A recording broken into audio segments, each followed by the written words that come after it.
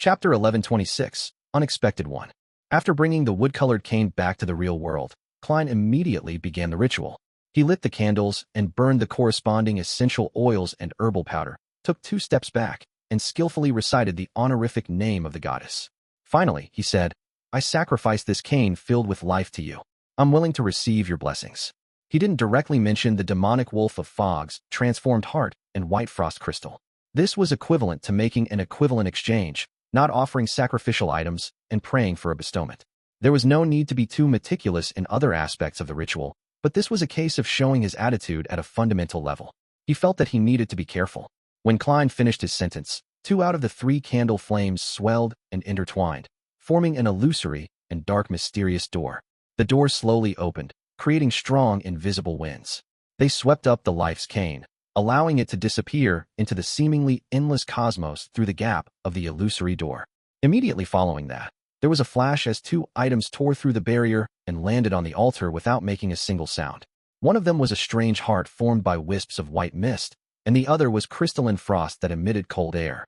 Klein was delighted as he hurriedly lowered his head to thank the goddess for her bestowment. When he raised his head again, the dark and mysterious door had closed. It rapidly faded away, and the altar was completely restored to normal. Phew, it really succeeded. Klein heaved a sigh of relief and took 2 steps forward, putting away the demonic wolf of fogs, transformed heart, and white frost crystal. At this moment, the relaxed him couldn't help but have a thought that he absolutely couldn't say out loud. If I had known that it would go so smoothly, I wouldn't have had to use my life's cane. That huge junk pile might have been enough. Perhaps I didn't need to sacrifice anything, and the goddess would have bestowed them to me. The present situation indicates that she is personally supporting me becoming a scholar of Yore. Of course, this way, if I receive too many bestowments, who knows what price I'll pay in the future. Using life's cane to trade for it makes me feel more at ease. Well, from the looks of it, before advancing to sequence 2 and becoming an angel, the goddess will still shower her blessings on me. In the future, it will be hard to tell what kind of developments and changes will happen. With this in mind, he reined in his thoughts, ended the ritual, and tidied up the altar. Then, he began to plan on how to deal with the hounds of Fragran, the so-called Sefirah castle keepers. A magician never performs unprepared. South of the bridge, Rose Street, Leonard changed into a black and white police uniform and wore a red glove. He led his team members and the real policemen to the only cathedral of the Church of Earth Mother in Backland. The epaulets he was wearing corresponded to a high-ranking inspector. But in fact, with his status as a captain of a Red Gloves team, he should be equivalent to a superintendent or even a chief superintendent. However, officers at that rank wouldn't involve themselves in such missions. Wearing those epaulets to the Harvest Church would easily arouse the suspicion of the public. After passing through the door, Leonard scanned the area and realized that it was empty. There were only 2 figures. One was sitting in the front pew, focused on praying. The second was the handsome man dressed in a priest's robes. He had black hair and red eyes. Emlyn White. Leonard nodded secretly as he walked down the aisle to Bishop Yutravsky. He then coughed twice, making the half-giant bishop open his eyes and look over. "I'm an inspector from the Backland Police Department." Leonard showed his identification and said, "We would like to invite you back to assist in our investigations." Father Yutravsky stood up, slowly and asked in a calm tone despite looking down at him, "What's the matter?" The nearby residents reported your abnormal behavior, saying that it's possible that you're a spy for Fasak or Fainapotter. Leonard explained the reason he had long come up with. At the same time, he was prepared to pull Bishop Yutravsky into a dream at any moment. Once he resisted, he would try to control this blessed in the shortest time possible. With the Red Gloves team's distribution, as long as they didn't directly encounter a true demigod, even if they were to face a blessed who was in charge of a holy artifact, they would have a good chance of taking down their opponent. Furthermore, before Leonard set off, he had applied for a Grade 1 sealed artifact. This was also the reason why he had delayed taking action until today. Father Yutravsky fell silent for 2 seconds before turning to look at Emlyn White, who was standing by the candle stand. Emlyn's slightly complicated expression froze. He opened his mouth, but didn't know what to say. Father Yutravsky retracted his gaze and nodded slightly. "Okay. So cooperative? I thought we would experience an intense battle, and that we had to be very careful not to cause any casualties." Leonard was taken aback before he smiled. "Thank you for your cooperation." If there really was a battle that ended up harming a blessed of Earth Mother, Leonard suspected that the tense situation would rapidly be aggravated. Through the ancient history in Grozel's travels and the various secrets he learned from the Tarot Club, and the corresponding explanations of Old Man Palace, Leonard knew that the relationship between the Church of Earth Mother and the Church of Evernight was like dried timber. It could be ignited with a tiny spark. When the time came, the history books would record today's events. The war would go from a localized problem to a fuse that ignited the globe. Leonard Mitchell had lit a religious gunpowder keg. Phew. Seeing that Father Utravsky didn't resist and accepted the protective custody, Emlyn White secretly heaved a sigh of relief. He was very satisfied with his performance at the Tarot Club. Read more chapter on our VIPnovel.com at this moment. The Red Gloves team member, Cindy, looked at Emlyn, who lacked a level of masculinity due to the gentleness of the soft moonlight. She lowered her voice and said, Cap, sir, there's still a priest. Should we take him with us? Yes, we can temporarily shut down the Harvest Church for some time to prevent any accidents from happening. Emlyn, Leonard.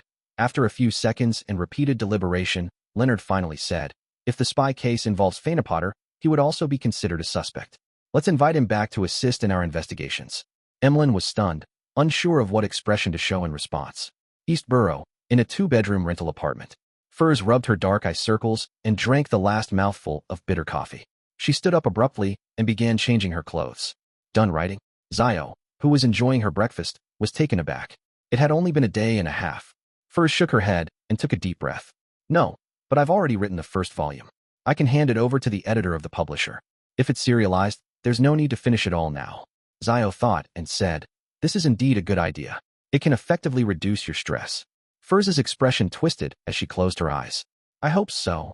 In another rental apartment a few streets away, after a series of tasks, Klein, who had come up with a plan and made his preparations, put on creeping hunger and quickly turned transparent as he entered the spirit world.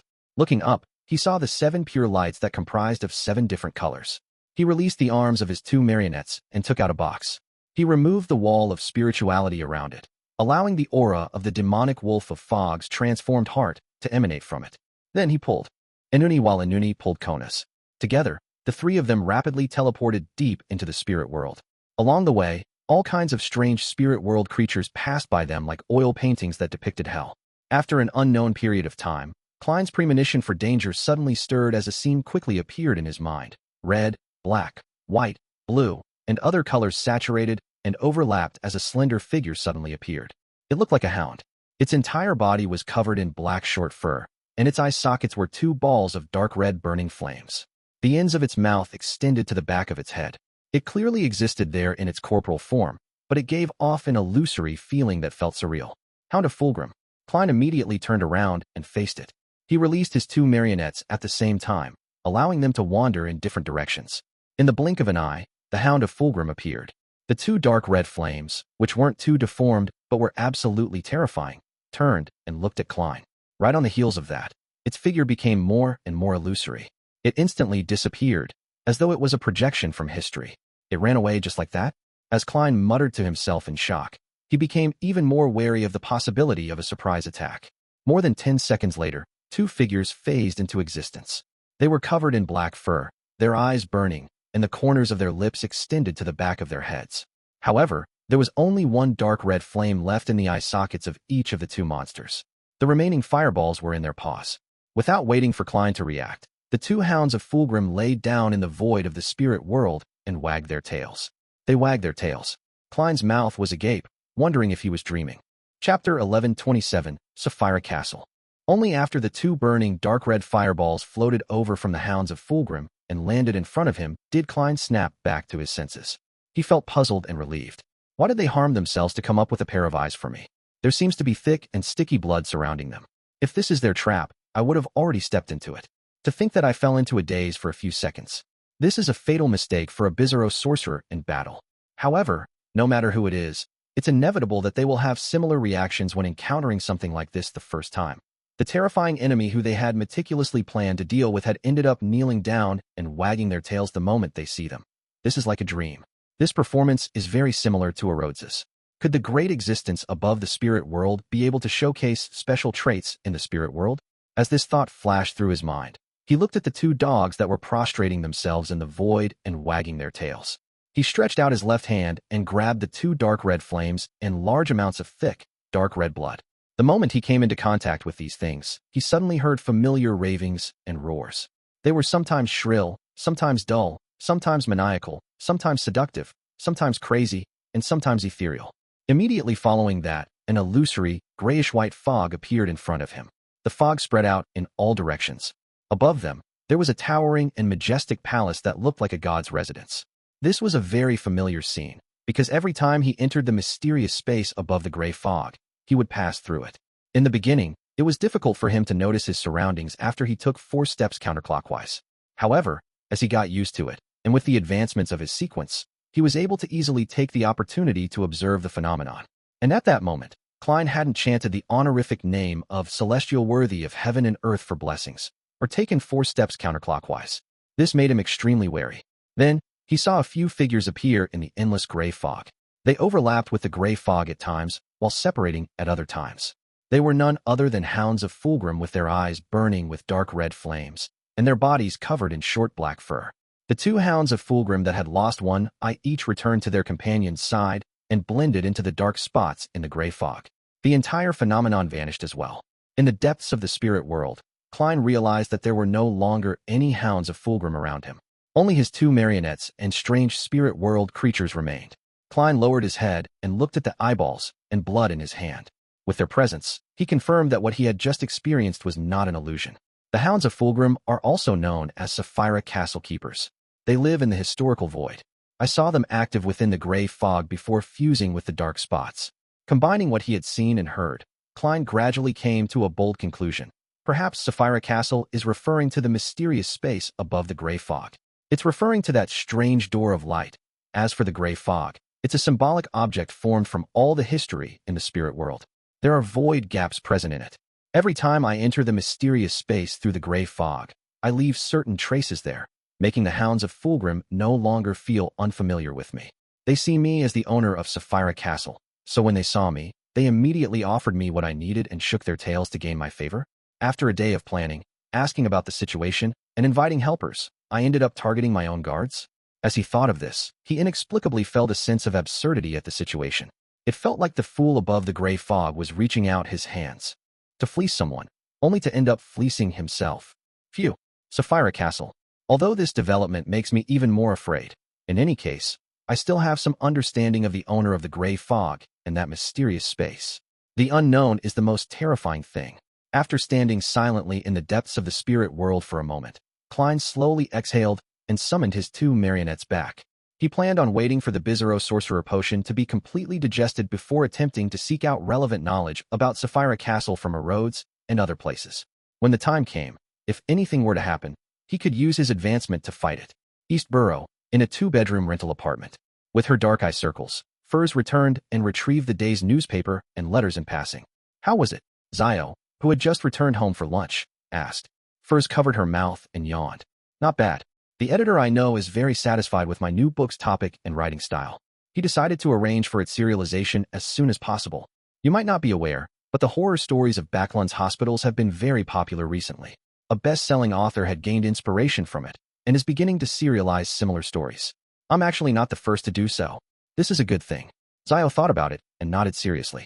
This meant that Furs, who had also written the horror stories of Baklan's hospitals, wouldn't attract too much attention. Her new pen name wouldn't be tested either. I know. Furs threw the newspaper aside and took out a few letters that were stuffed in it before quickly flipping through them. Soon, she found the reply letter from her teacher, Dorian Gray Abraham. Furs's expression immediately turned solemn as she quickly tore open the envelope.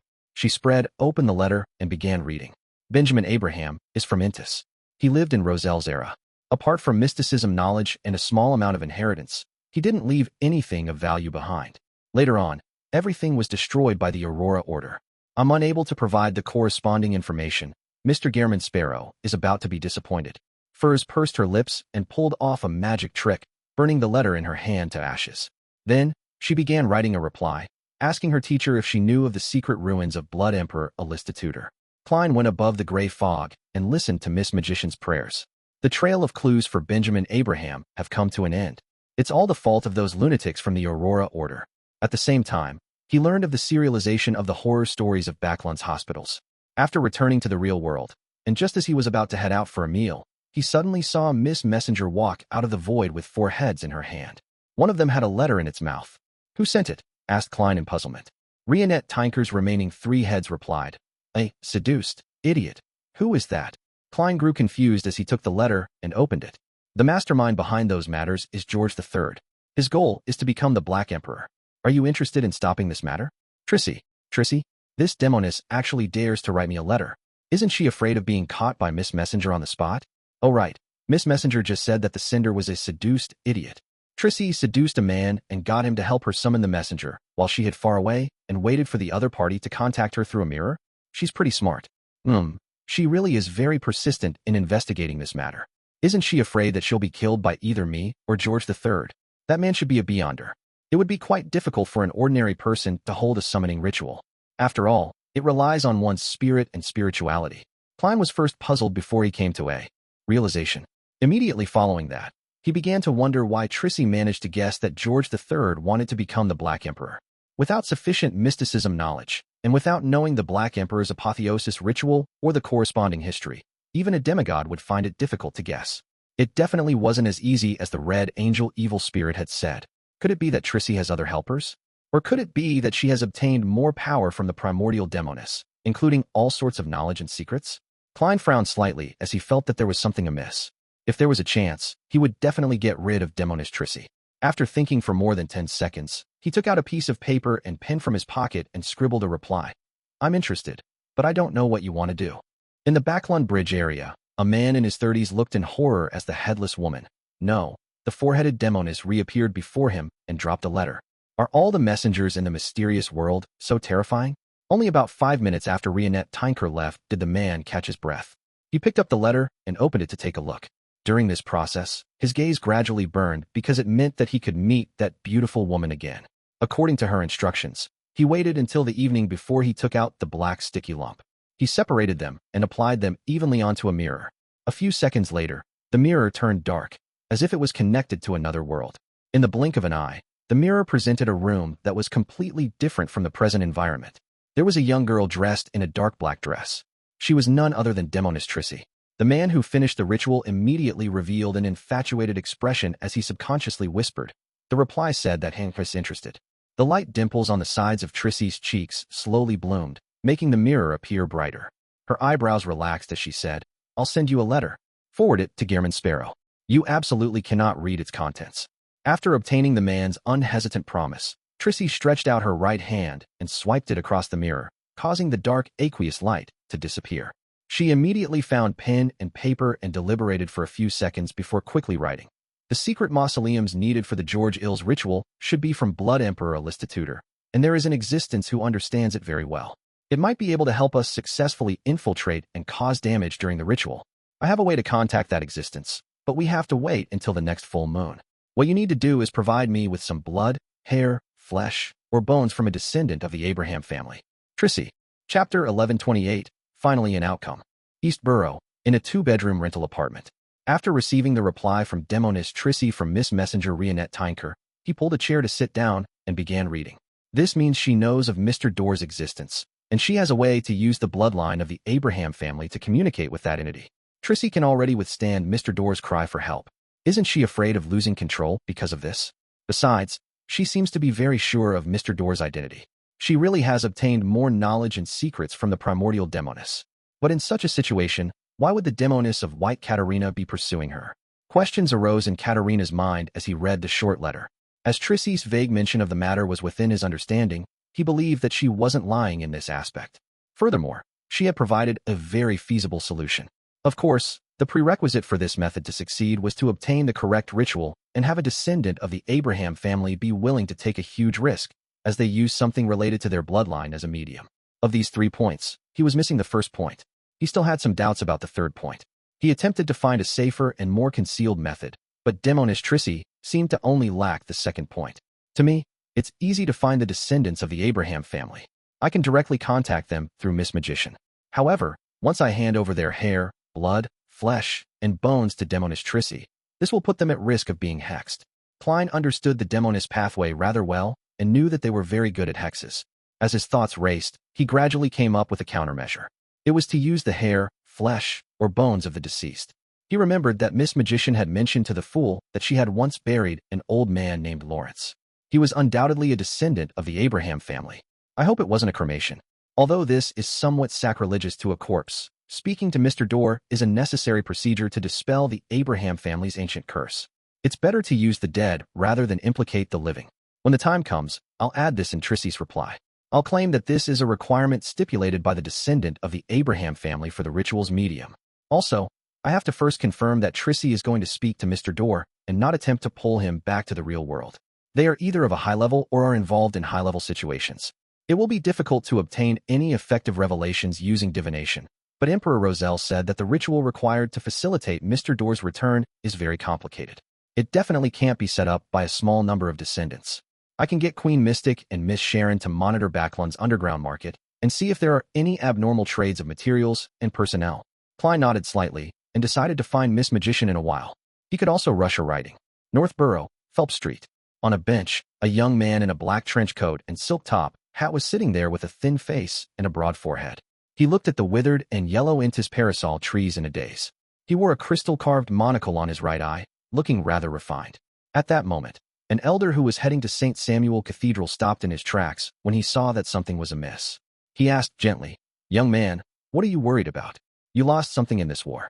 He suspected that the young man's relatives, lover, or friends had died in the air raid or during intense battles at the front lines. That was why he was sitting alone by the side of the street, looking lost. The young man raised his hand and pinched his monocle. He sighed and shook his head. "I'm just thinking about some rather complicated questions. Are you a philosopher?" The old man was taken aback as he blurted out, "No, but I often bring up philosophical problems for others, just like who I am, where I am, and what's my future." The young man smiled calmly as he continued to ponder. From time to time, he would purse his lips and whisper silently. The elder couldn't understand him and could only shake his head. Under the gaze of the stray dogs, sparrows, ants, and microbes in the air, he slowly left. The young man didn't turn his head.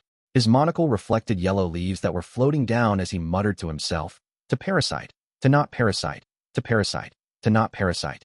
See the bait, devour the bait, see the bait, devour the bait." After getting the hair from Lawrence's remains from furs, and seeing the horror stories of Backlund hospitals being serialized in the Tussock Times, Klein entered a patient state.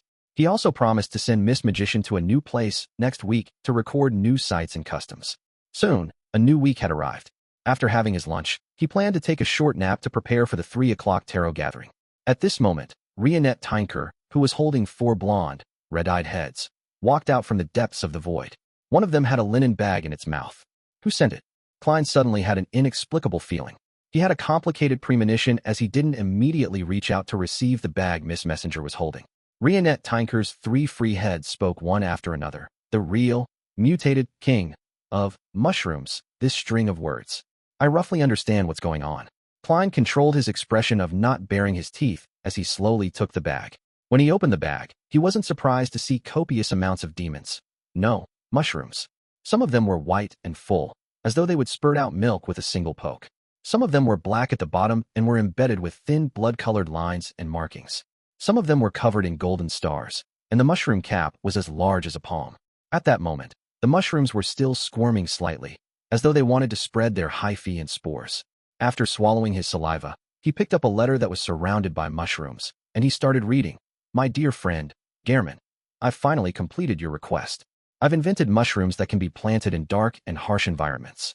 They can grow by devouring the flesh and blood of monsters, without any other conditions. Their descendants will be divided into 2 categories. The first type will accumulate various kinds of poisons that cannot be eaten. However, they can be used as a source of poison. The other type can be used for food after being cooked at high temperatures through boiling, stewing, and frying. You must remember not to eat it raw or before it's cooked. Otherwise, they will proliferate in your body, using your flesh and blood as a hotbed.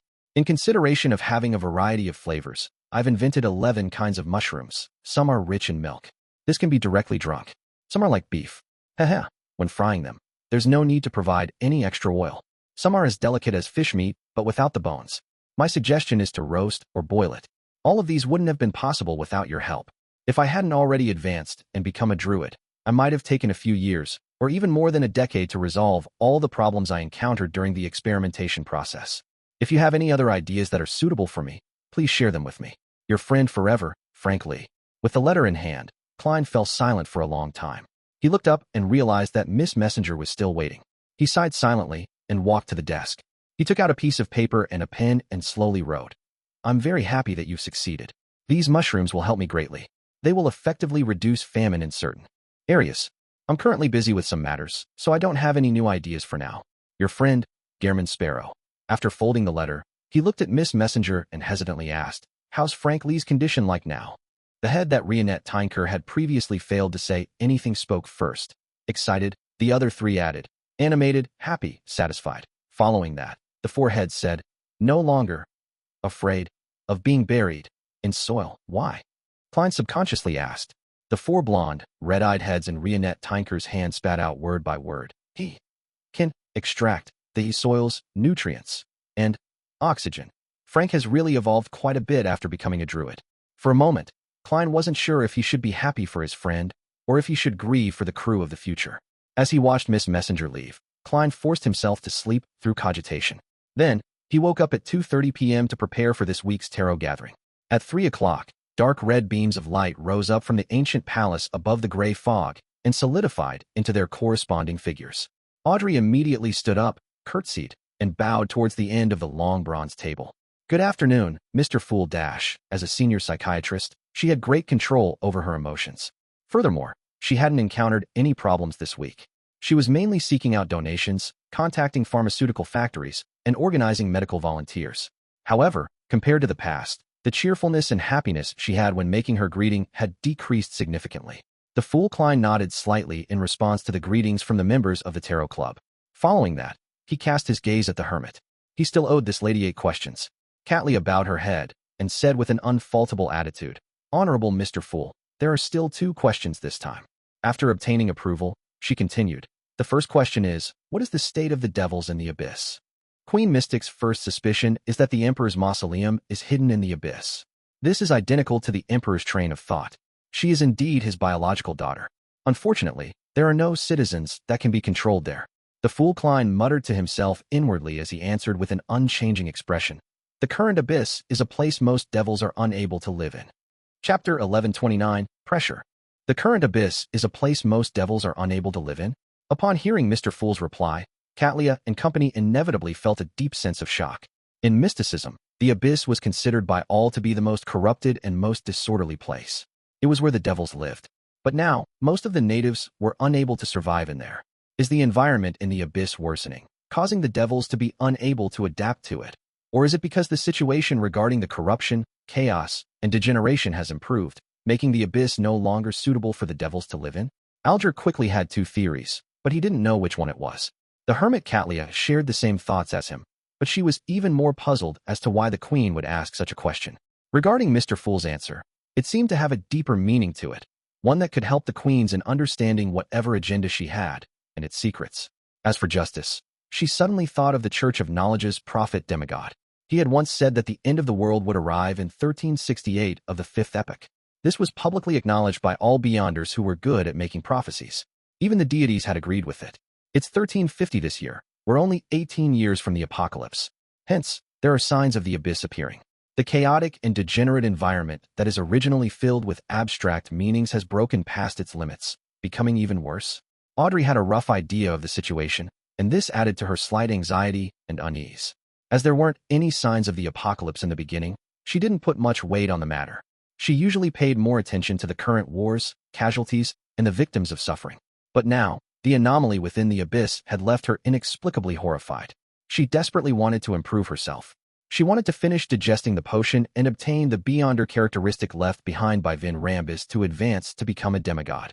Only then could she have the ability to interfere and resist certain things that she didn't want to see happen. Mr. World, entrust me with more tasks. Audrey silently prayed in her heart and secretly placated her restless emotions. The members such as Leonard, Furs, and Zio actually had some doubts about whether the abyss really existed. This was because, after the second epoch, the abyss had never revealed itself to the world again. The most active devils in the real world had come from the Blood Sanctify sect. Even the high-level devils and evil existences that the rituals pointed to were highly likely to be the highest echelons of the Blood Sanctify sect. Of course, the evil god, the dark side of the universe, was widely regarded as the embodiment of the abyss, but his presence was extremely low. If he hadn't occasionally responded to the ritual and showed the characteristics of the devil, he would probably be considered a pure legend, just like Giant King Ormer. But even so, the secrets of the Church of Evernight that Leonard could come into contact with had also shown that it was possible that the dark side of the universe was a disguise used by other evil gods and hidden existences. This wasn't surprising to Derek. In certain places some distance away from the city of silver, deep in the endless darkness, there were many devils that were unable to maintain their calm states. There was no lack of demigods like the demons that weren't too different from the abyss. If not for the fact that the giant king's court and other iconic items existed, the city of silver citizens would definitely have suspected that the truth behind them being abandoned was that they had been thrown into the abyss. As the thoughts flashed through the members' minds, Katlia restrained her doubts and continued asking, "Honorable Mr. Fool, the second question is, did the things that Emperor Roselle do in his later years have any external, unnecessary influence?" This question reminded Klein of the shocking details in Roselle's later diary entries. Immediately, he sighed. With the posture of the fool, he slowly shook his head. No, those things were what the emperor wanted to do. Just as Katlia felt an uncontrollable sense of disappointment and sadness when she heard Mr. Fool smile with a sigh. It wasn't due to an external influence or influencer, but due to corruption. It's very difficult to detect, even for him. Corruption. Emperor Roselle was corrupted in his later years? At that time, he was already a grounded angel. How could he be corrupted? Is this from a particular true god, or the underground corruption that even the ancient gods feared? Amidst the shock, Audrey came up with a guess based on the secrets she knew. Alger and the other members of the Tarot Club also didn't expect such a thing to happen to Emperor Roselle in his later years. They began to suspect his purpose behind him creating the cards of blasphemy. At the same time, they believed that Mr. Fool's search of the cards of blasphemy might contain deeper motives, much more than what they had originally deduced. In this game that involves the entire world, only important figures like Mr. Fool have the right to become a player. And we are only a card or some chips. The kings of angels and sequence 1 angels might be qualified to participate. Alger sighed as he had the desire to become a player. The story of the emperor's later years went from being a tyrant to an evil god. A book that starts off with romance, motivation, passion, love, adventure, and even the decadent lifestyle of Intis high society later turns into a horror story. I wouldn't even dare write something like that. If it were me writing it, I would make the emperor's final tragic end stem from a betrayal in one's love, a marriage betrayal, or betraying an oath. First couldn't help but let her thoughts go wild. She even had the urge to start writing a set of chronicles for Emperor Roselle. Of course, there were quite a number of Roselle's chronicles on the market. Some of them were even prohibited items. Corrupted. So it's because of corruption. Katlia sighed and felt sorrowful. She sighed with emotion. In the end, the emperor didn't end up like the story of the dragon-slaying warrior he had spoken of. From being a hero, he turned into an evil dragon. He was still a legend worthy of worship, but the sad thing was that, up to today, this misunderstanding was finally beginning to be resolved. After her emotions settled down, Katlia recalled the matter of being corrupted. The more she thought about it, the more horrified she became. She believed that she was one of the members of the Tarot Club who knew Roselle the best. She knew very well what height this emperor had reached in his later years. Of course, Mr. Fool was the convener, a witness, and not a member. However, a sequence 1 angel such as him, someone who made the throne of divinity a target, had been silently corrupted. He and the people around him didn't notice it at all. This is much more terrifying than it is horrific. Katlia secretly took a deep breath before slowly exhaling to regulate her emotions. Then, she bowed towards the end of the long, mottled table. "Thank you for your answer, Honorable Mr. Fool. I'm also thankful that you didn't ask anything beyond my means." The fool Klein gave a self-deprecating laugh as he leaned back into his chair and nodded slightly. "You may begin." Just like the previous gathering, the members of the Tarot Club had either just advanced or were still digesting. They didn't have any trades to do, and they didn't need anything for the time being. After exchanging a few looks, they decided to directly enter the free exchange segment. Of course, Emlyn was a special exception. He really wanted to make a request to get someone to start a jailbreak to free him from the basement of St. Samuel Cathedral. Yes, to this day, he was still under protective custody behind Cheney's Gate at the Backlund headquarters of the Church of Evernight. In his neighboring cell was Bishop Utravsky, and during this period of time, no Nighthawk had come to interrogate him. If not for the people in charge of guarding the sealed area bringing them water and food every day, Emlyn definitely would have believed that he and Father Utravsky had already been forgotten. The dark, silent environment is still all right, but it's just a little cold. But without dolls, newspapers, books, and historical documents, this life is meaningless. Besides, the Nighthawks provide me with cow blood, and it tastes nasty. The effects aren't too good either. I'm already becoming weak. Emlyn opened his mouth, but he didn't say a word because he felt that this was a very embarrassing matter. After all, he was the one who asked the star and had pushed for protective custody. Yet, he ended up also being brought into protective custody. I hope that fellow hasn't forgotten me and is thinking of a way to get me out. Emlyn glanced at the star Leonard and maintained his silence. Leonard maintained his posture and didn't respond to the moon's gaze. There was nothing he could do for the time being. This was because he was the one who had raised the term protective custody in front of the Archbishop. As for Emlyn White, he was a vampire viscount, equivalent to a sequence 5 beyonder. He was a mobile humanoid bomb that also believed in the Earth Mother. There was no reason for him to be released immediately. I can only wait for the Sanguine to protest through other channels before I have the authority to handle this matter. The Star Leonard decided to apply for a private exchange later and get Emlyn to think of a way to get the upper echelons of the Sanguine to contact the Church of Evemite. Their interaction had been noticed by Justice. She immediately thought of the question Mr. Moon had asked her last time. She suspected that something had gone wrong during the protective custody operation, but it didn't seem too serious. I heard that the priest of the Harvest Church saved quite a number of people during the Great Smog of Backlund. I hope nothing bad happens. Audrey nodded slightly and cast her gaze at Little Sunday. The other members of the Tarot Club also cast their gaze towards the Sun Derek. They knew that the City of Silver had planned on exploring the Giant King's court last week, so it was likely that the results were out. The Sun Derek sat up straight and glanced at Mr. Hangman before saying in a very natural manner, "We've completed our first exploration of the Giant King's court. 3 dead, 1 missing, 5 survivors. We first arrived at the front door of the King's court and saw 2 silver knights in an unknown state standing guard there. This is the name of the Giant Pathways Sequence 3. Chapter 1130, News Storm.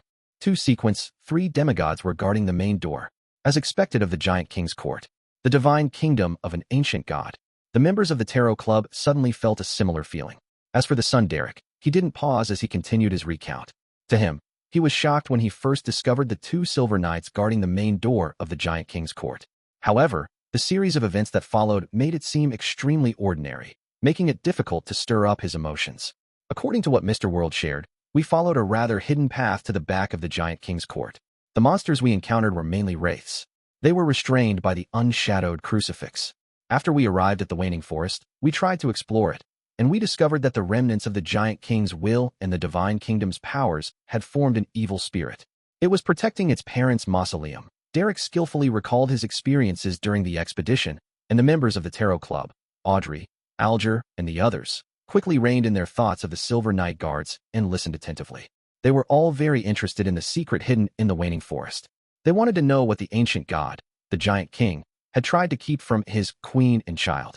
Thinking back to the scene he had seen, Derek paused for a moment before saying, "After purging that evil spirit, we came to the mausoleum of the Giant King's parents.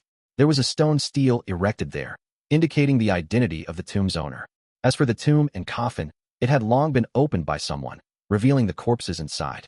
They were the corpses of 2 humans. Corpses of humans? The tomb of the Giant King's parents had corpses of humans buried in it? Godfather and godmother? No, there wasn't any religion back then. As a demigod who knew plenty of mysteries, the hermit Catlia's first reaction was that the 2 corpses had another identity. Immediately following that, she recalled what the queen had mentioned. It was a question that Emperor Roselle had asked as though he had been talking to himself when he was alive. Why did the ancient documents and historical records refer to giants, elves, vampires as humanoid creatures, or anthropoid creatures? Why didn't they refer humans as giant-like, elf-like, or vampire-like creatures? Could it be that all humanoid creatures had descended from humans? The giants, elves, and vampires were the mutations brought by the Beyonder characteristics that could eventually become inherited? Catlia instantly calmed her emotions as she seriously considered the possible reasons. At this moment, she felt that her potion would be digested to a certain degree once she returned to the real world. This was because the sequence 4 of the mystery prior pathway was called Mysticologist, and the origins of the giants and humanoid creatures were without a doubt of extremely great value. They were mysticism knowledge that most ordinary demigods had no way of knowing. The Giant King's parents were humans? That must be fake. Alger immediately suspected that someone had fabricated the scene. However, on second thought, this act not only required the Real remains to be taken away and replaced with human remains, but one had to prepare a suitable coffin to make the tomb look like it didn't belong to a giant. Furthermore, fabricating it was pointless and wouldn't affect reality too much. Alger felt that no one would be so bored as to do something like that. To be able to enter the Giant King's court and suppress a powerful evil spirit, the person that approached the 2 graves was at least a saint, meaning that they had long passed the age of pulling pranks. Could it be that the ancestors of all creatures were humans? This includes the elves? As he had seen too many shocking things at the Tarot Club, as well as suffer a religious breakdown from the mural on that primitive island, Alger didn't have overly intense emotions run through him. He just couldn't help but raise his hand and touch his dark blue hair. Mr. Hangman connected himself to this matter? The Giant King's parents are actually humans. From the looks of it, most of the creation myths are fake. They were all fabricated by future generations. However, there are also hidden meanings in them. Mr. Moon seems to find it unacceptable. Mr. World seems to have known about it long ago. With the help of placate and other psychological techniques, Audrey was able to compose herself the fastest, and she instinctively observed the reactions of the other members. At that moment, Emlyn was the most restless. His mind was filled with thoughts of impossible, and it's impossible. If the original ancestor of giants were human, then what about the sanguine? Could it be that we were just monsters that had mutated because of beyonder characteristics? Impossible. We were clearly created by the ancestor. She has the authority of life and creation. It's completely different from the barbaric deities like the Giant King and Elf King, who only knew how to fight. As Emlyn's thoughts churned, he felt a baffling feeling that his pride was cracking apart. His intuition, his rationality, and brain told him that the son Derek didn't have any reason to lie about this matter. The possibility of other existences fabricating the scene was also very low. Hence, he subconsciously expelled the giant and elves from the ranks of humanoid creatures, and he viewed them as a branch of humanity. Leonard, Furs, and Zio quickly accepted the possibility that the sun revealed. To them, regardless of whether the giant ancestor was giant or human, or even a curly-haired baboon, it was no big deal. At most, it just meant that many supernatural creatures were a result of beyonder characteristics in the bodies of ordinary creatures, but this didn't cause any meaningful changes to their concept of reality. The son Derek calmed himself down and continued in the strange silence. After leaving the waning forest, we entered the Giant King's court through the barren tunnel. On the way, there were remnant powers of corruption and concealment. We had to make the correct response in order to pass. That palace contains a mural that possesses powers related to the cycle of fate. As such, we were affected and transformed into the people who participated in a gathering. We repeated a very short process, and this process was the establishment of Ro's redemption. At this point, Derek looked around and saw that all the members had temporarily jolted out of their previous states. They were extremely interested in the organization called Ro's Redemption. They all knew that this was an extremely secretive and ancient organization that followed and believed in the true creator. It was the origins of the Aurora Order, and its members were kings of angels like Ouroboros, Medici, and Sefirah. Derek retracted his gaze and exhaled silently. The two people who convened the Ro's Redemption are Dark Angel Sefirah and Evernight Goddess Amidst. Audrey, Leonard, and Zio began to doubt their ears. They were all believers of Evernight. They never expected that the goddess would be a member of Ro's Redemption and even be one of its conveners. This was akin to saying that the Evernight goddess was a member of the Tarot Club. If not for the fact that they knew what kind of person Little Sun was, knowing that he wouldn't lie, they definitely would have suspected the truth of this matter. But now, they were left temporarily speechless. They didn't even dare to think too deeply about it. Alger subconsciously turned his body to look at the sun, listening to his slow and heavy tone. The participants included White Angel Aucuses, Wind Angel Leodoro. Alger's eyelids twitched. He didn't even dare think. God of Combat Badhile, Earth Mother Omabella. Emlyn, who was leaning against the back of the chair, unknowingly sat up straight. There was only one message echoing in his mind. The Goddess of Harvest, Giant Queen Omabella. God of the Dead Salinger, God of Spiritual Creatures Tolsna. The son Derek's voice echoed in the ancient and magnificent palace. It made Katlia, Furs, and the other members exchange looks. No one dared to say a word. It was as though they would suffer from divine punishment if they learned any deeper. After Derek finished speaking, they remained silent. The scene was strangely quiet. Finally, Katlia sighed and said, Ro's redemption truly is powerful and terrifying. Before this, I couldn't even imagine that those existences were members. Just as she said that, the World Gehrman Sparrow said with a deep, hoarse voice. That was an organization formed to resist the ancient sun god. Later on, only a few kings of angels remained.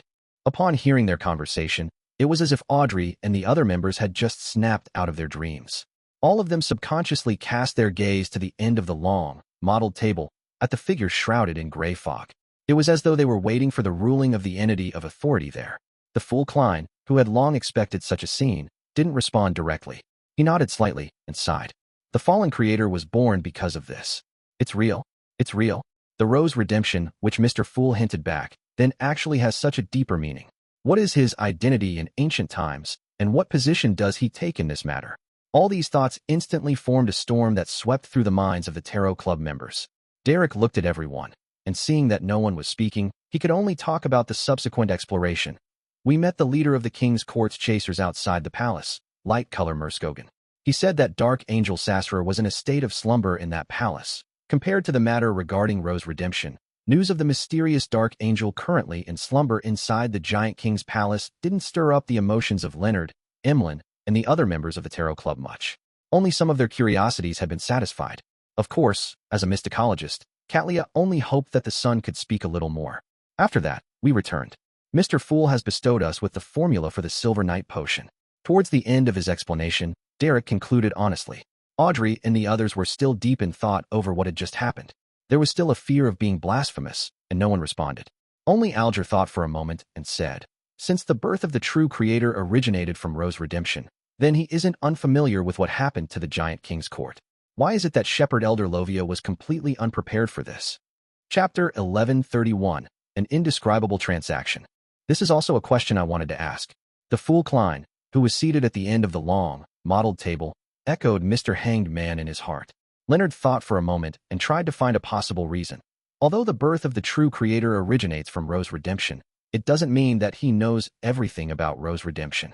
Perhaps figuring out the truth back then is one of his motives. Just as he said that, Justice Audrey objected. The angel of fate, Ouroboros, who was drawing that mural, is still in Ro's redemption and follows the true creator. If he had any questions, he could have just asked him directly. Perhaps the true creator's goal is to confirm Dark Angel Sefirah's condition. From Shepherd Lovia's strong desire to enter the palace of the Giant King, we can preliminarily determine that. Katlia gave her own opinion. I share similar thoughts. Alger glanced at the sun and said, of course, we can't eliminate the possibility that the star suggested. Perhaps the angel of fate Ouroboros' condition isn't right, and he has lost most of his memories. One can only rely on the murals he left behind in the past to find his lost past. The odds are very low, but it doesn't mean that it's impossible. We aren't aware of what's special or problematic with the kings of angels.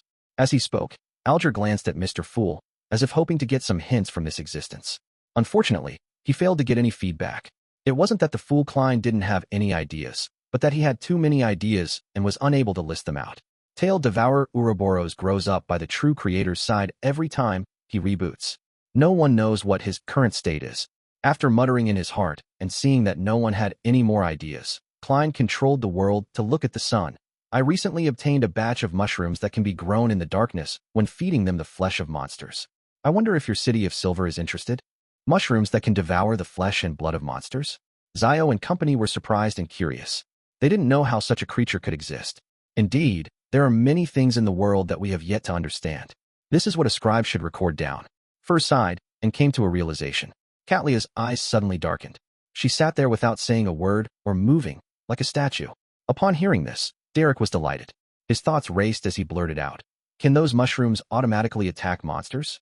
If that was possible, then they could be used as food and also be used as the perimeter defense system for the City of Silver. I thought Little Sun would be afraid of those mushrooms.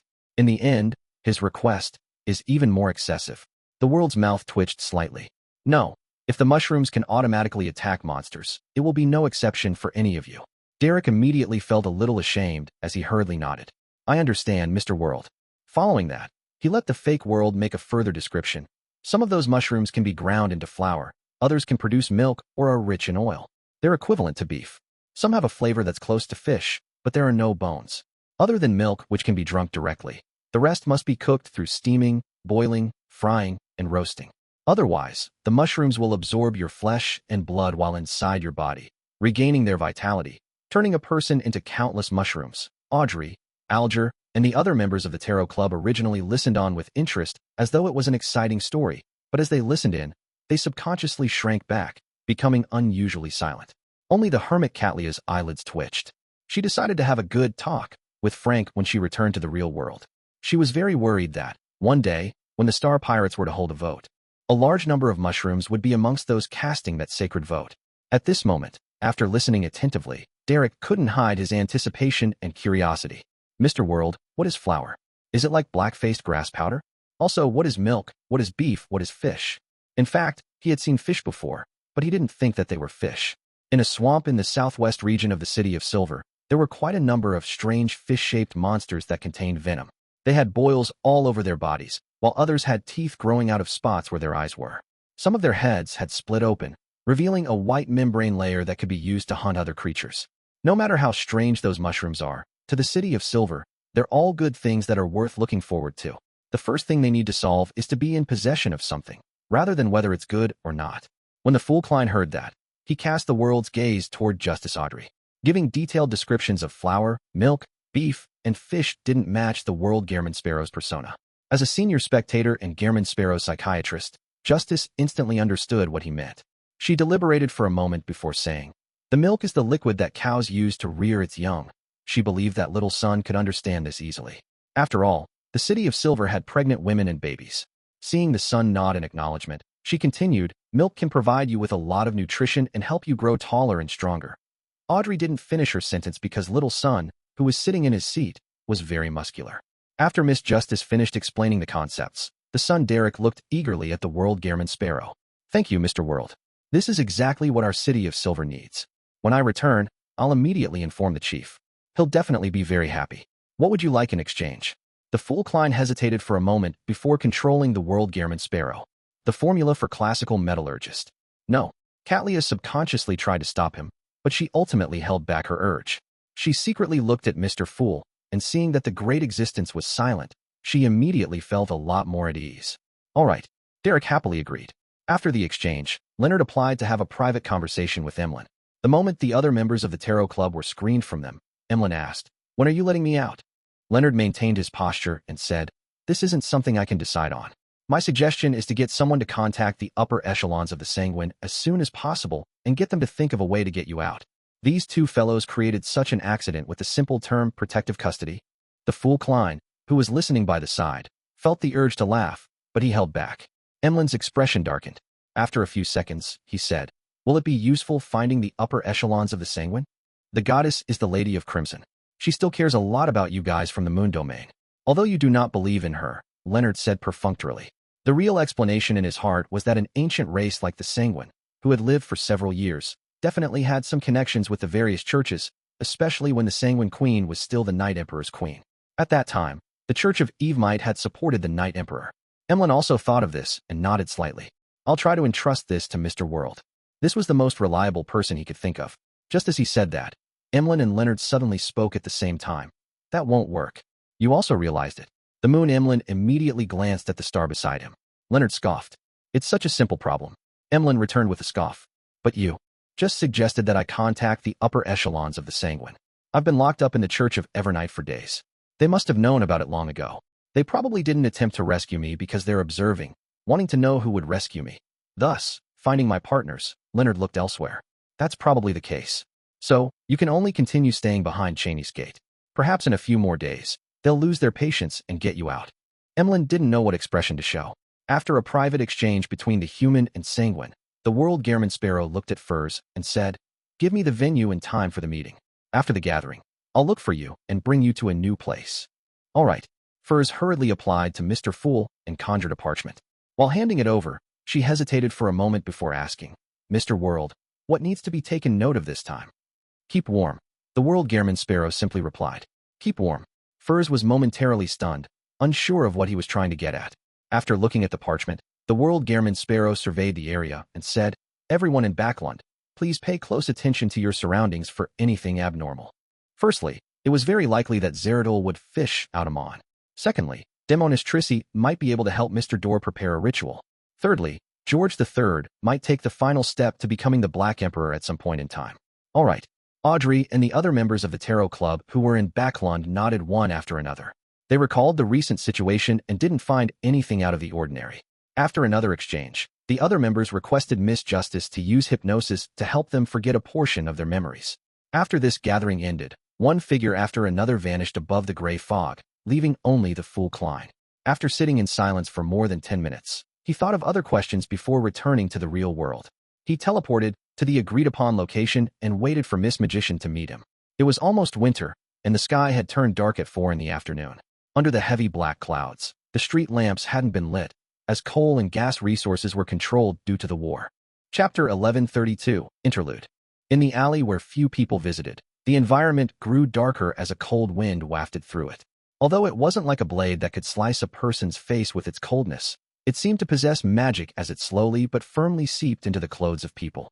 As Gehrman Sparrow, Klein raised his hand and pressed down on his top hat. He saw Miss Magician wearing a dark, colored scarf and a thick coat.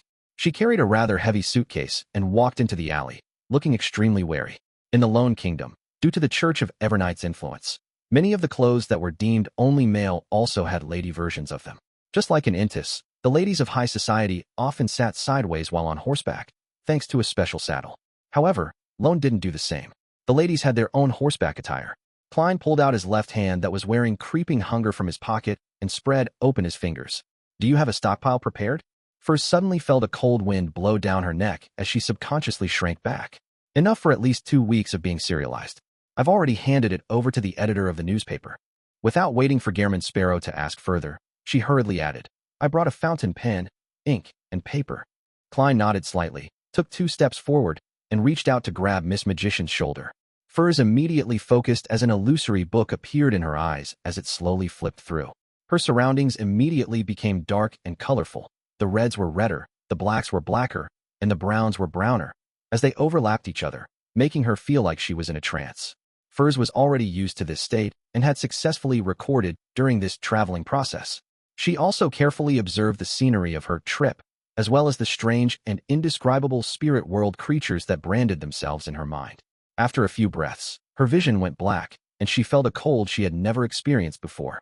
Her body couldn't help but tremble. Furs instinctively used a magic trick to illuminate her surroundings. Looking around, she realized that she was in a wooden hut. The world Gehrman Sparrow had already vanished. Where Ami? Furs looked at the window and saw that there was a thick layer covering it, preventing any light from shining inside. This made her even more puzzled. She came to the door, stretched out her right hand, and pulled the door behind her. With a creaking sound, she saw the snow blocking the exit. Furs was stunned as Gehrman Sparrow's warning echoed in her mind. Keep warm. In just 1 or 2 minutes, Klein had already circled the sea once. He used his prey that he had long selected to placate creeping hunger, and he returned to his rental apartment in Backlund, awaiting Queen Mystic and Miss Sharon to gather information about any anomalies. In fact, with Klein's style, he would have personally taken action in this area and conducted an additional investigation at the same time. He wanted to ensure that Demoness Trissy had no plans to help Mr. Dor escape, but considering that Zeradol was already in Backlund, he decided to be cautious and give up the idea of loitering around. Under the influence of the law of convergence of beyonder characteristics, he felt that if he were to wander around Backlund, it was only a matter of time before he ran into Zeradol or even Amon. Sigh, I'd already thought of how to disguise myself. Buying a bicycle, getting a uniform, and riding it across different streets as a postman. This is the easiest way to avoid suspicion. After taking a sip of Gurney sap he brought back from the sea, he leaned back into his chair and allowed his marionette, Inuni and Konas, to individually massage his shoulders and legs. The forsaken land of the gods, in the afternoon town camp. After Derek Berg opened his eyes, he immediately stood up, opened the door, and walked around the bonfire to the chief's room. Suppressing his excitement, he took a deep breath and raised his hand to lightly knock on the thick wooden door. Please come in. Amidst the sounds of knocking, Colin Iliad's deep voice sounded. Derek turned the doorknob and pushed open the door. As he looked at Demon Hunter Colin, whose hair was white and had old scars on his face, he blurted out, Your Excellency, I found some strange mushrooms. They can be eaten. Colin Iliad fell silent for a moment before slowly asking, Mushrooms? Hearing the puzzlement in the chief's words, Derek instantly recalled a mushroom he had seen before. It came from the abandoned temple of the fallen creator. It looked especially bright and appetizing, but it was essentially extremely dangerous. His mood instantly calmed down. He nodded and said, Yes, mushrooms, different breeds of mushrooms. They can devour the flesh and blood of monsters to grow. Derek described the unique traits of the mushrooms in detail, and he explained what milk, beef, fish, and flour were. In the end, he emphasized that the mushrooms had to be fully cooked before they could be eaten. He also had to take note of the species which were rich in poison. Colin Iliad listened quietly without showing any change in emotions. After some thought, he said, What other dangers do they have? Or should I say, points that require taking note of? Derek's face suddenly flushed red. I'll study it again. Without waiting for the chief to speak, he turned around, opened the door, and ran out. Returning to his room, he took a deep breath and sat down. He began to pray to Mr. Fool, asking him to forward the questions to Mr. World. Above the gray fog, Klein sat on the high-back chair belonging to the Fool. He tapped the armrest with his index finger and silently muttered, What other dangers are there? Although Frank's imagination, actions, and creativity make me a little fearful, he's still a Sequence 5 druid after all. No matter how dangerous the mushrooms are, how dangerous can they be? With the years of experience the City of Silver has experienced in the dark environment, it's easy to deal with those mushrooms. In the ruins of the Battle of Gods, the futures producing of milk, the pirate's head growing a watermelon, and other shocking phenomena were due to the remnant aura and divine power of Earth Mother in that area. The real murderer was a deity rather than Frank. Man, if the formation of the forsaken land of the gods happened due to the betrayal of the ancient sun god, the things left behind in that intense battle are definitely not limited to the powers of Evernight, concealment, degeneration, and storm. Perhaps there are some areas that have the influence of the sun and the earth. This, after some thought, he conjured the world Gehrman Sparrow and made him tell the truth. If they encounter divine powers of the earth domain, those mushrooms might experience an unknown mutation. After receiving a response, Derek rushed out of his room and ran to the chief's door. This time, the door opened without him knocking. Derek turned back to look at his teammates by the bonfire. He entered the room and casually closed the heavy wooden door. The divine power of the earth domain might cause the mushrooms to undergo an unknown mutation, he said frankly without explaining how he had figured that out. Demon Hunter Collins' expression remained unchanged as he repeated the key phrase softly, the divine power of the earth domain. He lowered his voice and finally fell silent. 10 seconds later, he said, after we return, we can set up a region to plant them to see the effects. Then what's the price? Derek immediately replied, the formula for classical metallurgist. Colin Iliad nodded slowly. This has to be decided by the 6-member council. When we return to the city, I will push for this matter as soon as possible. Their expedition team would be returning to the City of Silver in the next 2 days. Firstly, after the exploration, the few who survived, as well as those who had lost their loved ones, needed time to adjust their mental states. Secondly, there was a limited amount of food left in the camp, and there was no way to plant any black-faced grass around Afternoon Town. They could only rely on hunting monsters to replenish themselves. Therefore, one of the responsibilities of the expedition team was to deliver safe food. Switching out teams would happen at fixed intervals. Yes, Your Excellency. Derek didn't rush him. He had long gotten used to this process. After he left the room, Colin Iliad came to the window and looked at the bonfire in the middle of the camp. That flame burned quietly. In the deep darkness, the faint yellow light scattered across the entire camp. Roasting over the fire was a disgusting vampire covered in pus. A few days later, Klein separately received the corresponding feedback from Queen Mystic Bernadette, the numinous sect's Patrick Bryan, and Miss Sharon. He confirmed that there were no anomalies regarding material or personnel flow in Backlund recently. From the looks of it, Demonis Trissy only wishes to speak to Mr. Dorr for the time being. Furthermore, this seems to be the first time they will establish a connection. Regardless, I still need to give a warning beforehand. This requires finesse. The more I say, the more likely a mistake will be made. Furthermore, I cannot reveal my trump card. After some thought, he found the hair of the deceased that Miss Magician had provided. He unfolded the piece of paper and wrote, "This is what you need. It's a lock of hair from a descendant of the Abraham family. The person who provided it has a request, that is to help ask the existence one question, the problem regarding how they get rid of the curse. Finally, let me remind you to be careful of Mr. Dorr." Klein folded the letter and tucked the lock of hair into it. He took out the adventurer's harmonica and blew on it. After a brief silence, Rionette Tynker walked out of the void with 4 beautiful heads in hand. "Give this letter to the seduced idiot," he instructed as he handed over the letter. Just as he said that, his heart skipped a beat, and he hurriedly added another question. "Can you locate him?" "Yes." One of the heads of Rionette Tynker answered the question before biting the letter. Klein narrowed his eyes. Chapter 1133, Chon. In the Backlund Bridge area, according to the information provided by Miss Messenger, he found the man who had been seduced by Trissy and ended up helping her send the letter. However, Klein didn't enter the apartment, nor did he disturb his target. He stuck both hands into his black trench coat pocket and continued walking forward. Under the illumination of the street lamps, he walked all the way to the crossroads and turned into another street. During this process, a rat that was stealing food in a particular building suddenly shivered. It then gave up on the piece of cheese and followed the usual tunnel that it used to pass through, and it moved towards the target area. Then, the rat opened its mouth and let out a human's voice. "Blessed of the sea and spirit world, guardian of the Rorsted archipelago, ruler of the undersea creatures, master of tsunamis and storms, the great Calvetua." The moment the rat finished its sentence, Klein, who had already turned into another street, vanished. There was only a spark left on the spot that quickly dissipated. He had used Flaming Jump, but he wasn't using it to travel. Instead, he had entered a hotel room that he had booked to rendezvous with one of his marionettes, so he didn't need to worry too much about being sensed by Zeradol and meet with an accident. After all, the destination was clear, the journey was short, and there was protection. In the room, With Inuni watching, he took 4 steps counterclockwise and arrived above the gray fog. As he sat at the end of the long bronze table, he held the sea god's scepter. With the help of the prayer light, he observed the target through his true vision, the man who helped Demonis Trissi relay the news. A few minutes later, Rionette Tinker appeared in the apartment as promised. She took the gold coin and left the envelope on the table.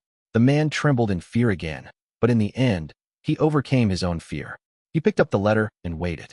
15 minutes later, he carefully took out the black sticky paste, separated a small blob, and applied it on the surface of a mirror. Soon, he saw the young girl who had occupied all of his dreams in the dark mirror and hurriedly said, "That crazy adventurer just sent a letter. It seems to contain something else. I didn't open it as per your instructions." At that moment, above the gray fog, the scene Klein saw began to show a strange phenomenon. In his vision, the mirror's condition had already turned blurry. It was closer to being a dark and illusory passageway that didn't look realistic enough. It was connected to something similar in the surrounding area, forming a complicated and abstract spider web that was interwoven into a profound and strange world. Through the gray fog's true vision, he could barely make out the general situation, but he was unable to make out the details. He didn't know what strange and terrifying creatures hid within that world. In mysticism, mirrors are often given the symbolic meaning of leading to another kingdom, and are mostly related to terrifying horrors. Is this the mirror world? My Beyonder powers are completely unrelated to this domain. That's not true. If someone prays to me and attempts magic mirror divination, then there will naturally be an illusory passageway that points towards me, towards the gray fog. Strictly speaking, the mirror world isn't a real world. It's closer to the collective manifestation of doors. By connecting to different mirrors and different mysterious kingdoms, if one becomes lost in there, they might directly appear in the abyss, or even the cosmos. Of course, demigods with this ability should be able to create a reflection world and hide inside. The collective manifestation of doors. High-sequence Beyonders of the Demonis, Wraith, and Apprentice pathways also have similar powers? Does this secret sorcerer represent the mirror world to some extent? This is sufficiently mysterious and secretive. Under normal circumstances, even through true vision, there's no way to directly see the mirror world unless someone triggers it. Klein nodded in thought as he heard Demonis Trissi's melodic voice reply. Throw the letter into the mirror. Can it be thrown in? As a low-sequence Beyonder, the man had never seen such a miraculous thing before. After some hesitation, he held the letter and pressed it against the mirror. On the surface of the mirror, the darkness suddenly spread out like ripples of aqueous light. The man felt his firm touch lighten, and he saw the letter magically pass through the glass surface and enter the illusionary, swirling interior. Right on the heels of that, the letter seemed to be attracted by a huge whirlpool as it continued to sink deeper into the room where Trissi was. Above the gray fog, Klein raised the sea god's scepter high and focused on tracking the letter, attempting to lock onto the location of the Demonis. At this moment, in his true vision, the dark and deep mirror world began to quake violently, turning everything into a blur. By the time the quaking calmed down, Klein had already lost traces of the letter and Demonis Trissi. The aura of the primordial demon girl can even interfere with observations like this. After a moment of silence, Klein let out a sigh. It was precisely because of the various peculiarities related to Trissi that he didn't take the risk to mix his hair into the materials to locate her. It was easy for him to suffer from a terrible hex. He might even die on the spot. To Klein, death didn't really matter. After all, as long as his corpse wasn't pulverized, it was likely the case that he could be revived. But that would mean that he couldn't seize the opportunity to lock on a Trissi. She would definitely change locations quickly. Wouldn't that be equivalent to wasting a precious chance to revive? After suffering the setback, Klein quickly returned to the real world and left the Backlund Bridge area. The next morning, with an ordinary face, Klein rode a carriage to St. Samuel Cathedral. He planned on chanting the honorific name of the Evernight goddess to inform her of Demonis Trissi. When the time came, if an accident were to happen on the night of the full moon, there would at least be a deity watching over Backlund, and would also be prepared ahead of time. Back then, the Evernight goddess was one of the ones who had exiled and sealed Mr. Door. She definitely knew the other party's tricks very well. In such aspects, Klein had never put on a strong front. He had a very clear understanding of himself. Since he couldn't solve the problem himself, he would find someone who could solve the problem to help out. As for why he wasn't doing this at home and had to go to St. Samuel Cathedral, it was because he wanted to observe the situation in the areas around Backlund Street and search for any tiny traces that spelled Amon's arrival. Hazel and her family had once been involved with Amon, and she herself belonged to the Marauder pathway. Be it her fate or the convergence of characteristics, she was among the high-risk group of people who could meet Amon by chance. With regards to this, Klein didn't dare to be too careless or negligent. He reminded himself, and he made arrangements to do a self-examination every once in a while. Similarly, due to Miss Justice's follow-up treatment of Hazel's psychological trauma, anything that happened to Hazel could easily lead to her. Therefore, Klein was also very worried about the safety of this noble lady. He believed that it was necessary to check her condition through the Crimson Star from time to time. Of course, he would avoid relatively awkward periods of time. As his thoughts raced, Klein, who was already close to Phelps Street, got off the carriage in advance. He allowed his marionette, Inuni, to secretly recite the honorific name of Sea God. He and his marionette, Konas, switched positions. In a sealed space that he had distorted, he took 4 steps, counterclockwise, and went above the gray fog. Then, with the help of the Sea God scepter to widen his true vision, he carefully observed the situation in Beclun Street and the Lone Charity Bursary Foundation. Hazel isn't parasitized. Neither is Miss Justice. Same for their maidservants, pets, and bodyguards. The residents and staff of the Charity Bursary Foundation don't show signs either. There are no traces of any Amon-related activity in the various streets in the area. Klein heaved a sigh of relief and returned to the real world. Following that, he approached St. Samuel Cathedral and passed through the door, finding a seat in the dark and quiet prayer hall. After chanting the honorific name of the Evernight goddess in a low voice, Klein described simply, Demonis Trissy has obtained the hair of an Abraham family descendant. She plans to contact a hidden existence on the night of the full moon. I cannot be sure of her exact purpose. After sitting quietly for a while and seeing that the goddess didn't respond, nor did the archbishop appear, Klein wore his silk top hat and slowly walked out of the cathedral. At night, he switched positions and controlled a rat as a marionette as recited another honorific name. The great god of war, the symbol of iron and blood, the ruler of chaos and strife, I wish to meet you. Just like before, the rat lost its life the moment it finished praying. Following that, Klein pulled away from the area. He wanted to meet the Red Angel and talk about Mr. Door and Dark Angel Sassurer. After waiting for a few minutes, with the help of another rat marionette, he saw that the other rat burst into flames, emitting a burning white flame. The flame quickly formed a short line on the ground. I don't want to see you. The muscles on Klein's face twitched indiscernibly. After some thought, he gave up and left the area. After a few seconds, the remaining burning white flames formed a new sentence. Come on, beg me. By then, Klein had already left. In a house somewhere in Backlund, a pale-faced Sauron Einhorn Medici stood up from the sofa in a black, red-lined robe. He frowned and muttered to himself, "Who's disturbing me?"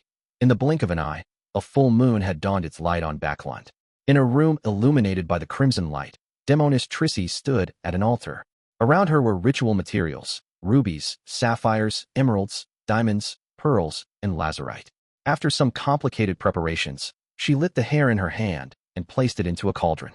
When the fire was tainted with a layer of darkness, Trissy took 2 steps back and solemnly chanted in Jotun, Great Door of all doors, guide of the endless cosmos, key to all mysterious worlds. Chapter 1134, Mr. Door. As Trissy recited the words, the gems around her emitted cracking sounds as they shattered into powder and floated up. They shimmered with red, blue, green, or resplendent light before rapidly gathering into a torrent that surged towards the candlelight on the altar. At the same time, strands of hair that had been burnt inside the cauldron joined the process. The fire began to expand and interweave with each other, turning increasingly dark, as if it was an illusory door that led to other worlds. Trissy immediately felt the surrounding temperature drop rapidly, as though countless dangers were seeping out of the fire. A sentence flashed across her mind.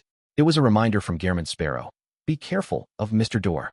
As expected of someone with a messenger of that level. His understanding of Mr. Door and his confidence in knowing about my plans might be deeper and more precise than I imagined. Trissy slowly took a deep breath and patiently waited for the subsequent changes. In just a blink of an eye, she felt that the void in the room thinned significantly. Many of the places were covered with shadows, as though there were large amounts of indescribable creatures hiding behind them. The dim, expanding flame slowly turned into a gigantic, deep crimson vortex. As the vortex spun, an ethereal voice that could pierce through one's spirit body finally sounded from the bottom. Cheek. Upon hearing this voice, the blood vessels in Trissy's forehead throbbed. It was as if her head had been pierced by countless steel needles as they crazily stabbed and twisted. Her black hair flared up despite the lack of wind. Every strand grew slightly thicker, and the skin on her face became transparent. Her blood vessels protruded out one after another, densely packed like a spider's web. After spending a great deal of effort, Trissy finally managed to control herself. She then heard the voice that could make most Beyonders lose control. chuckling and saying, "It looks like its cheeks blessed."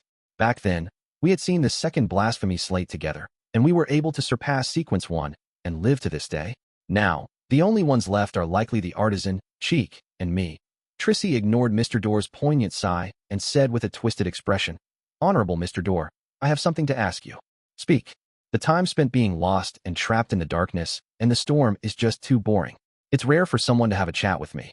The terrifying voice replied without much change from the slowly rotating dark vortex. Trissy's facial muscles twitched involuntarily, still unable to get used to the ravings of this evil god's equal. She paused for a few seconds before saying, "I want to know if there are any unorthodox ways to enter the 9 secret mausoleums built by Blood Emperor Tudor for becoming the Black Emperor." It was unknown where he was, but Mr. Door's ethereal laughter sounded through the endless void. "So it's because of this. This isn't difficult. I'll give you a symbol.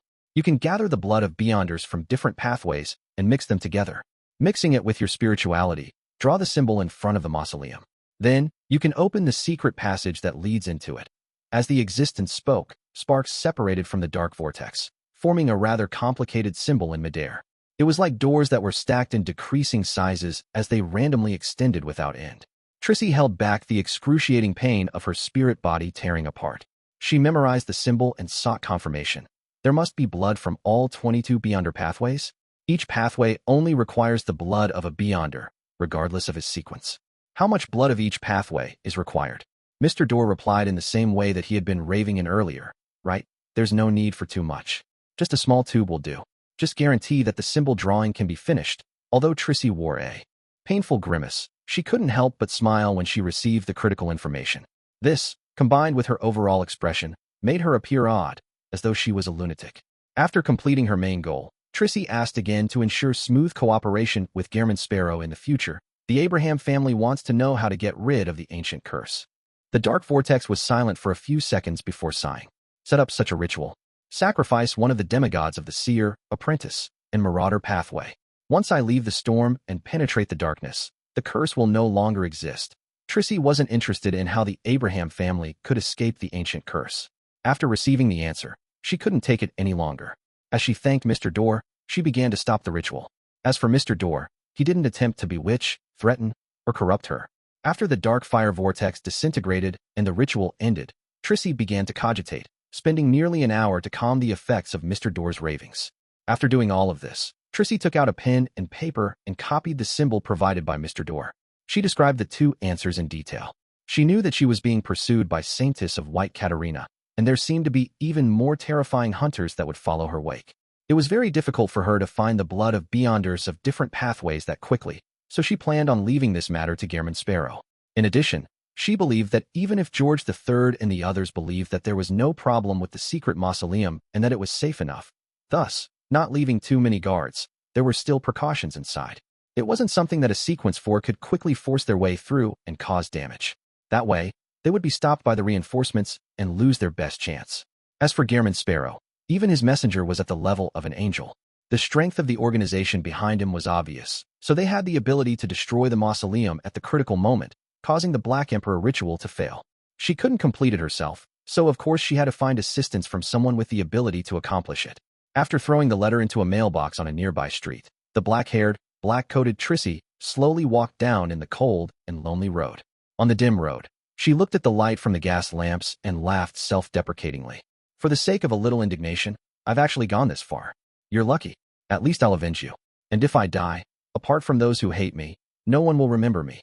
After receiving the letter from Miss Messenger, Klein sat on the chair and read it several times.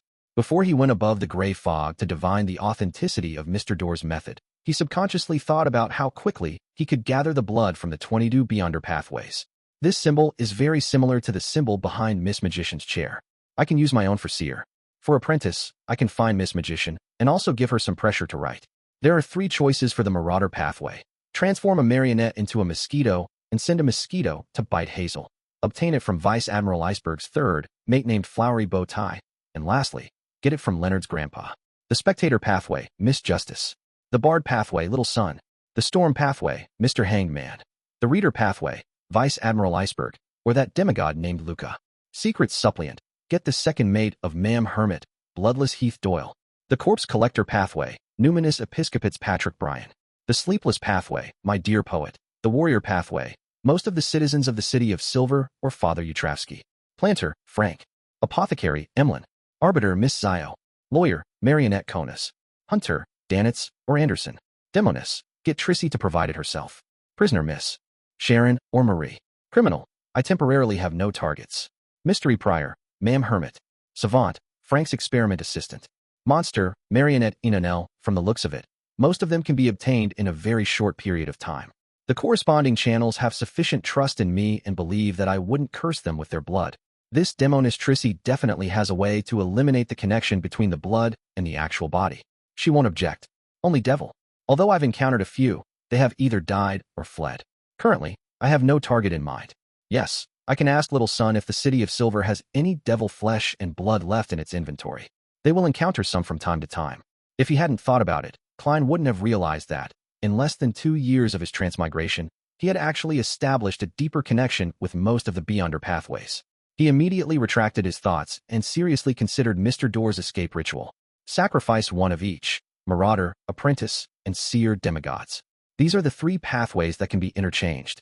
Mr. Door wants to temporarily reconcile the 3 pathways and use an ingenious method to open the passage to return. The demigods of these 3 pathways aren't that easy to capture. It's possible for the Abraham family to do so at its peak. After the death of the high-sequence Beyonders in the War of the 4 Emperors and the corresponding setbacks, it's pretty much hopeless. If Mr. Door could be more patient and give the descendants more time to grow, it wouldn't be impossible. However, he still constantly cries for help, causing the deaths of promising descendants. Is he crazy? A lunatic who looks like a normal person? After some thought, he burned the letter and went above the gray fog to do 2 divinations. The revelations he received was that the method to enter the secret mausoleum was real. Mr. Door's return ritual was also true. Looking at the spirit pendulum in his hand, he sat silently in the high-back chair for a long time. After a few minutes, he clenched his left hand and gripped the topaz pendant tightly. He muttered to himself, "All there is left is to wait for the Bizarro sorcerer potion to be completely digested, and for George III to hold the ritual." Chapter 1135, Fragran. On the Sonia Sea, Pasu Island. The Blue Avenger, which had been summoned, finally arrived at the headquarters of the Church of the Lord of Storms. It was docked at a port. Alger removed the cloth wrapped around his head and jumped off the shipboard, landing firmly on the dock thanks to the wind. The wind-blessed potion he had consumed had long been digested. The reason why he had done so was to make himself appear more like the other members of the church, making them feel a sense of kinship. Years of experience told Alger that it was best to maintain uniformity with the people around him most of the time. He didn't want to appear out of the ordinary. Under the circumstances where he had plenty of secrets, it was even more imperative to do so. Haha. Alger, control your impatience. A man who had been waiting at the dock came forward with a smile. He had a head of soft yellow hair and a long robe embroidered with lightning patterns. He was Alger's former partner, but later on, one chose to be the captain of a ghost ship and continue floating out at sea, while the other returned to be a clergyman. Alger smiled as he raised his right hand and struck his left breast. "May the storm be with you. May the storm be with you." The yellow-haired man, who was in his prime, replied with a smile. He immediately lowered his voice and said, "I heard that you've already adapted to the wind-blessed potion?" "Yes, it's very simple. I fly every day and maintain the state of floating. I often use the wind to travel back and forth in different places to quickly adapt. I've already sent a telegram to report this matter." Alger arched his brows to look proud. The yellow-haired man looked around and maintained his volume from before. "It's no wonder you were summoned back. I heard that, because of the ongoing war, there's a lack of manpower on all sides. The Council of Cardinals has decided to organize a group of wind-blessed to advance to Sequence 5 as soon as possible. You should be within those ranks. How enviable.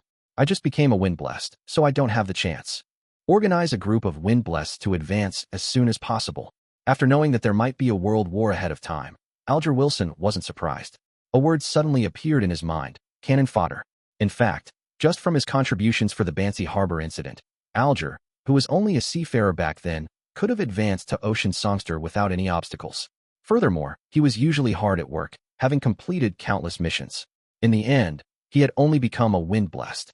He had to join the queue for an opportunity to advance to Sequence 5, and now, there was no need for him to do anything. He was suddenly placed on the list of candidates, and he would soon enter the ranks of the quasi-upper echelons of the church. He couldn't help but feel suspicious. Indeed, once a full-scale war begins, the order that prevents people like us from rising will split apart. However, the most important thing is to survive the war. Only by surviving will everything be meaningful. As Alger's thoughts raced, he asked in surprise, "Signs, is that true?" "I can't be sure. In short, that's what I heard. Let's go and catch up. If you have the chance to become a high-ranking deacon or a cardinal, don't you forget us." The yellow-haired man named Signs reached out his hand and patted Alger on the shoulder. Alger dodged without a trace and replied with a smile, "Definitely point one in the city of Silver." The expedition team brought back news that there was a sea on the other side of the giant king's court. All the citizens temporarily entered a state of excitement. After 2 days of waiting, Derek Berg finally received a notice from the 6-member council, permitting him to receive the classical metallurgist's potion formula.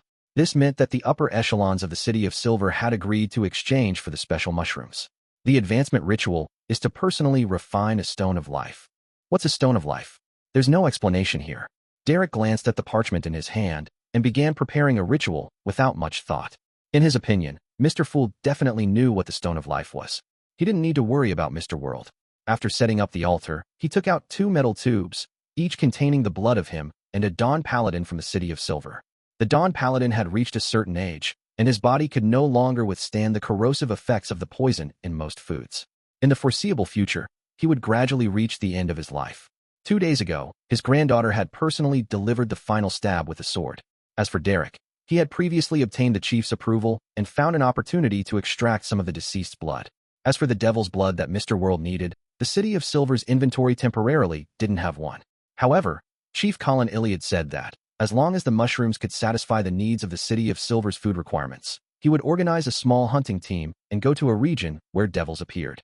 After placing the 2 metal tubes and goatskin parchment onto the altar, Derek took 2 steps back and faced the lit candles as he began the sacrificial ritual.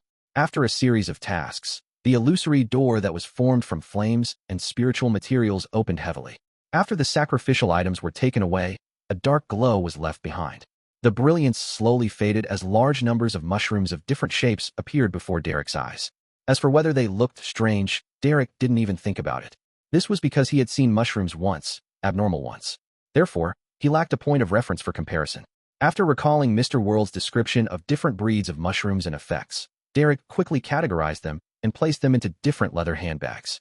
Immediately after, he picked up the unshadowed crucifix excitedly and prepared to head for the spire. However, just as his hand touched the bronze cross, he felt it burn and feel prickly. It was as if a light was seeping out of the rust and shining at the mushrooms. They're evil and need to be purified. Derek was confused, but he eventually decided to believe in Mr. World. He hid the unshadowed crucifix and carried Thunder God's roar. He walked all the way to the spire and met Chief Colin Iliad. "Are these the mushrooms?" As he spoke, Demon Hunter Colin's eyes reflected 2 complex dark green symbols. His gaze swept across the different mushrooms that were either pure white and full or filled with flesh. "Yes?" Derek began introducing them, one by one. Colin returned to normal and remained silent for a few seconds. "There's an evil and tainted aura emitted from them, but they're in minute amounts and can be tolerated. This must have settled down after they devoured the flesh and blood of monsters." He paused for a moment before saying, "Let's first test their proliferation ability." Following this sentence, a number of City of Silver personnel, who were prepared to usher in the mushrooms, carried a few monster corpses into the chief's room and scattered them over the different kinds of mushrooms. The moment those mushrooms came into contact with the flesh, they immediately grew hyphae and burrowed into them. About 20 to 30 seconds later, they began to rapidly expand and spit out spores. After a while, the corpses of those monsters were densely covered with mushrooms. However, the mushrooms didn't stop growing. They kept growing upwards, and in the end, some of them were even taller than Derek Berg, facing him as if they were looking down at him. Mr. World didn't say that they would grow this large. Besides, the speed at which it grows is way too fast. Derek looked at it in a daze, but he didn't think it was a problem. There wasn't much of a change in Colin Iliad's expression. Only after the monsters were left with skeleton and dregs did he look around. "It's better than I expected. Next, who wants to try the effects of eating it?" Without hesitation, Derek took a step forward and said, "Your Excellency, I'll do it." Read more chapter on VIPnovel.com. He was in charge of importing the mushrooms, so he definitely had to personally confirm its safety. Colin Iliad nodded slightly and said, "Okay." He then turned his head and said to another City of Silver resident, "Invite Elder Lovia over to prevent any accidents." As a Beyonder who controlled flesh and blood, Lovia could resolve most of the changes in the human body. Of course, whether the mutated individual could survive was another matter. Everyone waited for a few minutes before Shepherd Lovia, who was wearing a deep purple robe, arrived in the chief's room. She had just passed through the door when her light gray eyes suddenly narrowed. She instinctively looked at the mushrooms that occupied most of the space. After staring at it for a while, Lovia looked at Colin Iliad and nodded slightly, indicating that she was ready to provide any help. Without any hesitation, Derek Berg chose a black mushroom that was embedded with blood-red threads and marbling, standing at half his height. He tore off the mushroom that had wrapped around the skeleton, and he produced a bonfire and began roasting it. Gradually, a fragrance that seemed to be able to drill into one's stomach emanated out. This was a smell that the residents of the City of Silver had never smelled before. Their throats bobbed as they instinctively swallowed a mouthful of saliva.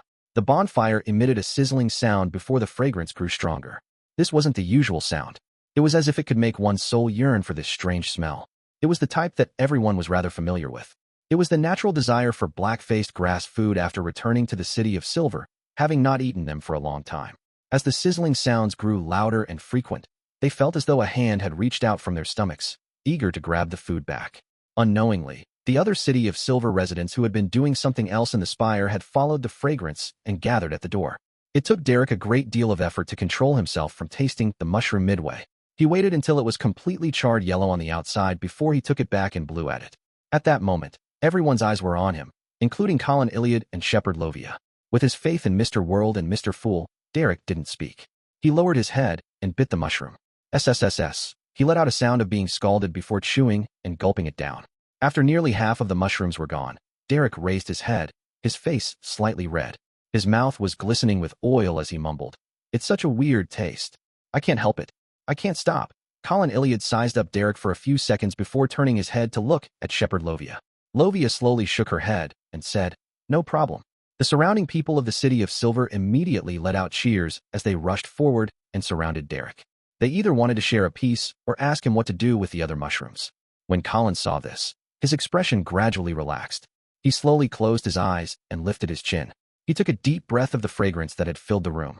The City of Silver held a mushroom ritual? Isn't this a little strange? Also, what's a stone of life? Yes, the people from the Church of Earth Mother definitely know, and Frank is no exception. Above the gray fog, as Klein listened to Little Son's latest report, he opened the parchment that he had received but hadn't had the chance to read in detail. The reason why he had rushed back to the real world after the sacrificial and bestowment ceremony was because the serialized horror stories of Backlund's hospitals in several newspapers had reached its climax. Hence, he received a lot of feedback over the past few days. He was at the critical moment of having his Bizarro sorcerer potion digested. And now, he had already completed this step. He was already prepared to advance to Scholar of Yore. Chapter 1136. 1136 Rumors from Ancient Times. 1136 Rumors from Ancient Times. Putting down the classical metallurgist potion formula, Klein cast his gaze towards the 2 tubes of blood Little Son had sacrificed. Then, he beckoned for a ceramic jar wrapped in layers of paper figurines. This was the Beyonder blood from different pathways that he had previously gathered. It had been placed above the gray fog and sealed with the paper angel in order to slowly integrate it into this mysterious space's aura, removing the connection between the blood and the individual. This was to prevent any accidents from happening to the provider when the door of the symbols was opened. To him, it was fine if he suffered backlash. After all, there was at least one more chance of him reviving. If it would affect those who trusted him and gave their blood, he would rather not do it. After peeling off the paper figurines at the mouth of the jar and pouring the 2 tubes of blood into it, he conjured a glass stick and reached in to stir it. Right on the heels of that, he used paper angel and sealed it again. "I'm just short of prisoner, devil, and demoness. After I complete the ritual, I'll personally pay Miss Sharon a visit. It's better to make a request in person regarding such matters. It's too rude to do it by writing letters. Only Miss Magician is a little special. Clearly, she would prefer it if I wrote a letter rather than meet Gehrman Sparrow in person." Heh, she actually used the excuse that the ink had frozen due to the low temperatures to delay her writing. Heh, are her magic tricks just for show? Thankfully, my potion has already digested, so there's no need for me to push her anymore. Klein mumbled inwardly as he threw the ceramic jar covered in paper figurine back into the junk pile. After leaving the world above the gray fog, he didn't immediately prepare to advance to Scholar of Yore. Instead, he took out a pen and paper and drew the symbol that was a mixture of concealment and mystery prying. This was something he had planned to do before he consumed the potion, to ask Rhodes about Sefirah Castle. As the symbol took form, the light in the originally badly lit room became darker, as if clouds were drifting past, blocking out the sun. After more than 10 seconds, the full-body mirror with cracks suddenly rippled with aqueous light, and silver words quickly appeared. "Exalted Great Master, Your devoted, loyal, and humble servant, Rhodes, is here to answer your summoning. I am still the servant that you trust the most, the closest and most favorite, right? This question.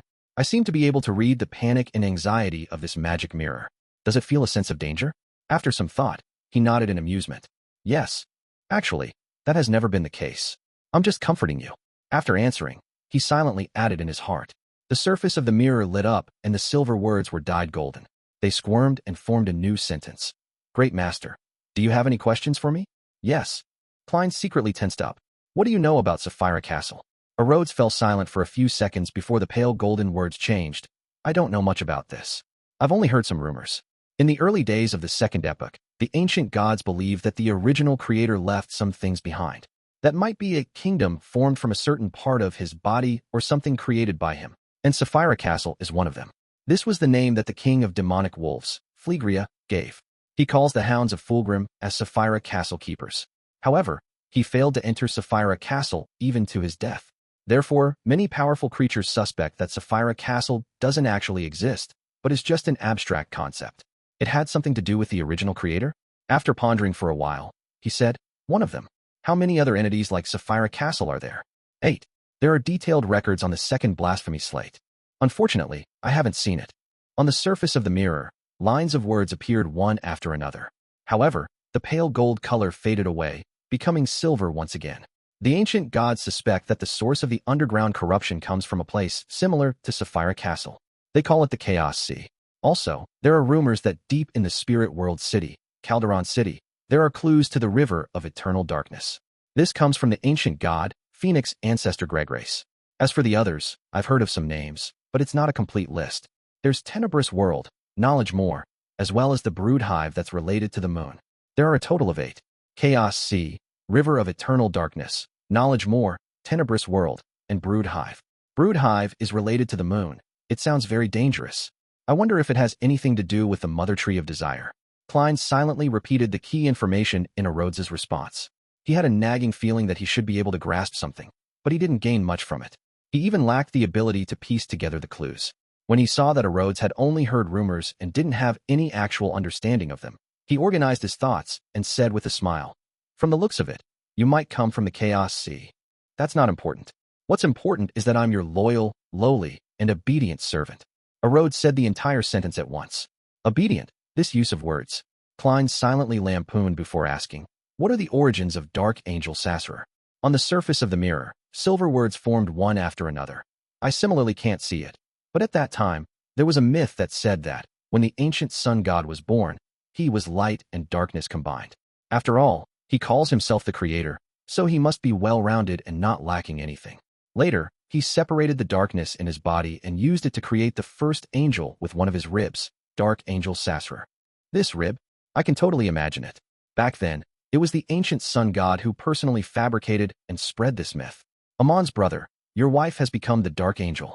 Klein was first alarmed before many strange ideas arose in his mind. As his thoughts settled, he began to analyze the truth behind this myth. With such a myth spreading, it will cause the believers to believe that Dark Angel Sefirah is the dark side of the ancient sun god. They would worship him in the same way as the Lord. No one objected or forbade this myth.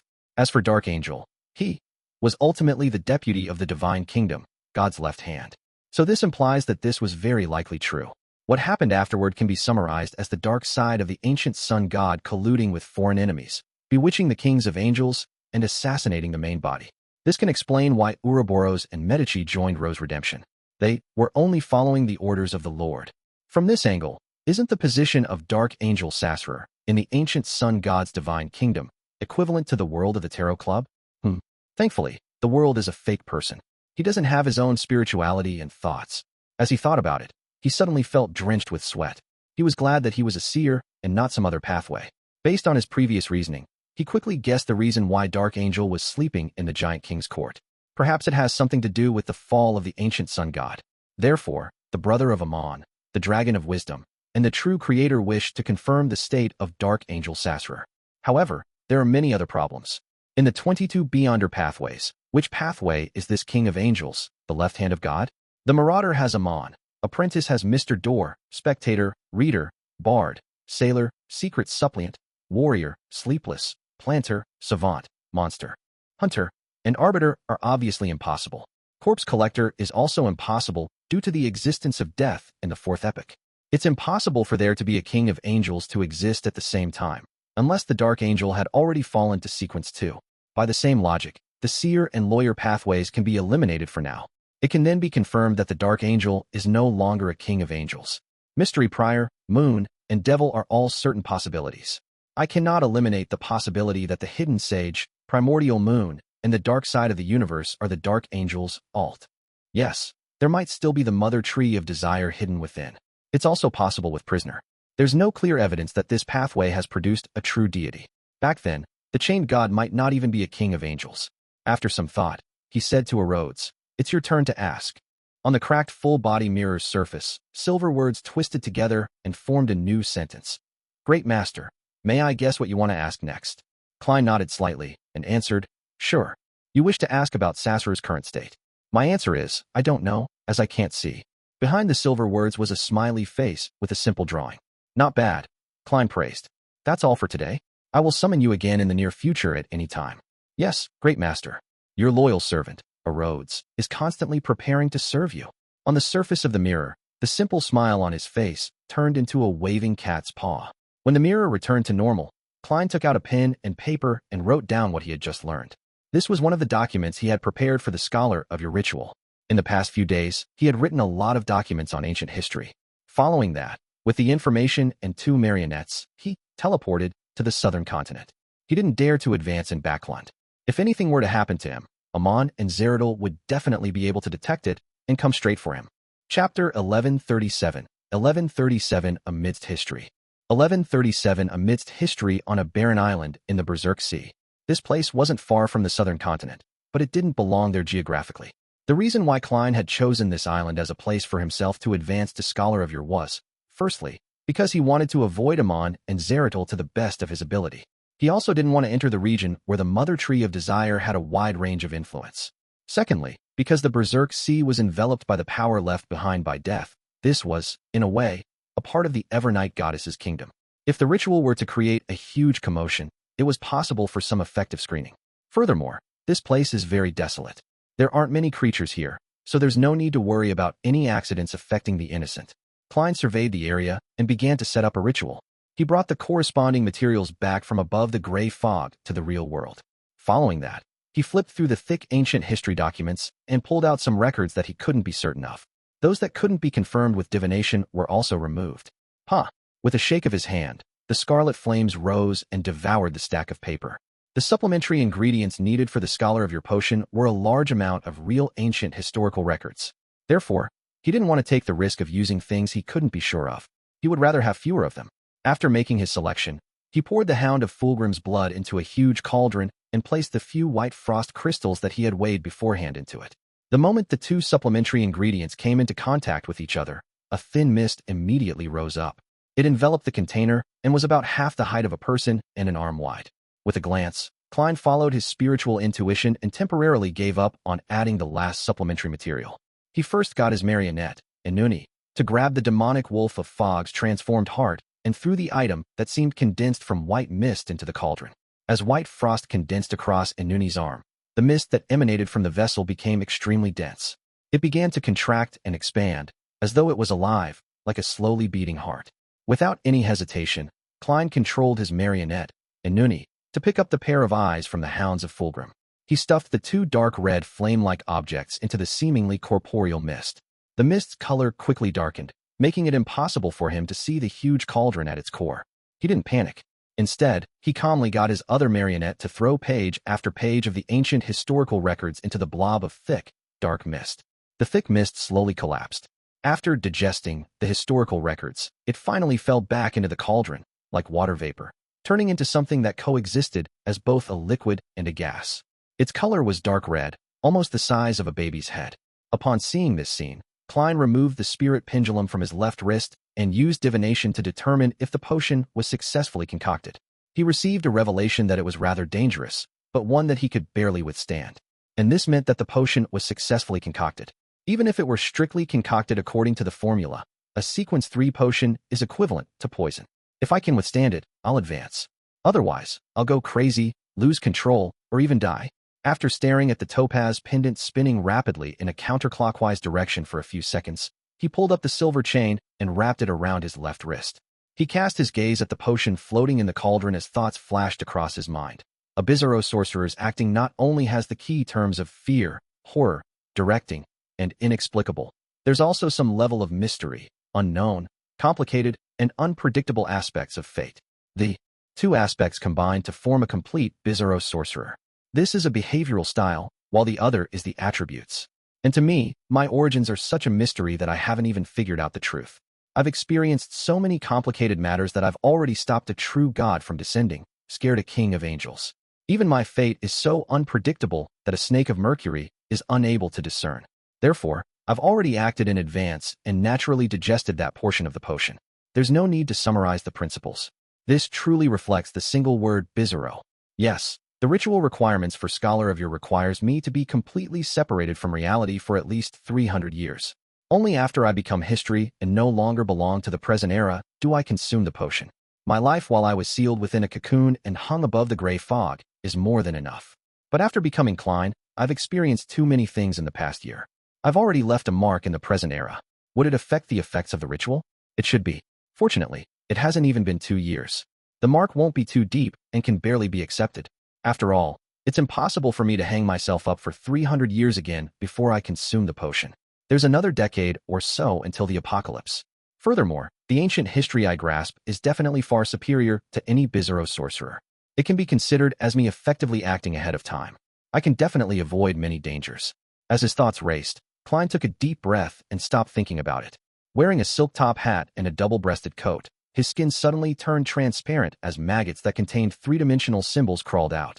The transparent maggots were itching to move, as if they were going to crawl into the dense mist in the cauldron, leaving behind only empty clothes and hats.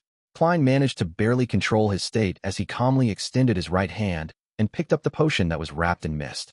The potion didn't seem to have any weight as it floated in front of his face. Klein opened his mouth and took a deep breath. The potion instantly transformed and extended into Klein's mouth, making him feel like he was devouring a dark red glow. The transparent maggots swarmed back into his body, tearing down the parts of the potion and swallowing them. As his mythical creature form was special, both a full body and also separated into many small parts, Klein could only consume the potion in such a manner. Of course, if he could control his incomplete mythical creature form, it would be much simpler. Without a sound, he felt a cold feeling spread through every worm of spirit with a searing pain. A familiar, boundless grayish-white fog appeared in front of him. It enveloped the entire world, revealing some of his past experiences. This included the terrifying legends he created, his conversation with the Red Angel Evil Spirit, the treatment of the demigod, Luca, with the help of Miss Justice, hunting Vin Rambus, dealing with Amon's avatars, revenge on Insanguil, exploring Calderon City, infiltrating St. Samuel Cathedral, dominating the seas, stopping the true creator's descent, saving Tingen, and various other details of his daily life. They made conflicts with different people and things, becoming extremely complicated as they merged into a sea.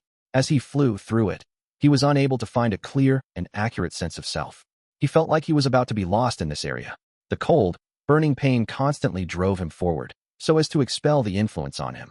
This made it difficult to return to the real world. With great difficulty, Klein managed to control this feeling. As he gradually lost consciousness and his body slowly descended, he tried his best to find something that could confirm his identity. Finally, he saw the deep depths of the gray fog. At the end of the sea was a shattered spot of light. With a thought, he followed his intuition and flew over in a manner that seemed to travel the cosmos. There was a figure hanging from the blurry door of light in the spot of light. He was stored in a transparent cocoon as he swayed gently. He looked like the original Zhou Mingrui. This had nothing to do with his surroundings. He was alone and easily grasped. I couldn't see this before when I used the yesterday once more charm, but I can actually do so now.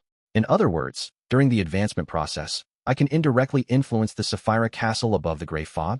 Wait, my ability to think has been restored. Klein's consciousness instantly cleared up as he finally understood the essence of the ritual. By eliminating the interference, he could provide a clear definition of himself to become a scholar of Yore. This prevented him from getting lost. Following a similar spot of light, Klein began to fly deeper into the grayish-white fog. Along the way, he discovered that the surrounding fog was scattered with fragments of light.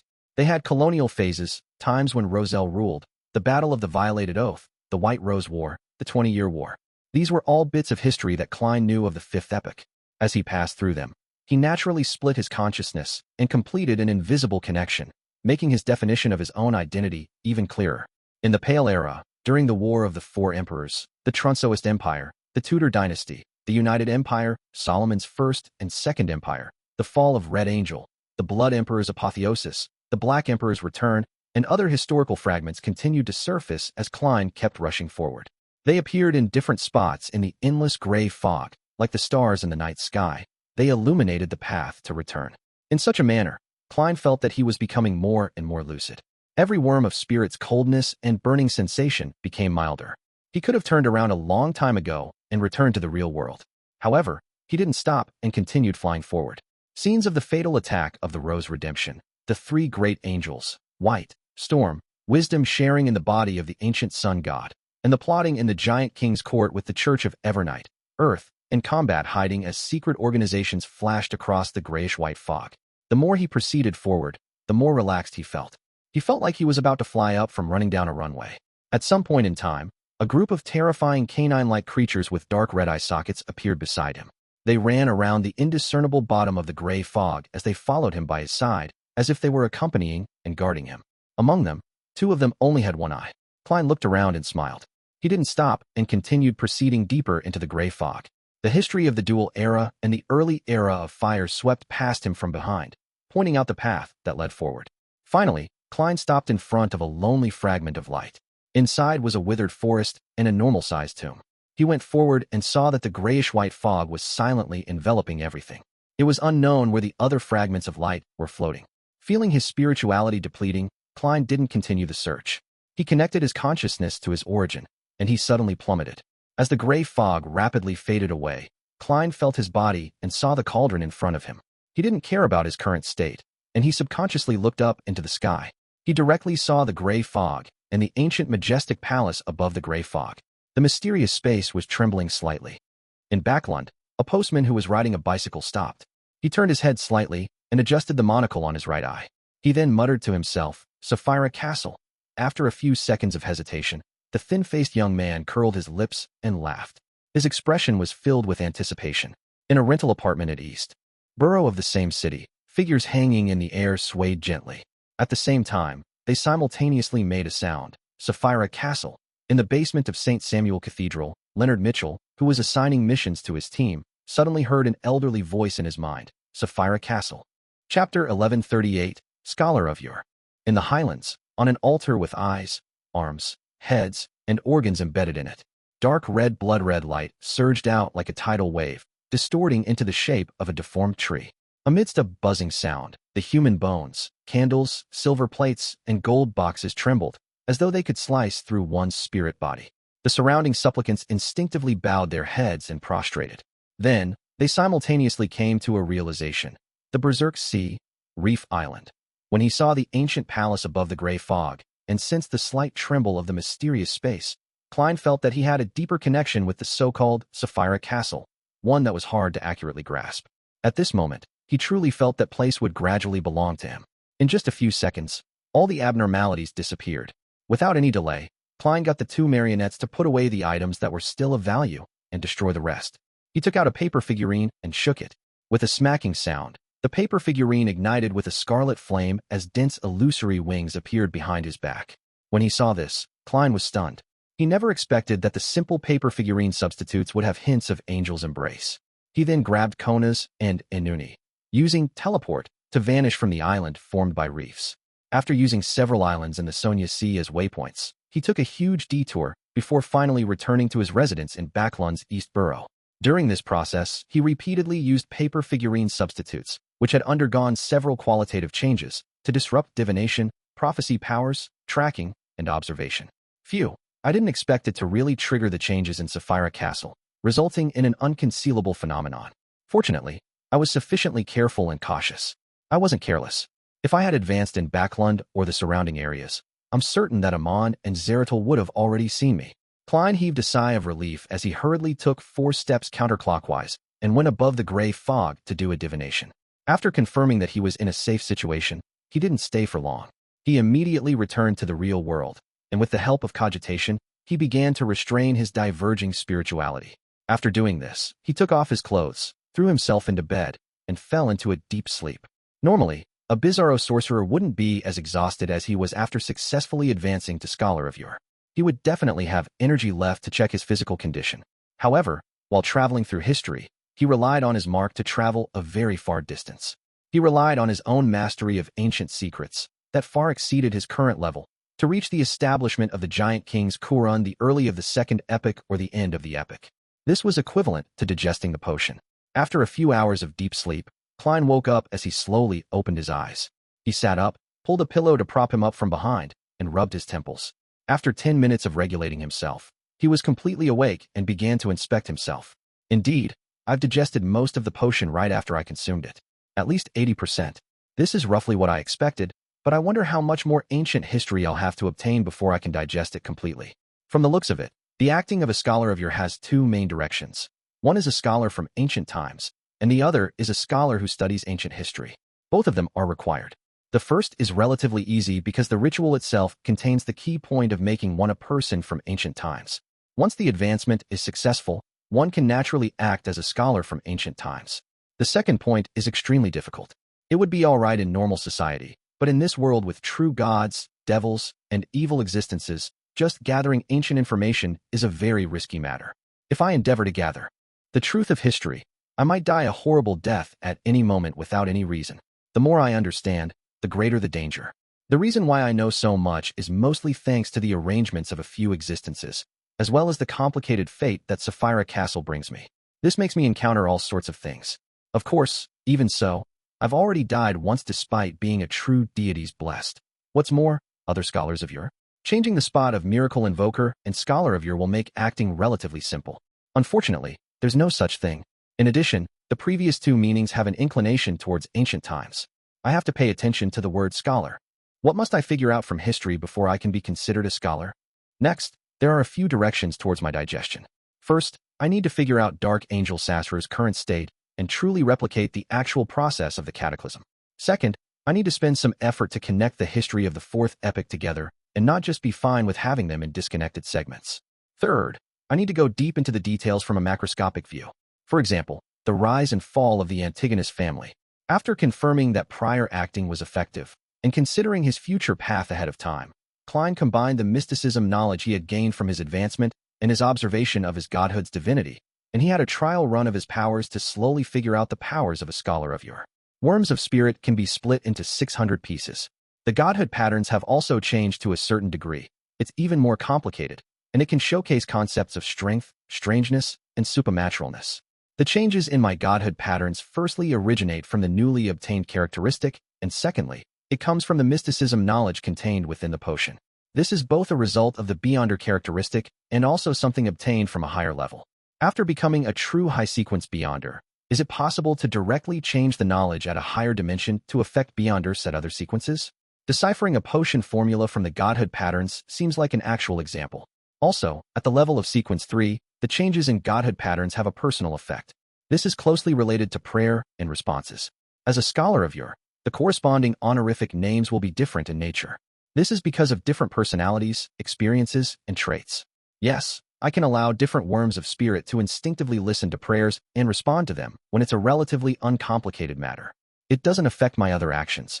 The specially marked ones and more complicated matters will be handed over to my actual body. A Scholar of Yore can use a worm of spirit to act as a god, but what about other sequence 3 Beyonders from other pathways? It's impossible for them to respond while sleeping, right? Haha, I'll think of my honorific name as a Scholar of Yore later. I'll first study the specific abilities. A Scholar of Yore's main ability is to obtain help from history. This is split into two parts. One is to borrow strength from my past self. This is rather embarrassing for me. It's currently useless because the past me is definitely weaker than the present me. Yes, when I was hanging above the door of light above the gray fog, I was just an ordinary person. Compared to those who were important figures in the past, but are now weak due to all kinds of reasons, this is a godly skill. One can be a baby crying for ice cream while engaging in a sequence 1 battle. It would be impossible to find any weaknesses. The only problem is that it's not long-lasting. Of course, as more time passes after I become a Scholar of Yore, this will begin to show its effects. I can often borrow strength from my past Scholar of Yourself so that I wouldn't have any moment of weakness. even if I were to suffer serious injuries. To a certain extent, this is something that's self-perpetuating, preventing myself from ever being in a nadir until my spirituality is completely drained. Yes, before my spirituality is drained, I can always borrow energy from my past self. There's no limit to the number of times. As for my current spirituality, even without the process of recovering, I can borrow power nearly 10 times a day, maintaining it for 5 minutes each time. The second part is to summon images from the historical void. It can be humans or objects. The more detailed and the better the understanding I have of the corresponding piece of history and matters, the higher the chance of success is and the longer it will last. Similarly, the lower the target's level is, relative to me, the higher the chance of success and the longer it can be maintained. In addition, increasing my affinity with the target will increase the chances of success and the time it can be maintained. These are the 3 conditions to succeed. Furthermore, when summoning someone of a higher level than myself, or an item, even if I barely succeed, the final projection will only have a portion of the strength and quality of the original. It can't be one who's at full strength. Also, I can only maintain 3 images summoned from the historical void at any point in time, including those summoned by my marionettes. Currently, even if it's the most ordinary item or something that was once mine, I can maintain its availability for a maximum of 15 minutes. The fact that the target has a close relationship with me is worth rumination. In essence, borrowing power from one's own body is also a form of summoning. It's just that one's relationship with oneself is extremely close, so there's no possibility of failure. It's an extreme example. In other words, if I were to summon the important figures from the historical void, it would be best to establish a friendly relationship with them and maintain it for a long time. Yes, if I were to summon Mr. Azek's projection, the chances of success will definitely be higher than projecting other angels. How is this a beyonder power? This is obviously studies related to EQ, relationships, and interpersonal communication. As he sighed with emotion, Klein sincerely felt that the core powers of a scholar of Yore were godly. After all, those that involved history and time were most likely extremely magical. However, in order to put it to use to its fullest potential, one had to have sufficient intelligence and also make the necessary preparations. This was an unchanging requirement of the seer pathway. Yes, when summoning images from the historical void, there's no way to communicate with them. That is to say that a scholar of Yore can't interfere with history and change the past. From the angle of acting, this can be summarized as witnessing fate, affecting the present, and the inability to reverse the past. Apart from the ability to transfer a certain part of ailments, wounds, curses, attacks, prophecies, and observations to paper figurine substitutes, there's another power. It can transfer a certain part to the target. Before one discovers that it's fake, things can continue proceeding as per normal. Heh. If anyone loses their heart while their brain remains active, I can give them a paper heart for a short period of time. He will be able to obtain strength from history to beat and circulate blood. The time it takes to attain initial control of spirit-body threads has shortened to 2 seconds, and completely transforming into a marionette takes 10 seconds. The maximum range for the two is 500 meters. By controlling a marionette, the limit to swapping positions is 5 kilometers. Flame jump is also 5 kilometers. I can freely control the might of air cannon, and at its maximum might, it's equivalent to a coastal defensive cannon. A creature that can transform into a physical form whose characteristics have a difference that does not exceed a certain level. Some of the organs created can be used, while others are only decorations. Phew. This is a scholar of Yore who has digested most of the potion. After examining himself, Klein slowly stood up. He planned on entering the world above the gray fog to check on the changes in Sefirah Castle. Chapter 1139. A different form of companionship. Above the endless grayish-white fog, Klein's figure appeared in the ancient palace. He only looked around briefly, and he realized that there were a few changes. The most obvious point was that the state of the mysterious space and its layout had been fully projected into his spirit body. Even at a great distance, he could still see the grayish-white clouds and that strange door of light. Apart from the palace that I conjured and the door of light that originally existed, there's nothing here. It's empty, boundless, and full of power of a high level. As he murmured, he sat down, raised his right hand, and gently lifted it up. In the blink of an eye, the entire gray fog boiled. The mysterious space it carried quaked as beams of slightly dark light emitted. When the light gathered together, it condensed into a translucent angel with illusory wings on its back, as per Klein's will. It had the same level and power as an angel. It was majestic and sacred, with an oppressive aura. There's no need to add the Black Emperor card, the Tyrant card, or the Red Priest card. There's no need to use the Sea God Scepter either. With my power alone, I can stir most of the powers of this mysterious space to its fullest potential, allowing the Fool's Angel to become a true Sequence 2 angel. Of course, This angel is unable to respond to prayers or be maintained for too long.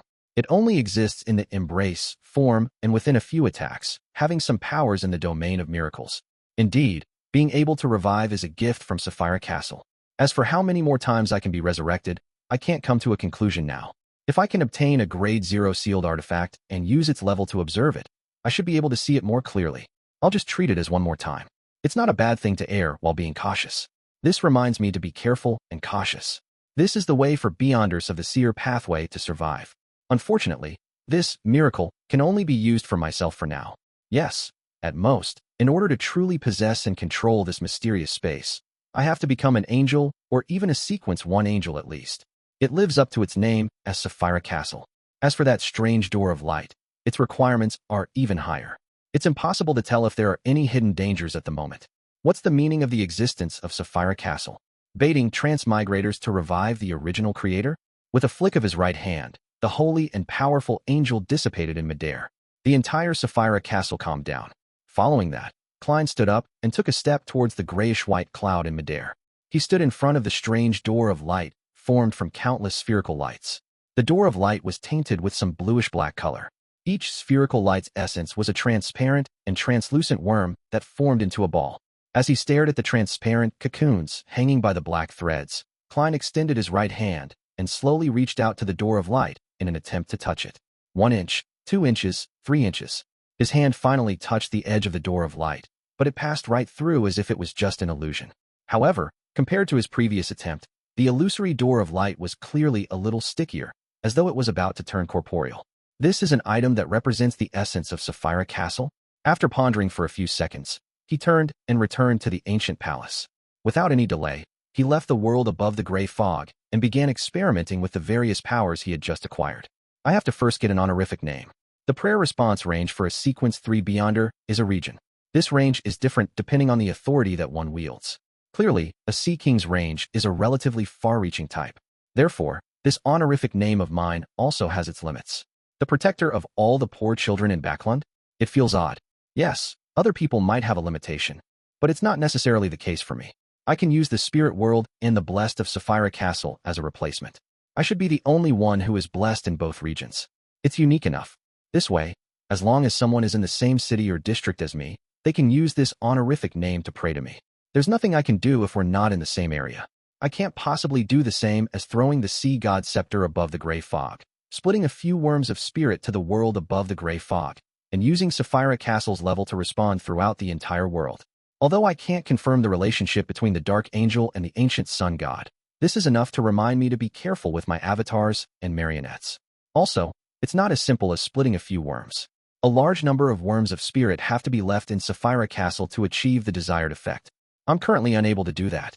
Right, my mental state isn't too bad. I don't have a dissociative disorder, nor do I have the irresistible urge to become cold and terrifying. This means that the mark of a scholar of Yore in history is his anchor. Also, the Emperor's situation worsened only after he became an angel, causing him to have no choice but to rely on his believers as anchors to anchor him in place. I'm still one huge level away. I need to find out what else can be used as anchors, apart from believers, to ensure that nothing goes wrong. Amidst his thoughts, Klein picked up pen and paper. He wrote the first line of his honorific name, the blessed of the spirit world and Sefirah Castle. After some thought, he began writing the second and third lines based on his rich experience and knowledge he got from his godhood patterns, the mysteries stemming from ancient times, the witness of an extended history. Since a sequence 3 Beyonder wasn't a true deity, he couldn't use a 3-line description.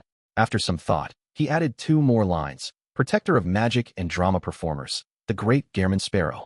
In fact, non-true deities could also use 3-line descriptions, but one of them had to rely on the level of a true god. For example, Klein could use blessed of the Evernight goddess.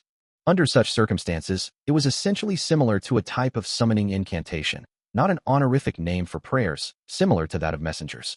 And if the messenger was a spirit world creature, the restriction of being the blessed of a particular true deity was unnecessary. Therefore, it was often unknown what would be summoned, making it rather dangerous.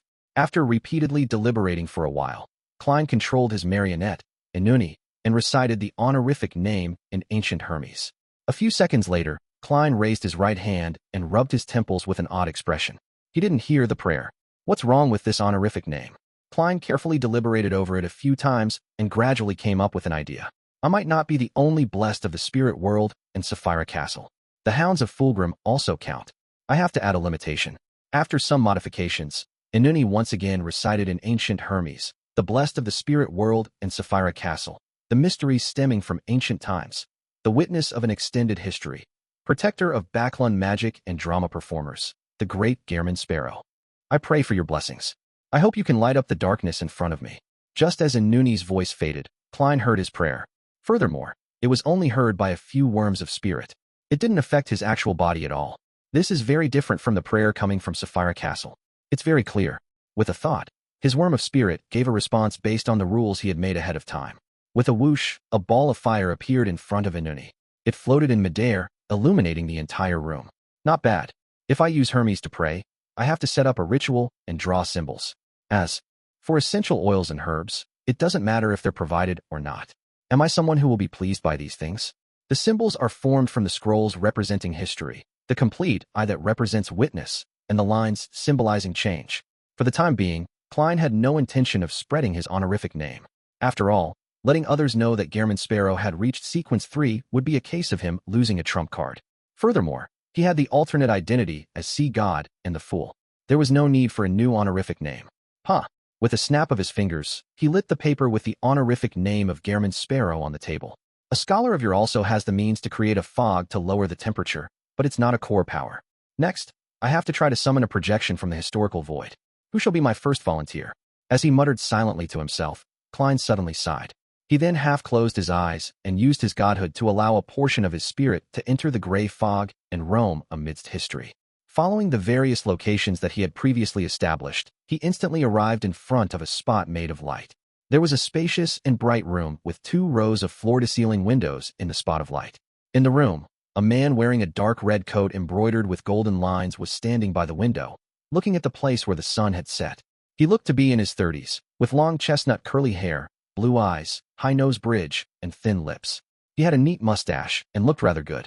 Roselle Gustav. In a street in North Borough, a thin-faced young man with a wide forehead and a monocle was sitting in a coffee shop by the side of the road. He held a fountain pen and thought seriously.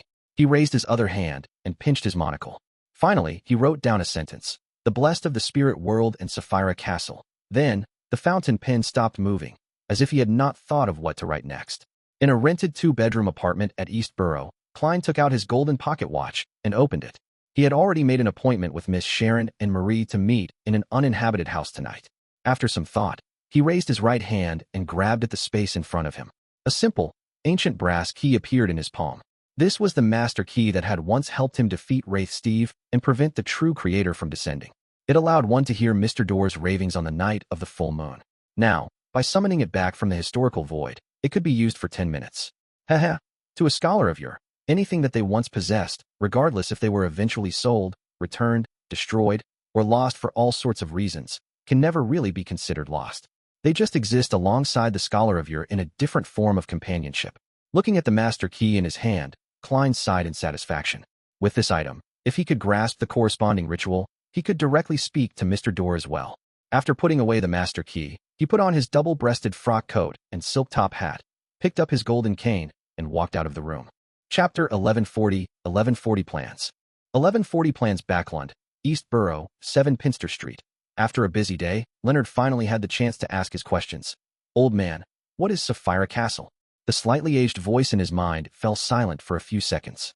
He chuckled and said, "The place where you meet every Monday is most likely Sefirah Castle." Leonard never expected to hear such an answer.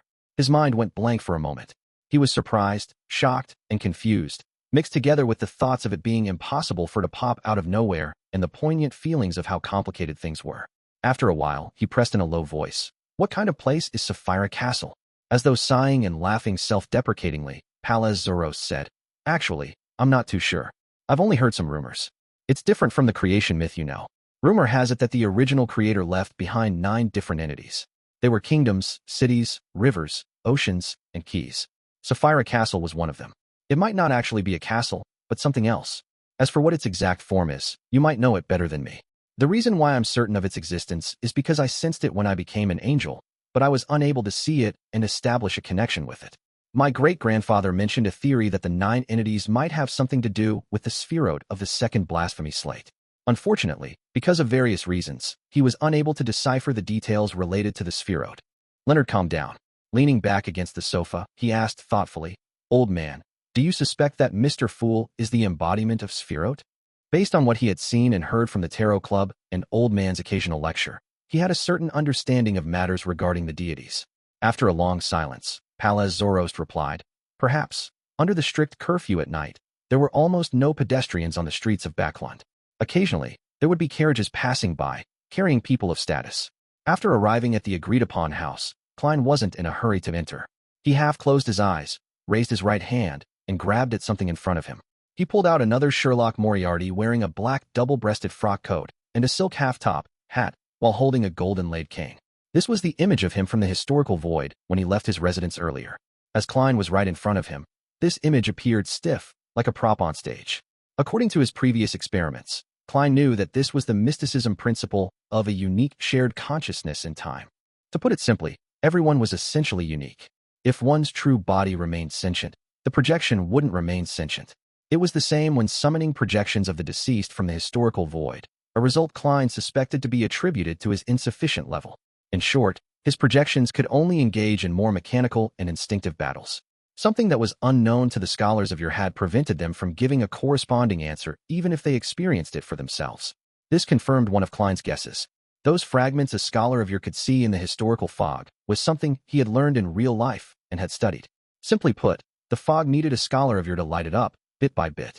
Of course, Klein also suspected that if the historical fragments of the same matter had been mostly lit up, the rest would very likely be presented naturally. At least the corresponding ability won't be lost just because I don't understand it well enough.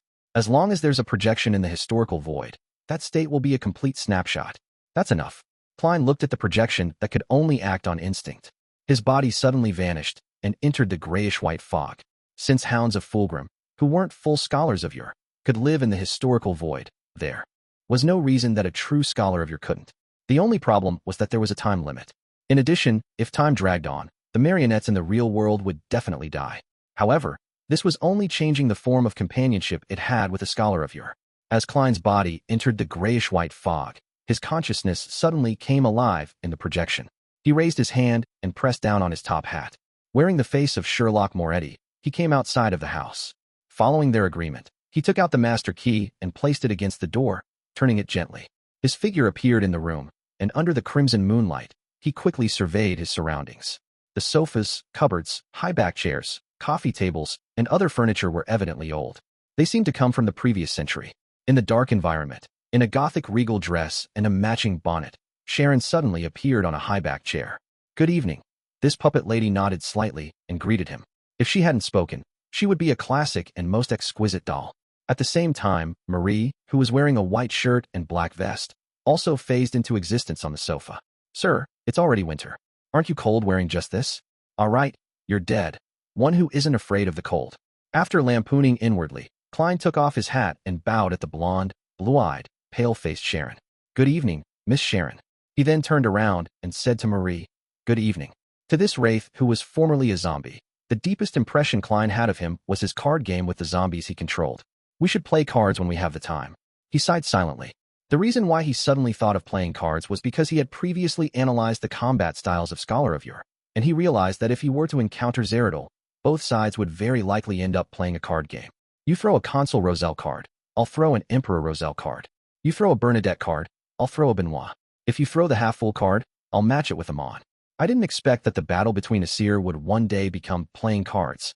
It's a realistic, abnormally harrowing game of cards. Sigh, but Zeradol is a sequence 1 angel, and he wouldn't give me a chance to play cards. Besides, my success rate at summoning the important figures in the historical void is rather low. Klein retracted his gaze and took the initiative to say to Sharon, "I've recently needed to do something. It's rather difficult and dangerous. One of the steps is to collect Beyonder blood from the 22 different pathways. As for the Wraith pathway, the only person I can ask for help is you and Marie. You should be skilled at hexes, and you should have a way to remove the connection between your blood and yourself." In fact, he could have attempted to summon Admiral of Blood Senior on the spot and mix his blood into the porcelain jar. However, he didn't know if it would be effective, nor could he divine it. After all, this involved a level that exceeded Sequence 1, and he lacked information. The only thing he could confirm was that drawing that symbol didn't bring him and the suppliers any danger. Due to the fact that a scholar of Yore had many means at their disposal, he had even tried to summon the former witch Trissy. He easily subdued her and smeared her blood onto Grozel's travels. However, it was useless. After some thought, Klein believed that a logical contradiction on the timeline had happened, preventing him from success. That blood was formerly provided by Trissy of the past. The person Grozel's travels pulled in would undoubtedly be the former Trissy, so it was equivalent to changing history. Since history couldn't be changed, the experiment failed. After listening to Sherlock Moriarty's request quietly, Sharon said without any change in expression, "Okay, how much do you want?" Miss Sharon's reaction is exactly as I imagined. Klein took out a glass tube. One tube would suffice. Dressed in a Gothic regal dress, Sharon raised her right hand slightly. The glass tube seemed to possess a life of its own as it left Klein's palm and flew over. Right on the heels of that, the doll-like lady's right hand landed on her left wrist. Her nails suddenly grew long and became unusually sharp. With just a light stroke, a wound opened up at her wrist. Blood seeped out, but it didn't drip down. Instead, it floated up and entered the glass tube.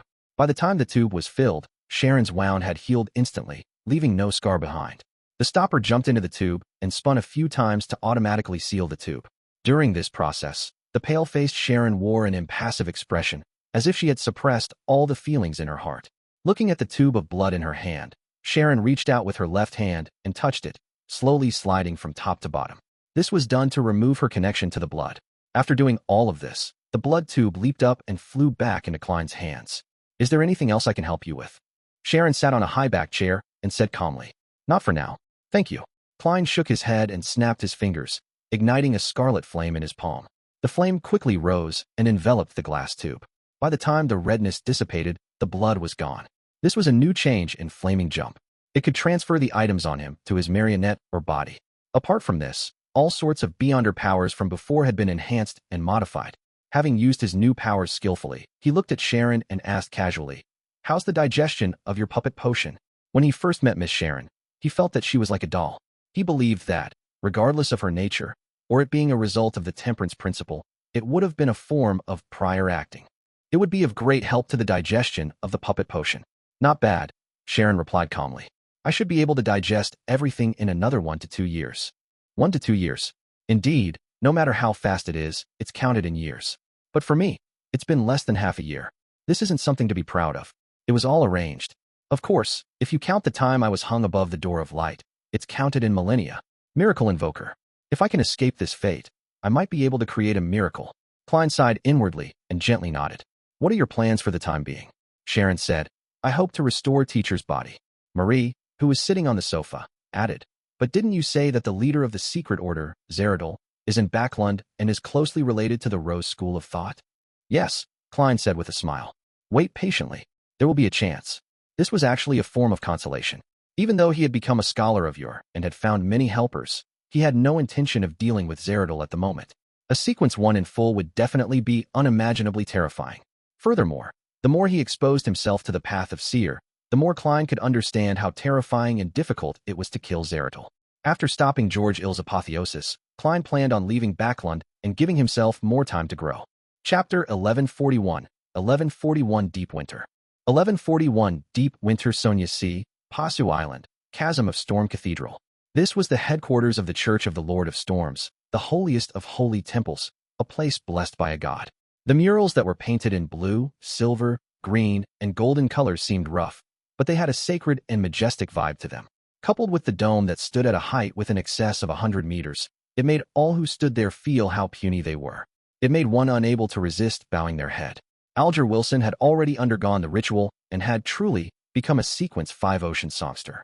At this moment, he had come here with the same batch of recently advanced Beyonders, awaiting the preaching of Pontiffguard II. Indeed, it's really easy to lose control when consuming excess potions. I've already digested all the past potions, but I nearly succumbed this time. After I leave Pasu Island, I'll borrow the unshadowed crucifix from the sun and purge the excess characteristic. This can both be exchanged for money, and it can also be used to secretly nurture some Beyonders who are loyal to me. Alger used the reflection of the blue stone tiles on the ground to see that his hair had darkened and thickened. At this moment, the sound of a booming musical instrument exploded in the hearts of every Beyonder, spreading extreme fear. Pontiffguard II walked out with a scepter in hand, went up a dais, and faced the crowd. He said in a deep, rumbling voice, "Congratulations, everyone. You are one step closer to the Lord." He was wearing a papal tiara with sapphires, emeralds, and other gems. He wore a dark blue robe that was nearly black. On top of it was silver and gold silk embroidered with symbols of lightning, storms, and oceans. His aura was deep and majestic, as though a tempest was about to strike. This grounded angel, the spokesperson of the Lord of Storms, was a middle-aged man who looked to be in his 40s. However, everyone knew that Guard 2 had been helming the Council of Cardinals for nearly a century. As a blessed of the gods, this level of longevity wasn't strange in the eyes of the believers. It was normal to not have anything to fear. Upon hearing the pontiff's praise, Alger didn't have any thoughts. He clenched his right fist and struck his left breast, shouting, "Holy Lord of Storms." In the next 15 minutes, they quietly listened to Guard 2's preachings. After completing this process, Alger received his mission from a high-ranking deacon. He was to head to Sonia Island and lay an ambush in the surrounding waters, in search for opportunities to attack the port or supply ships and Fasak merchant ships. Backlund, Empress Borough, inside the Hall family's luxurious mansion. Just as Audrey put on her blue cloak in preparation to bring her golden retriever, Susie, her maidservant, Annie, and the others to the Lone Charity Bursary Foundation at Phelps Street, she saw her father, Earl Hall, enter through the main door. "Father, good morning. Did you not come home last night?" Audrey looked him up and down in puzzlement. You could tell. Earl Hall stroked his lovely mustache and asked with a smile. Realizing that her father was in a good mood, Audrey turned her green eyes and said with a faint smile, "Your coat reeks of cigarettes. It implies that you haven't taken it off for some time. Not to mention that's an outdoor set of clothing." Apart from this, there were many other details that could lead to the same conclusion, but Audrey deliberately didn't mention it. As Earl Hall took off his coat and handed it to his valet, he chuckled and said, "Not bad at all. You're very observant. It looks like your work at the Bursary Foundation has greatly benefited you. I was at the Prime Minister's the entire night, waiting for news." Having said that, Earl Hall sighed and said, "Winter County and Mid-Seashire's front line has once again repelled the Fasation attack. With the onset of the harsh winter, we can finally catch our breaths." Audrey blinked, perfectly expressing her surprise. Earl Hall immediately smiled. "I understand your puzzlement. The newspaper only mentions what we want the people to know. The defense lines at the Amantha mountain range and the various cities along Mid-Seashire's coast aren't as robust as you think. In the first round of the attacks, our fleet and soldiers suffered a tremendous loss. In order to not cause any panic, we announced that there were wins on both sides. We also made all the large shipyards and factories work like mad to contribute to the war machine. In this period of time, the two lines were almost breached several times. Many critical areas were lost and recovered. These repeated seesaws was apparently a human meat grinder. Luckily, we've finally lasted to this point. This winter will be the turning point of the war. Actually, I know. The number of people who died, went missing, and the casualty numbers might be concealed, but it still presents quite a few problems. Besides, winter might not necessarily be a good thing. Fasak's weather warlocks are very good at using such situations." Audrey's heart sank as she hurriedly controlled her emotions and smiled. "That's great. I hope we can quickly have peace restored." Earl Hall was taken aback as he said, "His Majesty plans to give a speech to everyone in the kingdom on Saturday and tell them that we will prevail. When the time comes, the cities and villages will be gathered at their respective squares. The latest technology will be used to allow everyone to hear his speech. The latest technology. Gather the entire kingdom in various squares to listen to the king's speech." Audrey suddenly thought of Mr. World's reminder and decided to inform him of this matter. Organize a large number of people to listen to a speech. This must be the corresponding ritual, right? George III is about to hold the Black Emperor ritual? After receiving the latest news from Miss Justice, Klein returned to the real world with a solemn expression. He paced back and forth in the rental apartment and didn't delay any further. He took out a pen and paper and quickly wrote, "I've already gathered the beyonder blood of 20 pathways. I'm just short of assassin and criminal. George III will be holding a speech for most of the kingdom's citizens this Saturday. You should know what this might mean. In addition, I need the ritual to communicate with Mr. Dorr." After folding the letter and getting Rionette Tinker to send it out, Klein slowly exhaled as he couldn't help but think of all sorts of thoughts. The demonist's blood shouldn't be a problem. Trissy seems very determined to foil George Ill's scheme. I can reveal something to Queen Mystic, that I'm able to enter the secret mausoleum. Although her main goal is to revive the Emperor and she is unwilling to make an enemy out of George III, the Emperor might not be able to return if George III succeeds. I'm waiting for the chief of the City of Silver to return to provide the devil's blood. The hunting team that he led has set off for more than 10 days. They should be returning soon. In theory, there's still time. There's no problem. If not, I'll use the two contingencies. First, I'll use the Blatherer's aura to replace the blood. Second, I'll summon the devils that I've encountered in the past from the historical void and extract their blood. In a room in the Backlund Bridge area that didn't look anything special, the lustrous black-haired Trissy reached out and retrieved a letter from the mirror. She opened it, and her brows gradually frowned. It was especially endearing. Is it finally happening? Trissy's expression changed a few times. She seemed hesitant, resistant, afraid, and confused. Finally, she smiled and muttered in a twisted voice, I've killed so many people and caused so many tragedies. Even if I were to die this time, it wouldn't be a total loss. After a few seconds of silence, Trissy took out a glass test tube from her black dress's pocket. It wasn't her blood, but another demoness. Her original name was Sherman, who had later called herself Charmaine. As a qualified, senior demoness, Trissy had found an opportunity to take some of Charmaine's blood while nurturing her. A necessary component for curses, it might not have been of use most of the time, but it could effectively prevent any accidents. After Charmaine's death, Trissy didn't abandon the tube of blood. This was because there were many occasions when demonesses needed such materials, just like now. City of Silver, in a particular residence. As soon as the lightning frequency increased, Derek got out of bed, lit the stove, and quickly grilled some mushroom bread. This bread was even more exquisite and delicious than the original black-faced grass. He loved it very much, and he looked forward to his 3 daily meals. The only problem was that the yield of mushrooms that could make bread wasn't too high.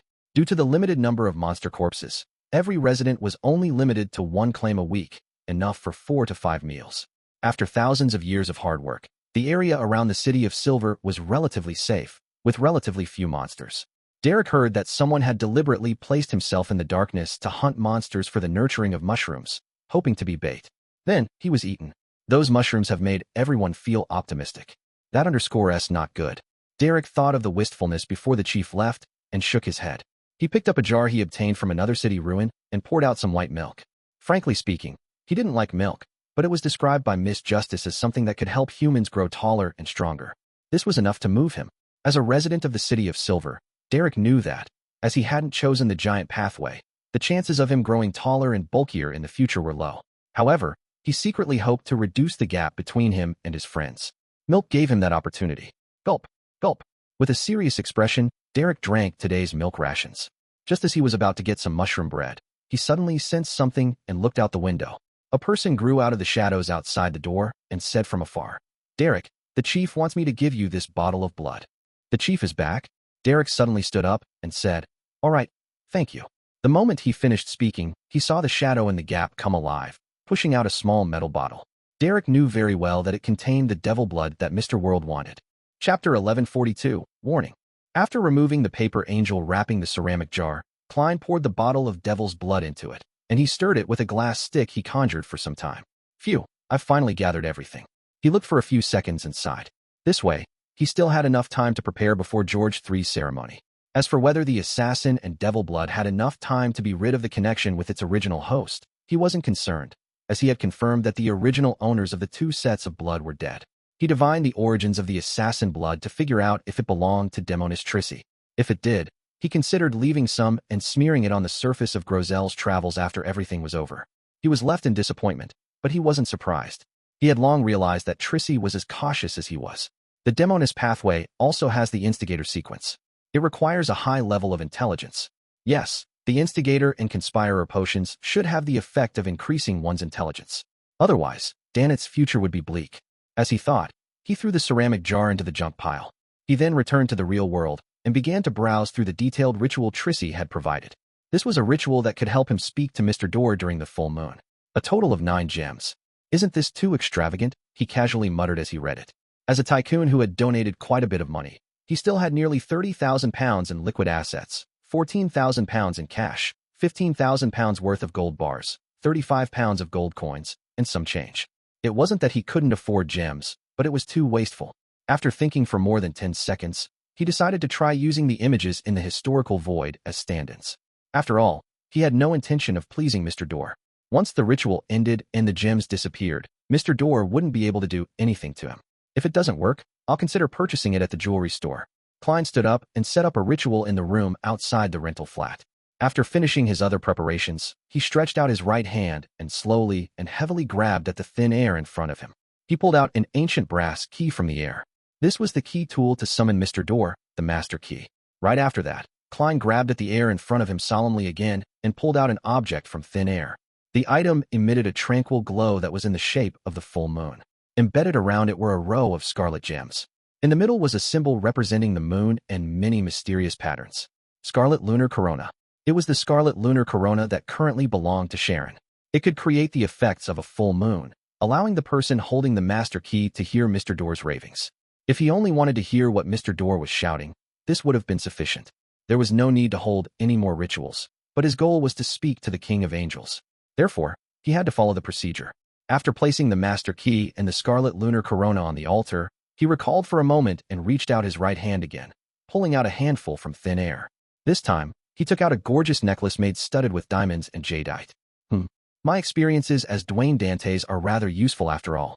Otherwise, how could I have come into contact with so many female members of high society and dance with them, allowing me to see accessories of different styles and materials?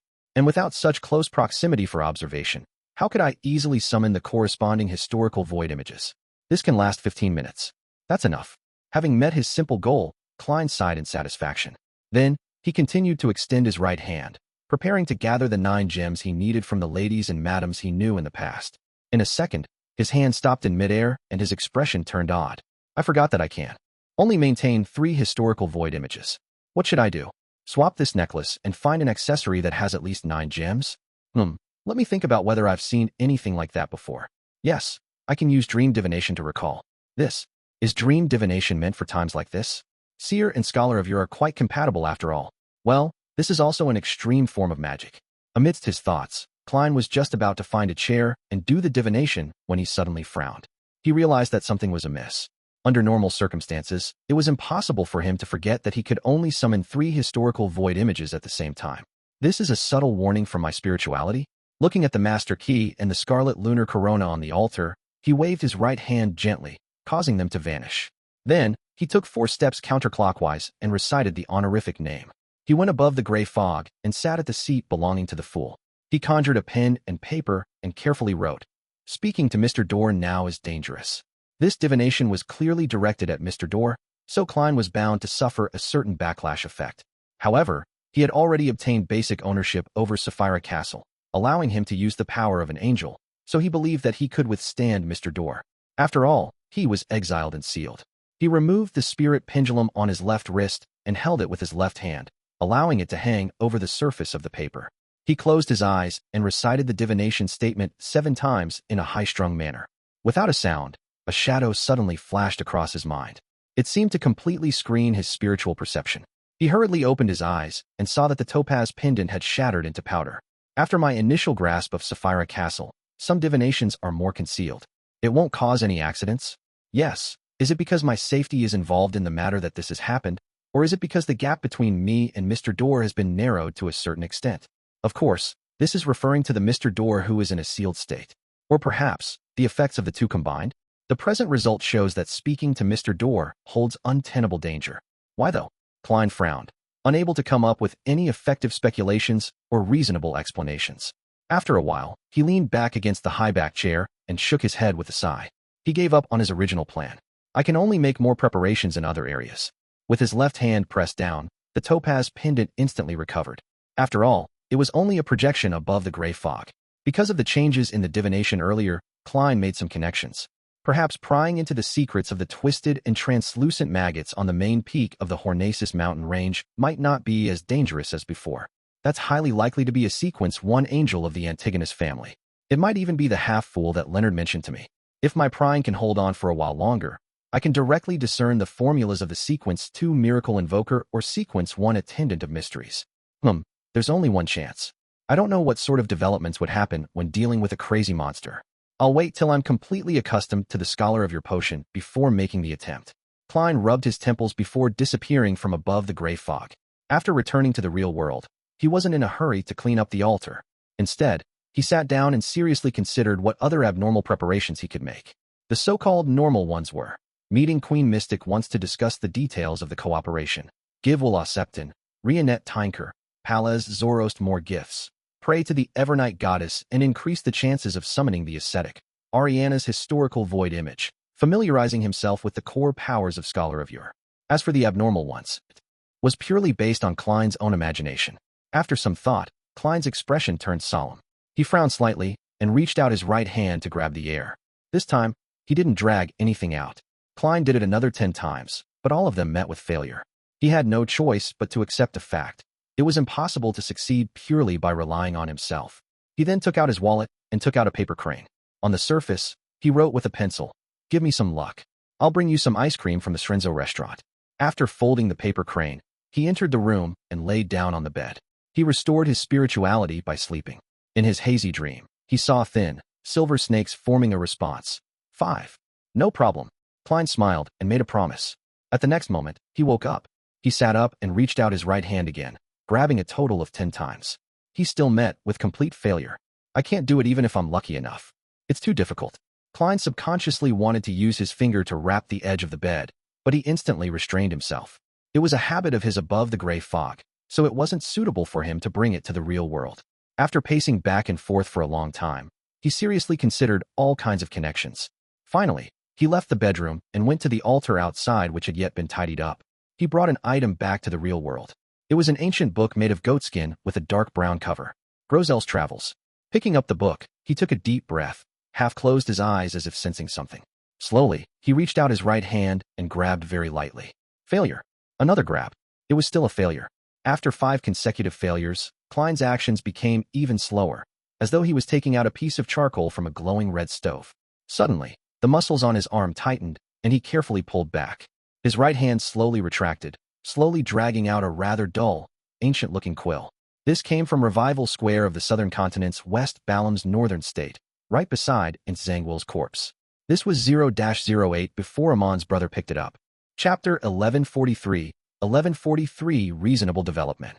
1143 Reasonable Development. I can only maintain it for about a minute or so. That's way too short, isn't it? A thought flashed through Klein's mind. Without thinking about anything else, he took 2 steps to the desk. He put down Grozel's Travels and quickly wrote on a piece of paper with 0-08. George III plans to use this speech to bait out all his enemies who want to sabotage his ritual. However, if everything goes smoothly and nothing happens, he'll take the opportunity to consume the potion and reveal his trump card to aim for divinity. After all, there are too many unknowns in the future, making it unsafe. Furthermore, he has made appropriate preparations for the ritual. They're already prepared to an adequate level. This is a very reasonable development. After Klein wrote the last sentence, and before he could check if there was anything wrong with the written content, the dim quill in his hand disappeared without a trace, as though it had never existed. And those few words seemed to drain all of his energy, making him feel dizzy. He took a few steps back and collapsed into his chair. It doesn't make sense. It wasn't exhausting for Zangwill back then. It should be because I forcefully summoned it, and I didn't dare let 0-08 weave a story on its own. When I wrote on the piece of paper, I had to rely on my own spirituality to support it. As for Zangwill, he could get 0-08's cooperation, so it wasn't that draining. Klein closed his eyes and used cogitation for a while before feeling better. Under normal circumstances, having had no physical contact with 0-08 and merely meeting it once had made it impossible for him to summon this grade 0 sealed artifact. However, on the one hand, he had the Snake of Fate to personally augment his luck, and on the other hand, he had Grozel's Travels. This was the item left behind by the Dragon of Imagination Anquelt. Inside it was the City of Miracles, live seat. It had a connection to a certain degree to an existence like 0-08. If it wasn't for some high-level existence's disruption, these 2 items would have long been reunited. Klein didn't know if this fate and particular connection could increase the chances of a successful summoning. He only wanted to give it a try since he didn't stand to lose anything. To his surprise, he really succeeded. And it was precisely because of this that he didn't dare to use Grozel's Travels to bear the contents of 0-08's projection. He didn't even dare to let them come close, afraid that something irreversible would happen. This was Backlund, which had an extremely dense population. Yes, logically speaking, there shouldn't be any accidents. After all, 0-08 is a historical void projection. It's fake. Grozel's Travels was conjured by the Dragon of Imagination, and it's also fake. A fake combination can't be real in any way. They lack the foundation of a beyonder characteristic. I can go back to the uninhabited reef island to test it. Klein rubbed his temples and returned to the desk. There, he began reading what he had just written. He didn't directly write that George III would be unsuccessful in his advancement and die on the spot. He believed that if he interfered with a sequence 1 angel, the projection of 0-08 wouldn't be able to be so direct. He had to be more tactful. Furthermore, There was also the psychology alchemists and Amon's brother. Overly obvious effects would definitely be detected and easily made use of. All he could do was beat about the bush to mitigate the unknown. I hope it works. After staring at it for a while, he folded the piece of paper and stuffed it into his pocket. Then, he sacrificed Grozel's travels back above the gray fog. After doing all of this, Klein began to consider another problem. It was when he would head out to buy some ice cream for Septon. Backlund has Zeratul, and it's very possible that Amon is there. If I head out too frequently, we might run into each other. It's a little dangerous. Why? Don't I summon some ice cream for Will from the historical void? It's very real when eating it, and it'll disappear in 15 minutes. There's no need to worry about gaining weight at all. It's just splendid. Klein couldn't help but mumble inwardly. In the end, he decided to change his clothes and leave the house because he had to keep his promise. Saturday morning, the sky was gray and misty. It made one feel inexplicably stifled. This was a common scene in Backlund's deep winter. Although the smog wasn't as thick and pungent like last year, the geographical environment and climate characteristics had determined that such situations would definitely exist for a long period of time. Furthermore, victory over environmental pollution was never something that could be declared in a year or two. After putting on a black coat that covered her knees and a black veil hat, Melissa quickly walked to the door. Benson held his hat and shook his head. A young girl who isn't even 20 years old should be dressed like a teenager. You look overly mature and old-fashioned in that, understand? Old-fashioned. Melissa glanced at her brother and simply replied, "The price of a pound of bread has risen by a quarter pence." "This price?" Benson sked. He then took out a silver pocket watch covered in vine leaf patterns and snapped it open. "Let's go. There's still a long way to go to the municipal square." Melissa tersely responded and went out into the streets with her brother. "Good morning, Mrs. Daniel." After taking a few steps forward, Benson saw a neighbor leaving. He greeted her with a smile. He was good at chatting and had long established a good relationship with his neighbors. The lady named Mrs. Daniel wore a pure black dress. She was in her 40s and had a thin face. Her face was covered in a thin black veil that hung down from her hat. When she heard the greeting, she nodded and replied simply, "Good morning, the two of you." She didn't make any small talk, and she coldly walked away. As he watched her back, Benson deliberately slowed down his pace. When they finally opened up a distance, he turned to ask his sister, "What happened to Mrs. Daniel?" "I've been too busy recently, so I haven't visited the neighbors in a long time." Melissa pursed her lips and said, "Mrs. Daniel's eldest son was confirmed to have died on the front line at the Amantha mountain range." News from yesterday. That tall, bashful, but thoughtful, kind, and sincere young lad. When he came back the last time, he said that he was promoted in the army and became an officer. Benson asked in surprise. Melissa nodded. "I couldn't imagine that Larry would die just like that. Just like how she couldn't imagine the tragic deaths of her classmates at school. In just a few seconds, some people could no longer speak, communicate, or study." Benson was silent for a moment before sighing. "I've been busy lately. Actually, I've been dealing with bereavement payments, but perhaps the list I received didn't include Larry, so I'm not sure. There's a lot of information on that list. Some are cheerful, others are humorous, others are the only child within a family. Some are determined, while others are the leaders of the soldiers around them. Some just got married and don't have children.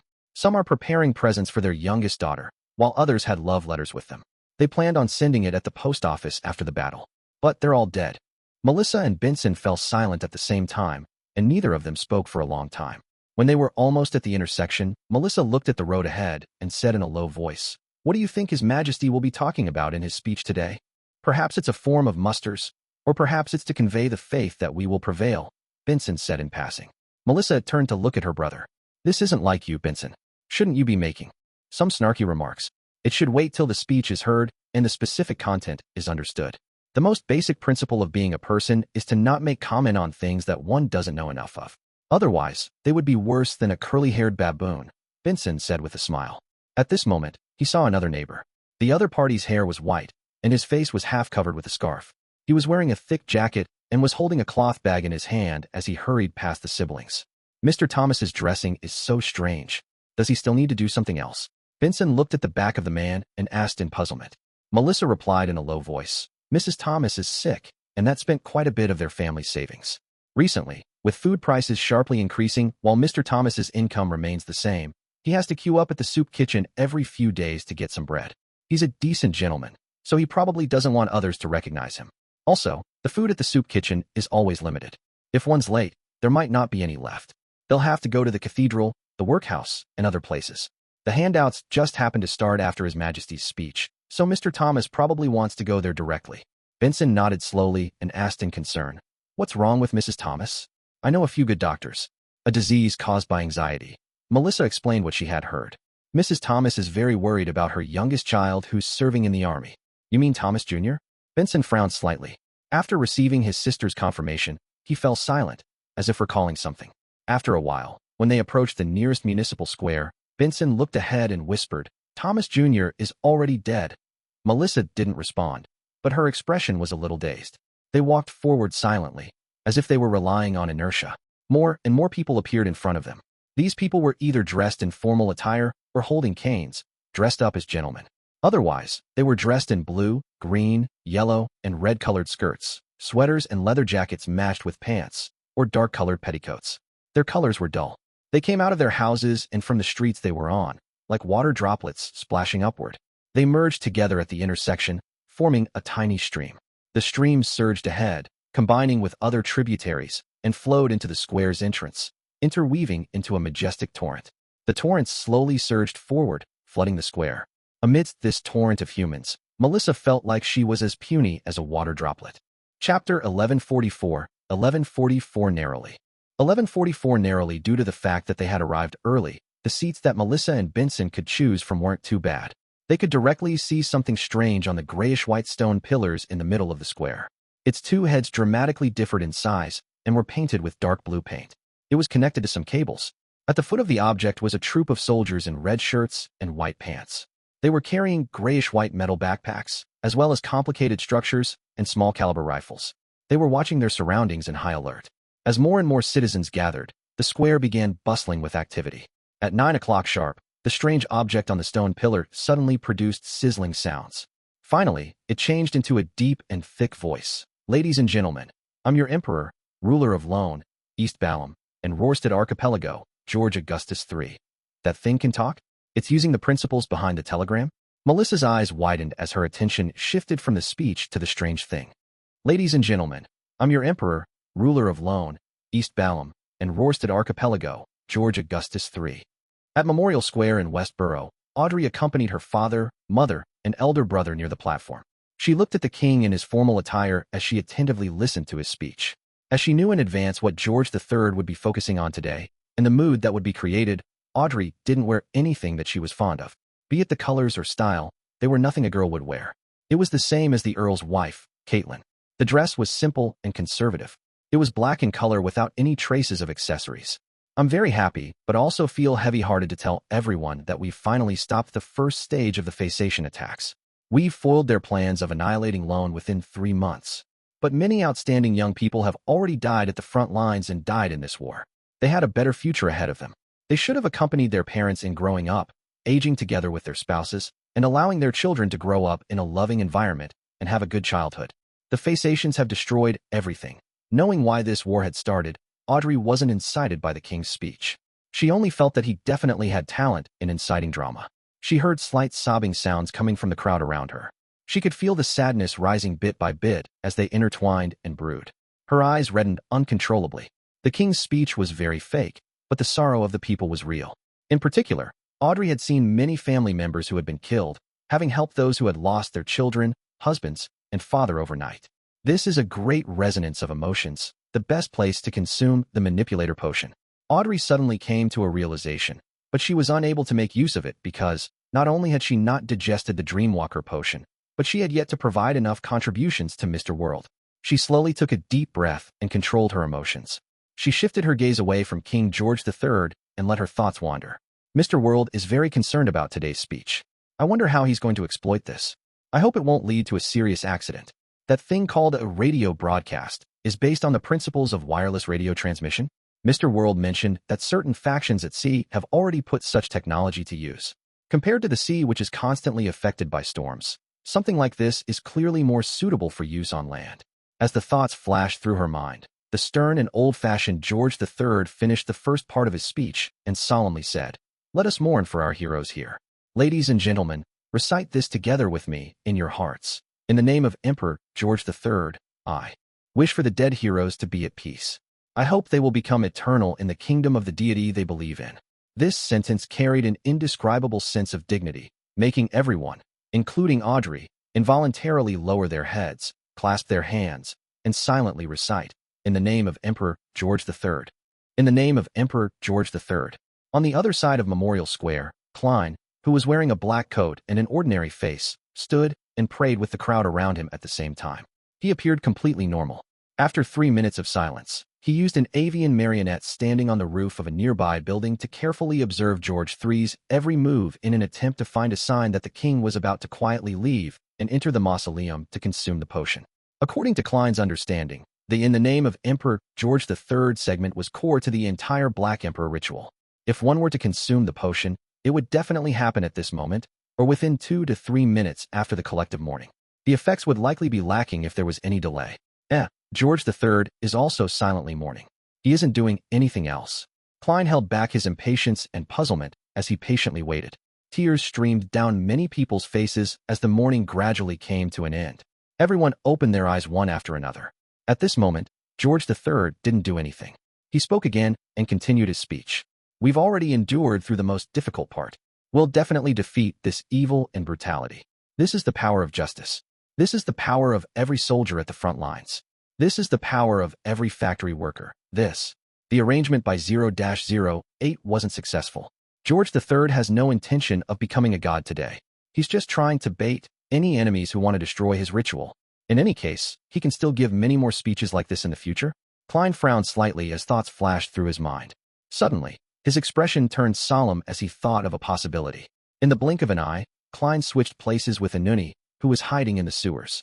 The latter was dressed the same as him, and his external appearance looked identical to him. Following that, Klein took 4 steps counterclockwise and went above the gray fog. With the help of the crimson star representing Miss Justice, he used his true vision to observe the situation in the square.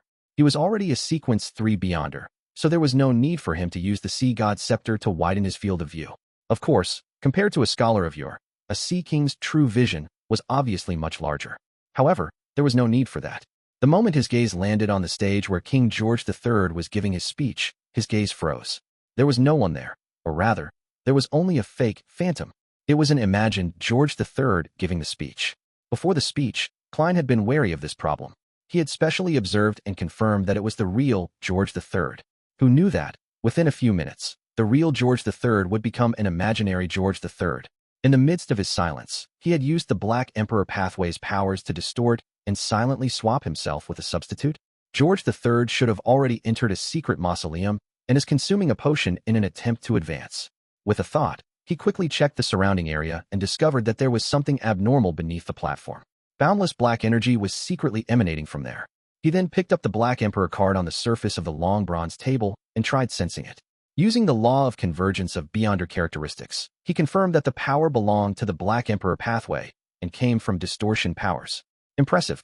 While using a speech to bait the enemy, he disguised himself as a fake person and secretly left to consume the potion. There's not much time left. Klein's heart tightened as he immediately returned to the real world.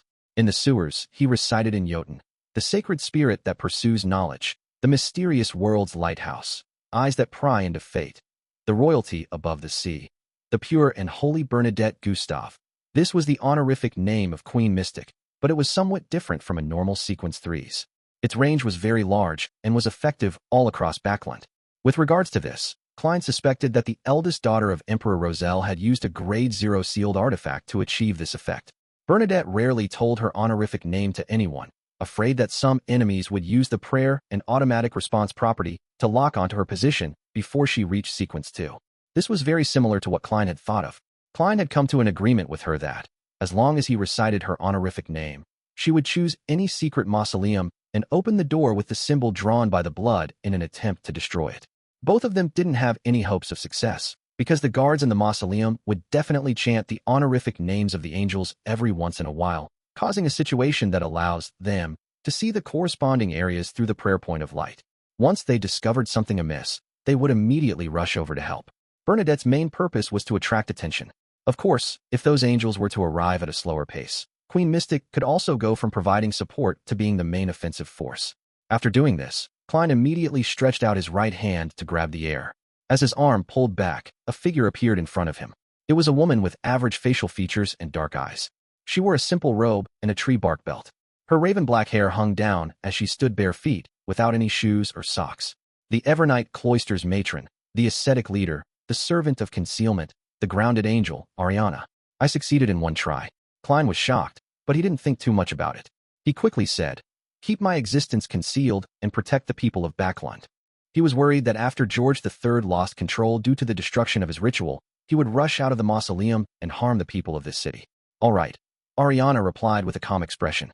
She wasn't rigid or stiff at all. It can't be her in person, right? Actually, my summoning wasn't successful, but the goddess had already gotten Ma'am Ariana to secretly return to Backland. The moment she sensed that she had been summoned, she came over. An angel of the concealment domain also has a certain degree of control over their historical void image. As a thought flashed through his mind, he realized that he had entered a special state, no longer being sensed by the outside world. Chapter 1145, 3 Arrows at the Same Time. Klein didn't have the time to think about such trivial matters. After having his existence concealed, he immediately got Inuni to switch places with a new marionette who was formerly a pirate. Immediately following that, he activated Creeping Hunger and brought Inuni and Konas to the secret mausoleum in Awa County. As he could only maintain 3 images from the historical void at the same time, it was impossible for him to abandon his marionette and directly come over by using a summon projection. It would occupy a crucial spot. As for the remaining marionettes in Memorial Square, they wouldn't die on the spot in half an hour. They would only appear to be in a daze. However, this wasn't something that would attract too much attention while listening to a speech. Finally, if he didn't return, the Red Gloves team from the Church of Evernight would clean up his tracks. At the same time, outside the secret mausoleum in East Chester County, there was a young lady in a yellow layered dress and a black, old-fashioned bonnet. Pea vines grew out of nowhere as they appeared. Her chestnut hair cascaded down naturally. Her eyebrows were long and straight, and her eyes appeared as though they were filled with a blue sea. Looking at the mountain wall in front of her, Queen Mystic extended her right hand and quickly formed a symbol in the void. Following the movement of her fingertips, drops of bright red blood that resembled shattered gems seeped out and froze in midair. Soon, a complicated symbol formed from layers of doors appeared. They trembled slightly and seemed to resonate with something somewhere else. In the blink of an eye, the blood-colored symbol extended into an illusory, translucent door. Through it, one could vaguely see a gigantic mausoleum formed from black rocks. Bernadette immediately walked through the illusory door and arrived inside a dim and dark area. The light here came from the lights of stone pillars and strange underground moss growing on the cliff walls. Together, they illuminated the secret mausoleum in the light fog at the bottom. The symbol provided by Mr. Door was really useful. At this moment, as a ritual was being held deep underground, faint lights gathered, forming a figure midair in the darkness.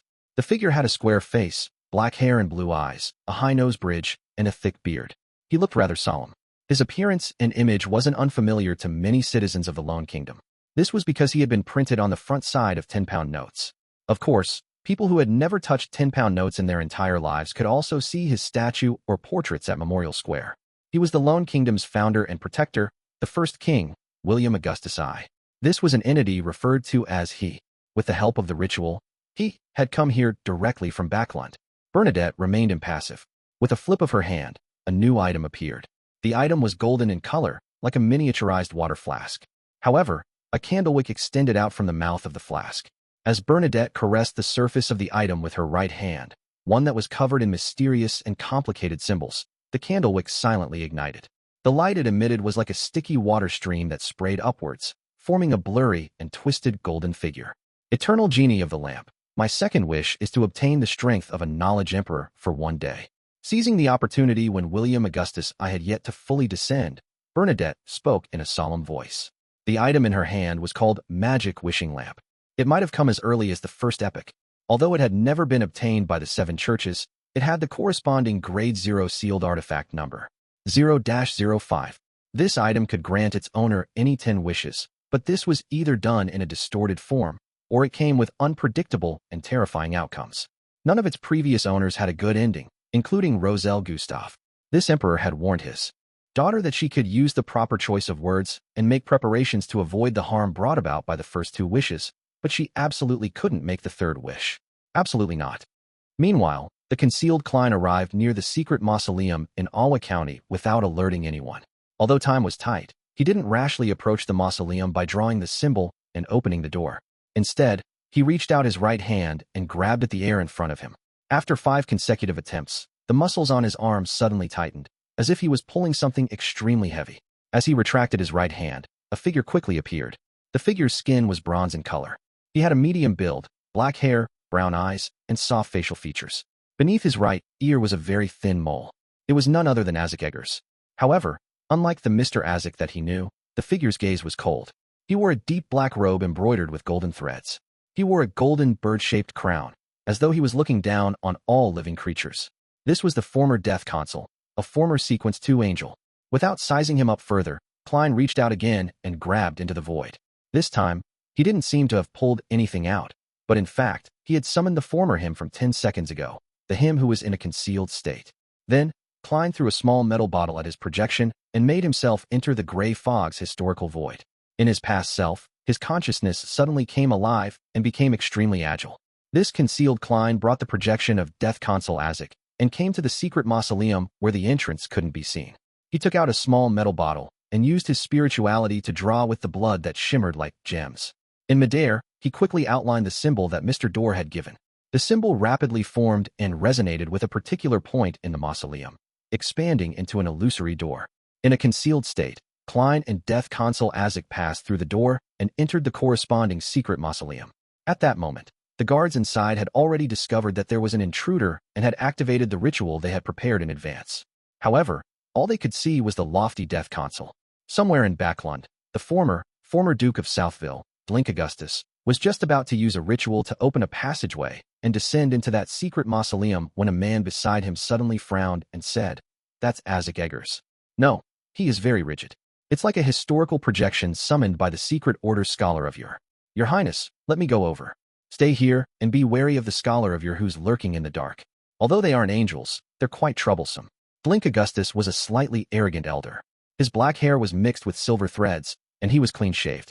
Upon hearing that, he laughed and said, "Isn't the scholar of Yore just beside him? Although he's in a concealed state, I've already discovered him through the disorder of the surrounding area. He's misleading us, making us think that he's deliberately attacking with a historical projection while his true body has gone elsewhere. In fact, he's hidden beside Azek's projection. Once this Death Consul attracts the attention he wants, and when we place our main forces elsewhere, he'll use the concealed state to approach the mausoleum to cause destruction. Besides, regardless of the reason, since he's summoned an angel's projection, you won't be able to kill the target in a short period of time, even if you carry a Grade 0 sealed artifact. If this implicates the mausoleum, our efforts and persistence would have been in vain.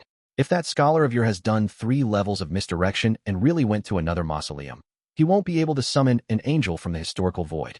You can easily eliminate him." While he said his first sentence, Blink Augustus had already entered the passage through the ritual's activation. The rest of his words were spoken by the phantoms that he had left behind. Inside the secret mausoleum in Alwa County, Azek Eggers scanned the area with an indifferent expression. His body suddenly swelled and transformed into a giant serpent that covered the area above the mausoleum.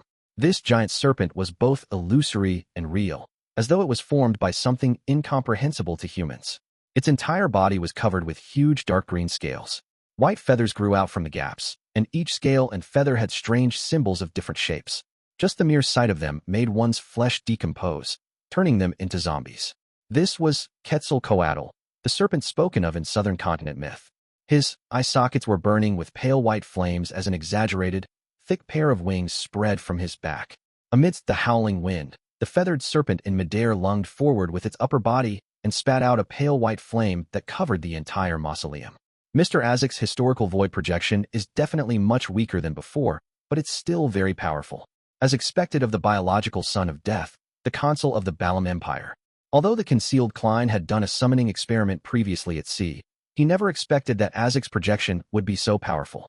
At that moment, points of faint, gloomy glows flew out of the mausoleum, putting an end to the tidal-like pale white flame's advancement. Following that, they formed a figure. It was none other than the Sequence 2 balancer, Blink Augustus. The moment the concealed Klein saw him, he suddenly turned rigid and stiff. He began acting based on instinct, a result of him returning to the historical void and being outside the secret mausoleum. Then, he teleported to a secret mausoleum under the Tussock River and took out another small metal bottle. In a concealed state, he used his spirituality to draw the blood out to outline the symbol.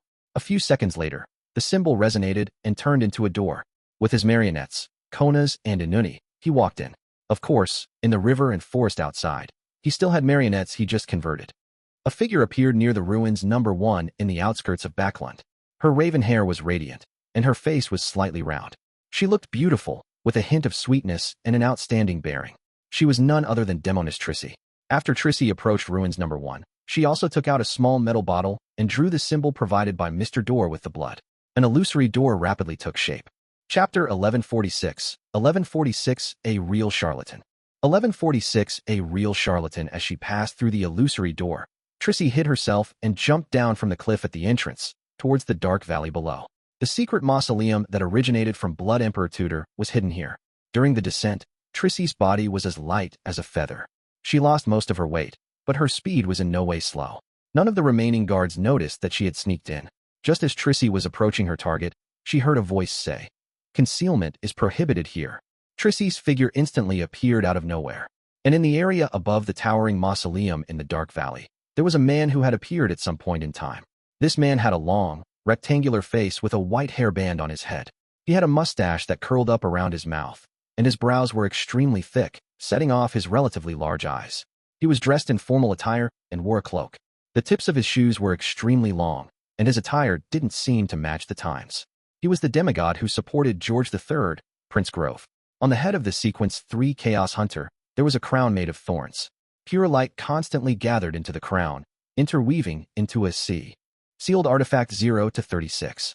Klein swam beneath the Tussock River when an image suddenly appeared in his mind just as he led his marionette, Konas and Inuni, through the illusory door. A black cathedral stood in front of them with its spacious door opened, revealing a man in a pair of dungarees, a gentleman in a formal suit and top hat, a lady with frilly designs along her sleeves, and a lady whose dress formed flowers with laces. They were suspended in midair, motionless. Call, call, call. Black ravens circled the top of the cathedral, letting out heart-stopping cries. Without making any guesses, Klein felt like he had fallen into a crack on a frozen lake. His body turned cold as his hair stood on end. Countless thoughts surged in his mind as they collectively shouted out a name, Zeratul. In the blink of an eye, Klein instinctively made a decision. He planned to switch locations with his marionettes from the outside world and directly leave the cathedral in front of him.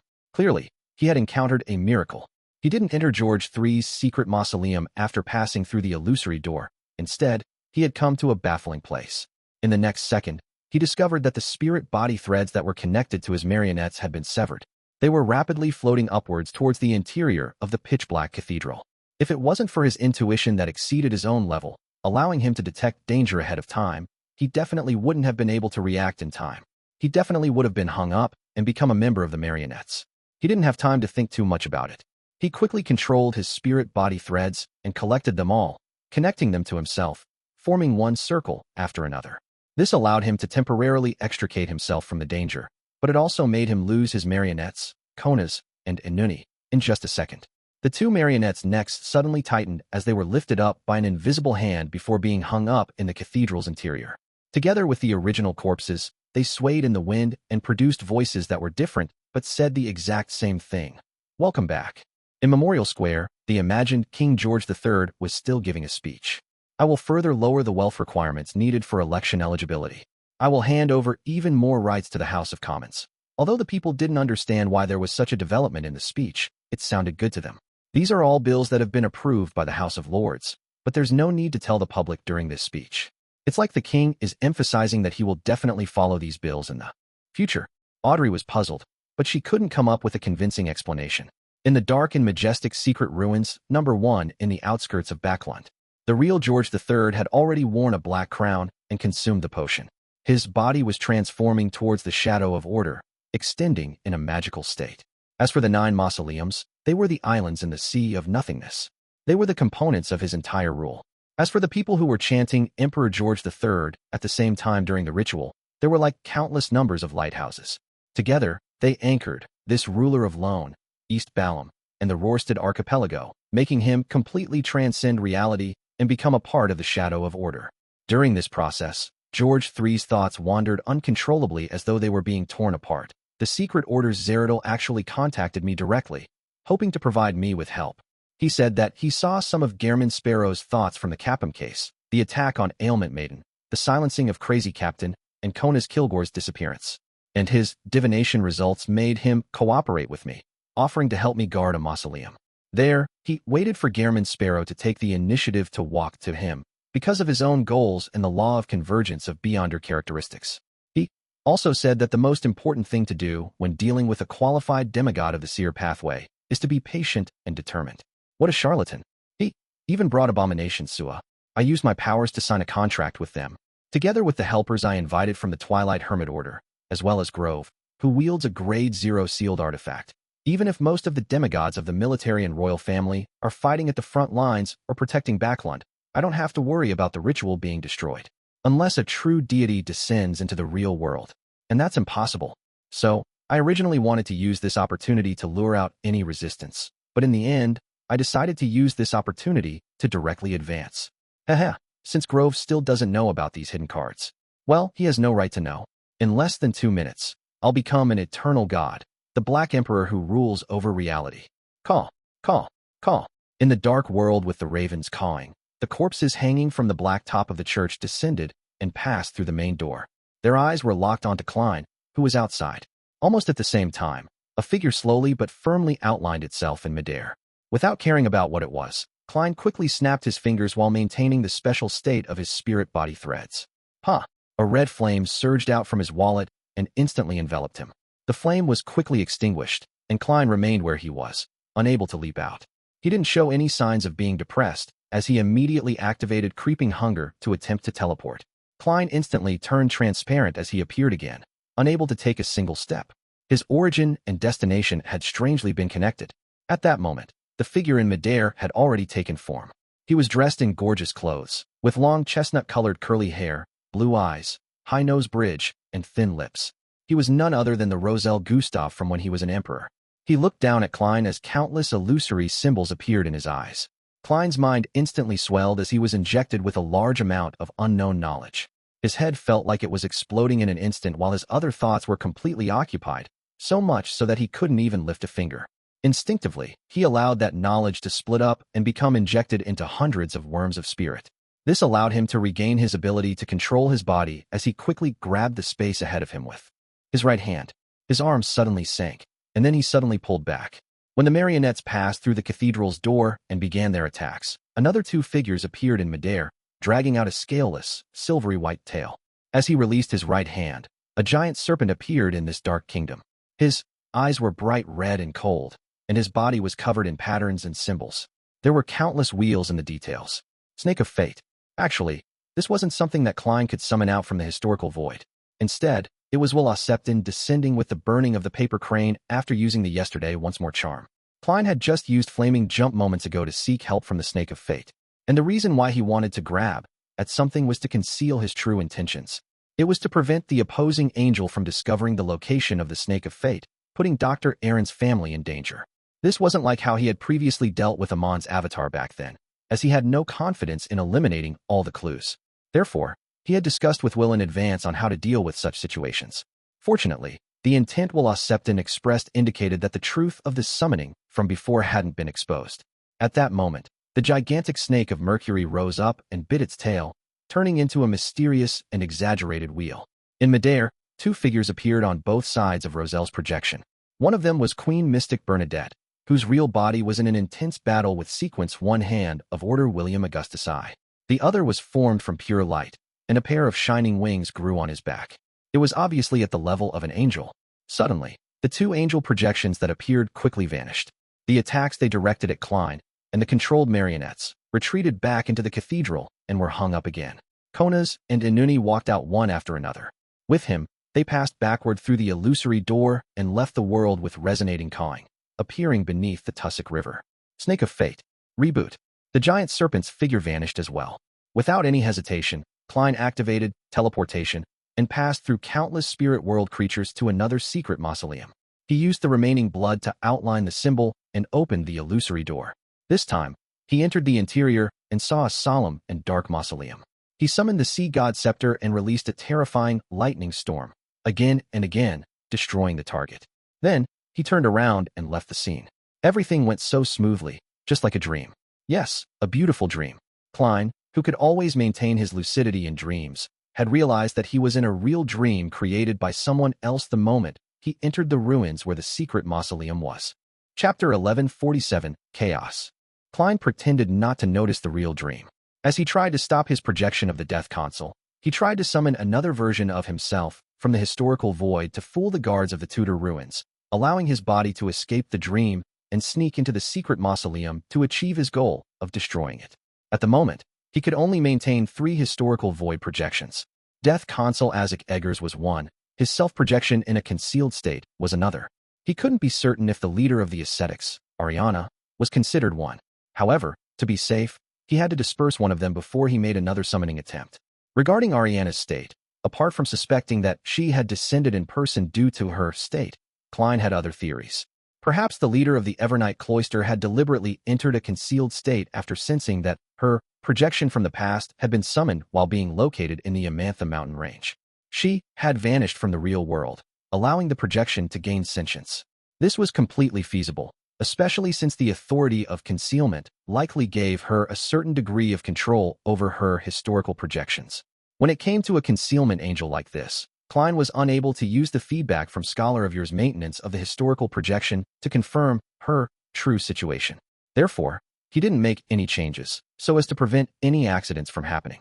Just as he was about to summon his past self, the real dream silently disappeared. Everything around him returned to normal. He was standing on a cliff at the entrance. Below him was a dark and majestic mausoleum. An old man with an ordinary appearance was levitating in midair.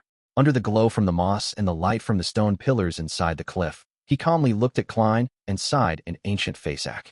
You weren't actually fooled by the dream I crafted. This old man's hair was completely white, but it was thick enough. There weren't many wrinkles on his face, and his appearance wasn't anything special. The Spectator Pathways Sequence 3 Dreamweaver? No, at least he's not an angel. Klein tensed up and didn't respond. He immediately took out his Silver Adventurer's harmonica and blew into it. No sound was produced, but Rionette Tynker, who was wearing a dark and complicated long dress, walked out.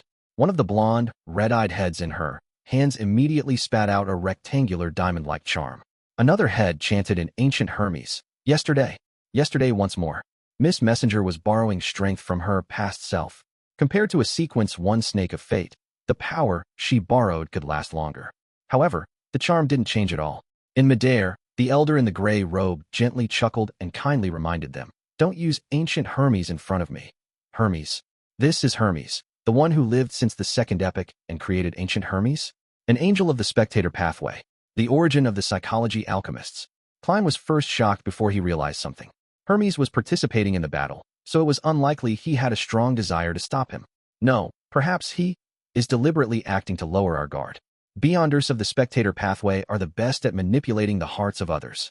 Just as this thought flashed through his mind, Rionette Tynker's other 2 heads began chanting in Jotun and Elvish. Yesterday. The rectangular diamond-like charm was instantly ignited by a transparent flame before fusing with the void.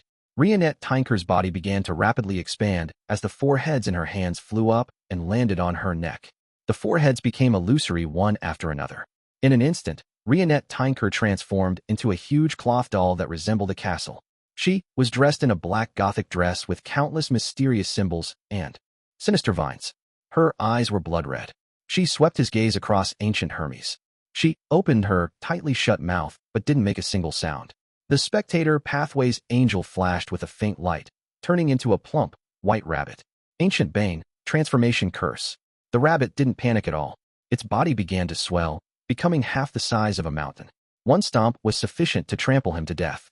To an angel of the Spectator Pathway, merely believing in their strength allowed them to be powerful enough without being at a disadvantage due to their appearance. As the rabbit turned into a monster, a subtle change happened in the ruins. Reality and illusion intertwined, making Rionette Tynker a little confused as to whether she was in a dream or in the real world. Klein could differentiate between the two. While he had noticed that not only was Miss Messenger in a mythical creature form, but the surface of the rabbit's body was covered in grayish-white scales. All sorts of patterns intertwined together, forming 3-dimensional symbols that seemed to connect to the mind. Angels are truly terrifying. They use their complete mythical creature form right at the start. As Klein sighed, he didn't even dare take a second look to gain more knowledge. Firstly, he didn't have the time to do so, and secondly, his level wasn't high enough. Seeing a complete mythical creature form would definitely lead to being affected and receiving some negative effects. This was something he had to avoid in a dangerous battlefield. Taking advantage of the battle between Miss Messenger and the gigantic rabbit that had transformed into a dragon, Klein used the strong winds to head for the secret mausoleum. As he recited a particular honorific name in Jotun, he reached out to grab at the air. First time, failure. Second time, failure. Third time, still a failure. Just as one fat, white rabbit after another appeared in Klein's island of consciousness, causing him to elevate his consciousness to fight back and be unable to take multiple things into consideration, he instinctively reached out his right hand and finally touched a particular image in the historical void. As he pulled back his arm, the image quickly outlined itself. She was a woman wearing a dark-colored robe and a wide hood. She had a beautiful face and slightly dull black eyes. This was the concealment angel of the Church of Evernight that he had met before. Later, he found out in the foggy town that this was Mother of the Sky, the daughter of the ancient god, Phlegria, and suspected to be the vessel for the goddess's descent. Since he was able to successfully summon the ascetic leader, Ariana, from the historical void in one try, Klein definitely thought of trying to see if he could summon her. He had been chanting the honorific name of the Evernight goddess. The employing of historical void projections by scholars of Yore had a difficult-to-overcome restriction. It was that he was unable to summon something that involved the uniqueness. However, objects that were merely a vessel of a deity's descent depended on how much of the deity's power was carried by the corresponding historical void projection or if it involved the uniqueness. Similarly, if he wanted to summon a mon, it was impossible to summon the actual body, but an avatar would work. To be safe, the person who he summoned was the one who had smiled at him during the Great Smog of Backlund, and he succeeded after 3 attempts. Of course, if it wasn't for the goddess's tacit approval, or perhaps providing some level of help, he might not have succeeded given 100 attempts, 1,000 attempts, or even 10,000 attempts. The beautiful lady didn't look at him, the summoner. Instead, she turned her head and looked down at the secret mausoleum. The entire underground ruin quaked as the dark and majestic mausoleum began to shake. Ripples appeared as though it was about to be moved into a concealed world. Read more chapter on VIPnovel.com at this moment. 2 arms extended out from the outside world. One was pressed towards the gigantic doll, Rionette Tinker, while the other spread out its fingers to grab at Klein. These 2 arms were more than 10 meters long. They were pitch black on the surface, flowing with sticky liquids. Some of them were strangely protruding. Some had skulls as heads, 3-dimensional eyes, or barbed tongues. Abomination Sua. The remaining guards in the underground ruins went crazy. Some raised their swords to kill their companions, or they raised their guns, aimed at themselves, and pulled the trigger. Klein's skin began to crack, and his consciousness was disturbed by a sensation of madness. He was unable to respond effectively. The concealment angel he summoned retracted her gaze through pure instinct, and she looked up at the 2 arms that seemed to come from the depths of a nightmare. Tremendous fear caused Sua's arm to tremble slightly. Not only did he fail to grab hold of Klein, he was even cursed by Rionette Tinker, causing him to be covered in green fur. Immediately following that, they began to fade as they struggled with all their might, trying to escape their concealed states. And at this moment, 3 figures appeared in midair in the underground ruins. They were Emperor Roselle, the first lone king, William Augustus, and the abstract angel formed from pure light. The historical void projections summoned by Zeradal followed closely behind. With so many angels descending at the same time, just the effects from their auras alone caused the entire space to quake, not to mention the intense battle they were engaged in. In an instant, the pitch-black mausoleum shook even more vigorously. There was even an obvious crack on its surface. Klein wasn't surprised at all, because this was his last contingency plan. When the enemy was too powerful and prepared, preventing him from creating an opportunity, then it was best to draw everyone together while destroying the mausoleum, thus creating chaos. This was the inspiration he got from the encounter outside Byam City. Back then, Abomination Sua and the byproduct of the Artificial Death Project attacked remotely, while Sea King Kotman, Miss Messenger Rionette Tinker, and a demigod from the Rose School of Thought had participated in it, resulting in the collapse of an innocent mountain. At that moment, Klein wanted the secret mausoleum in this ruin to be like that mountain. He didn't believe that angels could control the damage to their surroundings when in an intense battle, and the lineup this time far exceeded the previous one. It's still not enough. Then let's make it a little more chaotic. As he controlled his spirit body threads to prevent them from floating upwards, he dodged and sensed the mysterious space above the gray fog. Using his basic control over it, he made it tremble slightly. In midair, a grayish-white fog appeared as the majestic palace appeared faintly. Sefirah Castle. In an instant, the sky above the Holy Wind Cathedral in Backlund turned dark, as if a storm was brewing. A bird with dark eye circles watching over the Tussock River downstream moved its gaze. In the outskirts of Backlund, where Ruins No. 1 was, Demoness Trissy had been robbed of several powers and suffered serious injuries. She was on the brink of death. Bang! She slammed against the cliff, almost embedding herself into it. Blood was everywhere. At this moment, she took out an item. It was a rectangular diamond-shaped charm. Yesterday once more. Chapter 1148. 1148 Not Late. 1148 Not Late. There were very few chances to use charms in high-level battles. No one would take the initiative to leave an opening for their opponent while they chanted the incantation.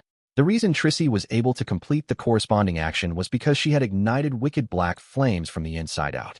As for the black flames, they seemed to absorb all the heat in the surrounding areas, causing thick ice crystals to form. Beyond the ice crystals, there were almost invisible spider webs that wrapped around them, forming huge cocoons. Relying on the 3 layers of defense, Trissy managed to buy almost 2 seconds, so she took out the rectangular diamond-shaped charm and chanted, "Yesterday." The transparent flame ignited amidst the wicked black flames. The diamond-like charm silently disintegrated before merging with the void. This was something Klein had specially provided to the demoness, so as to allow the damage from the 3 prongs to become the main assault point at any time. Trissy immediately saw the grayish-white fog and realized that the scenes in the past were like stars, densely packed together. There were scenes of the young him wandering the streets, coming under the control of the mafia, swindling, cheating, and stealing from others. He later joined the Theosophy Order and became an assassin. There, he enjoyed ending lives and the bloodshed, instigating others to tear off their masks and reveal their true bestial nature. Due to various reasons, he had no choice but to become a witch. She began creating catastrophes, and it was arranged by the demoness of pleasure that she would become Prince Edisac's mistress. Realizing that she was becoming less and less like herself, and that she was slowly losing herself to the pleasure, she felt extreme fear and yearned to escape. However, having fallen deeper into hell, she experienced immense pain and chose to be extreme. With a thought, the scenes magnified and occupied her entire vision. Under the light, the lawn outside the window was bright, and the horses were walking slowly. The holes of the golf course could still be vaguely seen, and inside the house, there was an antique cabinet blocking the view from the door. The past Trissy stood at the edge and looked out, wearing a sapphire ring on her left hand. At that time, she wasn't even a sequence 5, and she didn't have the strength the current her needed to borrow. However, she had a ring from the Demoness sect that was closely related to the primordial Demoness. This ring was the thing that Trissy wanted to borrow. All of a sudden, the intricate ring that was inlaid with a sapphire gem appeared on Trissy's pinky. And unlike in the past, the present Trissy had fused with the mark and submitted to the primordial Demoness. She had been greatly enhanced as a sequence 4 demigod. In other words, even though she wasn't a robust deity's descent vessel, she already had the qualifications to be one. And that sapphire ring allowed her to temporarily grasp a certain amount of initiative. Looking at the scenes in the past, the cocoon formed by Trissy's spider silk cracked inch by inch. The thick ice crystals silently melted as the wicked black flames corroded. She raised her left hand, closed her eyes, and smiled as she placed the sapphire ring between her eyebrows. The ring melted like metal as it flowed into Trissy's head in a surreal manner. At that moment, the wicked black flames were completely deprived by Prince Grove as a burning white spear of light shot out. At the front of the spear, 2 pure white wings spread out as they embraced the tip of the spear, like an angel, sealing off the surrounding space and preventing the target from escaping. At that moment, Trissy opened her eyes. They were a deep black color. Her hair flared up one by one, each becoming as thick as a snake. The outer layer was slippery and diabolical, with clear black and white eyes embedded at the ends, or heads that looked like venomous snakes. Their mouths were slightly open as they flicked their tongues. The spear that was condensed from pure light stopped in front of Trissy, as though it was being pressed down by an invisible hand, making it difficult for it to advance even an inch further. It quickly turned grayish-white in color, turning from incorporeal to corporeal, as if it was carved out of stone. With a whoosh, the spear rapidly plummeted to the edge of the cliff, shattering into countless tiny pieces. The grayish-white color around Trissy rapidly spread out in every direction as if it had a life of its own. Wherever it passed, the stones became hard while everything else turned to stone. The various rituals that had been set up in Ruins No. 1 were now tainted with grayish-white colors, preventing the angels guarding the other secret mausoleums from discovering the changes and coming over immediately. Prince Grove was instantly surrounded by a grayish-white aura that emanated out of the void. With him only being capable of using the crown of thorns to maintain a small safe zone, there was no way for him to use any prohibition powers. Trissy, whose eyes had no borders marking her whites from blacks, didn't even look at her opponent. With her snake-like hair blotting out the sky, she took a step towards the secret mausoleum at the bottom of the dark valley. Boom! The ground began to shake violently as a dull thud sounded from deep within. Red asteroids with fiery tails appeared out of nowhere as they flew past Demonis Trissi and smashed at the mausoleum. In an instant, this ruin was inundated with catastrophes. George III, who was at the critical moment of his advancement, sensed this and immediately felt a strong sense of confusion and anger. With great difficulty, he split off some of his strength, and with the help of the preparations he had put in place, he forcefully distorted the surrounding area and isolated the dark and solemn secret mausoleum from the real world, preventing earthquakes and meteors from approaching the target. Boom, boom. Amidst all kinds of catastrophes, the cliffs crumbled one by one as the ruins began to collapse. George III's angry voice sounded from the secret mausoleum that formed a world of its own. Are you mad? For a sequence 4 to forcefully accept the power of a true deity, the only outcome was death. Trissi laughed. The skin on her face had been pushed to its limits. Inch by inch, they crumbled, revealing the blood and flesh that was squirming wildly underneath. This extremely terrifying demoness scoffed and said, "Isn't the ending of a lovely story supposed to have all the bad guys die? For example, you or me?" Before Trissi could finish her sentence, she wore that tragic smile on her face as the asteroid plummeted into the twisted secret mausoleum in a bid to destroy it. In another mausoleum, Klein didn't put on a strong front. He quickly ended the connection with Sefirah Castle as though he was praying to the fool for help. The commotion from before had nearly caused all the angels present to stop. Unfortunately, the concealment angel Klein had summoned was a historical void projection. It only continued fighting based on instinct, turning the situation even more chaotic. At this moment, William Augustus's projection pulled out a silver sword and pointed ahead before slicing downward. There was no need for him to say anything else. The chaos in the ruins came to a stop as the battlefield was divided into different sections. Hermes faced the beautiful and impassive lady. Abomination Sua suppressed Rionette Tinker. The historical void projections of Emperor Roselle and the Angel of Light surrounded Klein. William I stood at an isolated spot, ensuring that none of the aftershocks attacked the mausoleum below. As expected of the Hand of Order, Klein's pupils dilated. Without thinking, he reached his right hand into the inner pocket of his clothes, and he stretched out his left hand to borrow strength from his past self. The Death Consul, the Evernight Cloister's matron, and the Concealment Angel were figures that exceeded Klein's own level, be it summoning or maintaining them. It was a terrible burden on his spirituality. He had no choice but to borrow some power from his past self before his spirituality completely dried up. This way, he was filled with fake spirituality once more. For the next 5 minutes, it was no different from real spirituality. Then, Klein saw light. The angel formed from pure light, which also had illusory wings on his back, made the layers of light surge towards him like a tidal wave, drowning him. In the bright white sea of light, something suddenly appeared. It rapidly plummeted and approached the secret mausoleum. It was a dark-colored book that consisted of goatskin. Roselle's travels. Using his ability to split into worms of spirit and his enhanced ability to shapeshift, he shrank into bookmarks made of flesh, embedding themselves into the book, using it to block the endless light's purification and melting effect. But even so, he was still severely injured because the light still could illuminate part of his body. This wasn't the end. Standing right beneath Roselle's travels was Emperor Roselle, dressed in gorgeous clothes, waiting there with his hands raised. Without second thoughts, Klein could only activate the first method he knew of to protect himself: hiding in the historical void. Boom. A loud thunderclap boomed outside the ruin.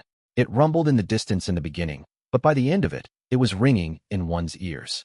Klein, together with the projections in the historical void, and all the living beings in the ruins were awed and turned stiff. Instantly, the sea of light dimmed. But no, there was a figure that wasn't affected, the concealment angel of the Church of Evernight.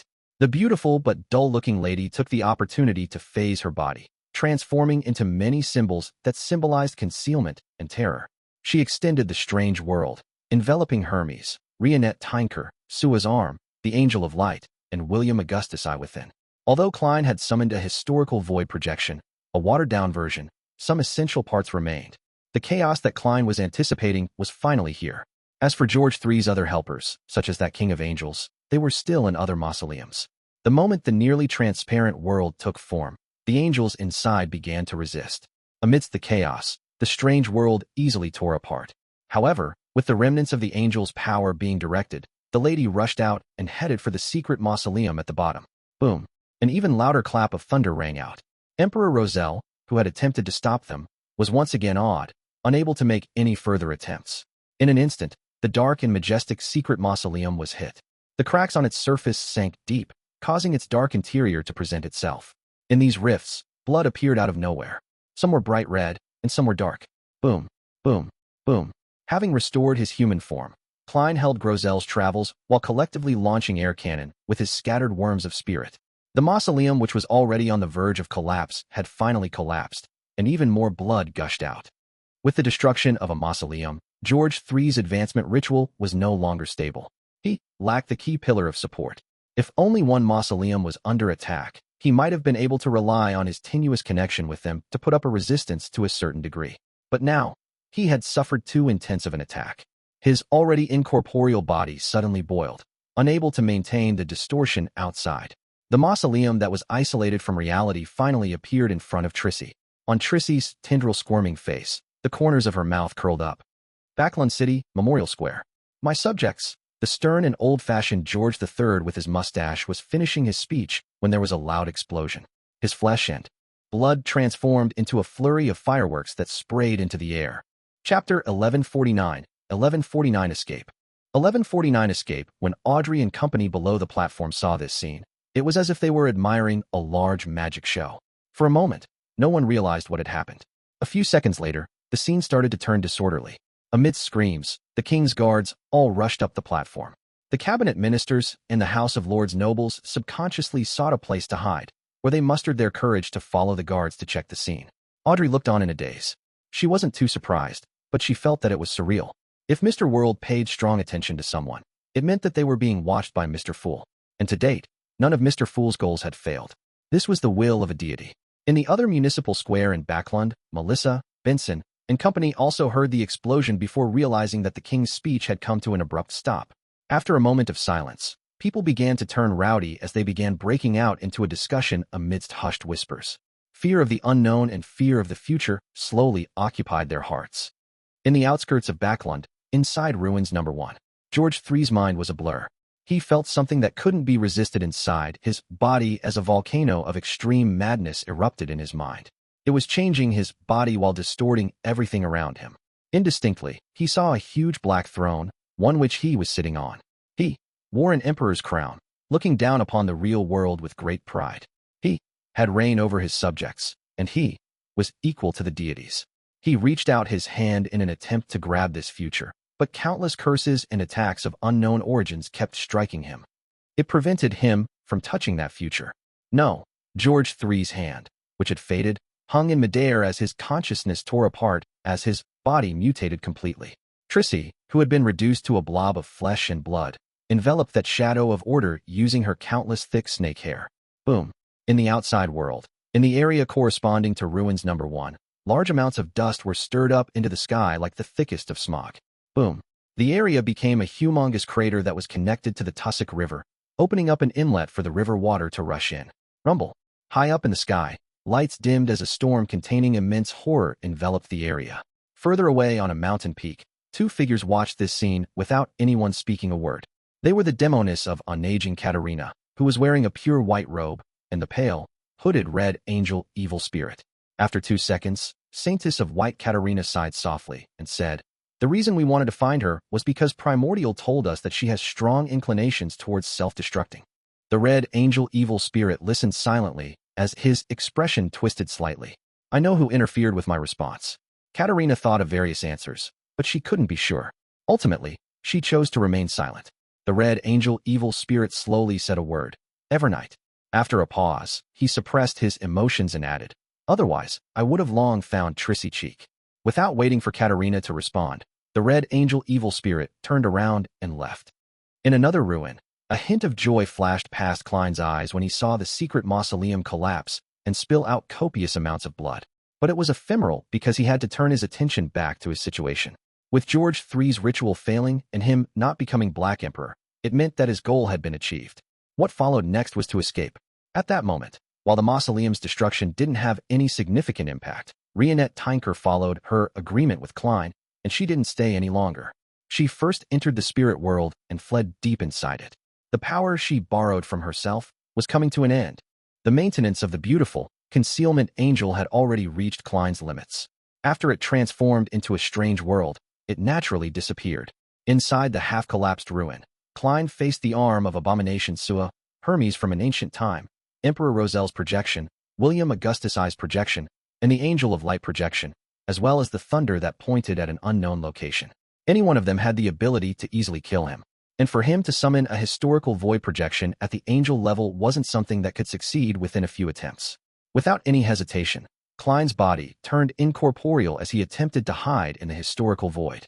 At this moment, a vortex suddenly appeared in the grayish-white fog in his vision. It was made up of countless transparent maggots that extended out transparent and slippery tentacles. Zeridol's actual body had appeared. He had been waiting in the historical void for Klein. At that moment, Klein's action of entering the historical void could no longer be reversed. All he could do was watch helplessly as he was pulled in by the vortex and thrown into the center. He wanted to snap his fingers and ignite another paper crane, but he realized that no flames could rise up there. Having probed him once, Zeridol was confident of his trump card. By relying on his level suppressing him and the authority of bizarreness, he made Klein unable to control the flames anymore. In addition, Klein's intuition told him that the destination after making a teleportation attempt was mysteriously connected to the vortex formed by the transparent maggots. He was unable to escape, nor could he summon enough helpers. However, Beyonders of the Seer pathway never perform unprepared. The vortex formed by the transparent maggots slowly spun as it received a visit initiated by Klein. The transparent and slippery tentacles swam over in an unstoppable manner. They reached towards him, but they only wrapped around the ancient book covered in dark-colored skin. The blood on the book's surface hadn't completely faded. Rosel's travels. At the most dangerous moment, Klein pricked his fingers, allowing his blood to flow onto the surface of Rosel's travels. Then, with a whoosh, he entered the book world and temporarily escaped the fatal trap set up by Zeridol. The moment he entered the book world, he immediately stretched out his hand and grabbed forward, pulling out a marionette that he had temporarily possessed from the historical void. Vinrambus. He had once tested that he could summon the projections of true history here. After all, it belonged to Sefirah Castle, and praying to the fool in the book world wasn't obstructed. Of course, if that didn't work, he had other ways to resolve it. He could summon Justice Audrey who existed in the book world's history. In short, he needed a mid- or high-sequence Beyonder from the spectator pathway to bring him into the sea of collective subconscious, into the city of miracles, live seat, and into the hall of truth. Time was of the essence, so the faster, the better. This was because he had no idea how long before this sequence one would be able to grasp the secret of Rosel's travels, much less whether the other party would forcibly descend into the book world. He could only race against time. Vinrambus, who was wearing a formal suit and a dark red bow tie, held onto him with a stiff expression. He directly entered the sea of collective subconscious, formed by countless shadows. With the power of a manipulator, they quickly shuttled through and arrived at the city of miracles, live seat, in seconds, appearing before the entrance of the Hall of Truth. Klein released his control over his marionette, Vinrambus, and under the nudge from the strong winds, he ran through the door. As he passed by the colorful murals, his inner voice resounded in the hall. The chances of summoning 0-08 here should be higher. Using it to draw or write at the end of the mural on the left side can affect the real world. Through its arrangements, I can make Zeridol make a mistake, allowing me to find a safe escape route. No, it's still easier to let Amon's avatar join the battle royale and implicate Zeridol. That will be easier to fulfill. It's no wonder the goddess wants to bait Amon into Backlund. The mural on the right represents the book world. I can use 0-08 to draw another temporary door for me to leave. While flying, Klein's right hand kept grabbing at the void ahead. 5 times, 10 times, 20 times. When Klein borrowed strength from his former self, his right hand suddenly sank as he dragged out a dull classic quill. 0-08. In the next second, Klein arrived in front of the huge pillar that was multiple arm spans wide. This had a clear sense of being worn down by time. It was the throne of the dragon of imagination, Anquelt. Klein circled around the stone pillar and arrived at the end of the mural. He raised the quill, 0-08, and was about to write. He had never tested for any changes when using 0-08 in here before. He was afraid that it would result in an excessive accident and alert Amon's brother, making his ploy of preventing George III from becoming the Black Emperor to be detected in advance. At this moment, he no longer needed to bother about such matters. He could wholeheartedly weave the development that he needed. Suddenly, 0-08, which was about to begin writing, disappeared. It disappeared before it reached the time limit. What's happening? Klein felt alarmed. He then realized that his words in the Hall of Truth hadn't been projected. There was silence all around him. With his spiritual perception triggered, Klein slowly turned around and saw that the time-worn rock had turned into a 100-meter-tall cross at some point in time. In front of the cross was a huge, blurry figure standing there. Facing everything with its back, it was observing all life with compassion. Inside the Hall of Truth, there were rows of black, high-backed pews, but only one supplicant. The supplicant had his eyes closed as he sat in the middle of the first row. He wore a rather simple white robe with a pale gold beard that covered half his face. His hands were clasping a silver cross in front of his chest, as he wore a genial and calm look. Adam, Twilight Hermit Order's chair, King of Angels Adam. Klein didn't even know when he had arrived. At this moment, Adam looked up, revealing his clear, limpid eyes that resembled a child's. He slowly stood up, speaking with a calm expression. George III's death causes Lone to suffer a heavy blow. Unable to sit idle any further, Indescribable decides to take this opportunity to launch an attack. This war officially develops into a war that sweeps through the world. Can you accept such an outcome? Chapter 1150 Mad Dash. 1150 Mad Dash. Although there was no concept of temperature in the Hall of Truth, Klein still felt a chill down his spine when he heard that. He felt a wave of heat, and he wanted to defend himself, but when he opened his mouth, he didn't know what to say. For a few silent seconds, his figure was reflected in Adam's limpid eyes before he said with some difficulty, "I accept it, but I will try my best to minimize the damage caused by the war in the future, so long as I'm still alive." He paused and asked in a deep voice, "Is this the price you exacted for the bestowment? Back when a certain ascetic here mentioned your true name, you had already noticed this book and secretly made arrangements?" Adam, who was dressed in simple white robes, didn't respond. He walked towards the mural on his left and stopped in front of one of the murals. He looked up slightly and quietly admired it. On the mural, a book consisting of goatskin flew up into the clouds and landed in a gigantic claw. After watching for a while, Adam said with a warm voice, "You may leave." He immediately felt that he had been rejected by the Hall of Truth, the sea of collective subconscious of the City of Miracles, and the book world. He involuntarily floated up and flew out of the area. During this process, he saw Adam return to the front of the black pews. Holding the silver cross pendant, he closed his eyes and prayed sincerely to the huge and blurry figure. Outside the sea of collective subconscious, an illusory door silently appeared. It stood in midair and was connected to the outside world. The book world also began to ostracize him, squeezing him out of the huge door. Suddenly, Klein returned to the real world and returned to the grayish-white fog. He was in the state he was in prior to entering the historical void. Unlike before, he hadn't been locked down by the whirlpool formed by countless transparent maggots. As for the slippery tentacles that were almost invisible, they wrapped around Grozel's travels slightly and disappeared into thin air. Without having time to lament over the loss, Klein's thoughts raced, and he made a choice almost purely on instinct. He leaped into the grayish-white fog in another direction and hid in a shattered spot of light. This was the so-called historical void.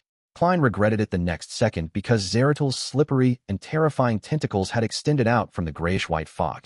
The countless translucent maggots were no longer formed a spinning whirlpool as they disintegrated into a tidal wave that surged towards him. Zeratl could actually fight in the historical void. This was the suppression effect that high-level members of the same pathway had against lower-level ones. A demigod of the same seer pathway was always the best choice for dealing with a seer demigod of a lower sequence. Without any hesitation, he ran through the spots of light and into the depths of the fog of history, just like his advancement. Scenes of the secret mausoleum collapsing, Backlund's suffering an air raid, and the tragic Great Smog flew behind him. However, the dangerous premonition in his heart didn't weaken at all. Instead, it intensified significantly. He even saw a thick shadow getting closer and closer, covering himself.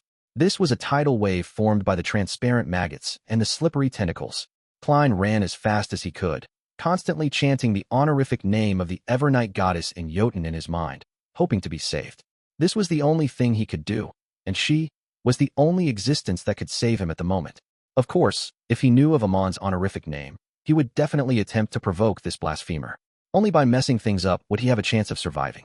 Rozel's declaration as emperor, the modification of the steam engine, the battle of the violated oath, the White Rose War, and the 20-year war flashed past one by one.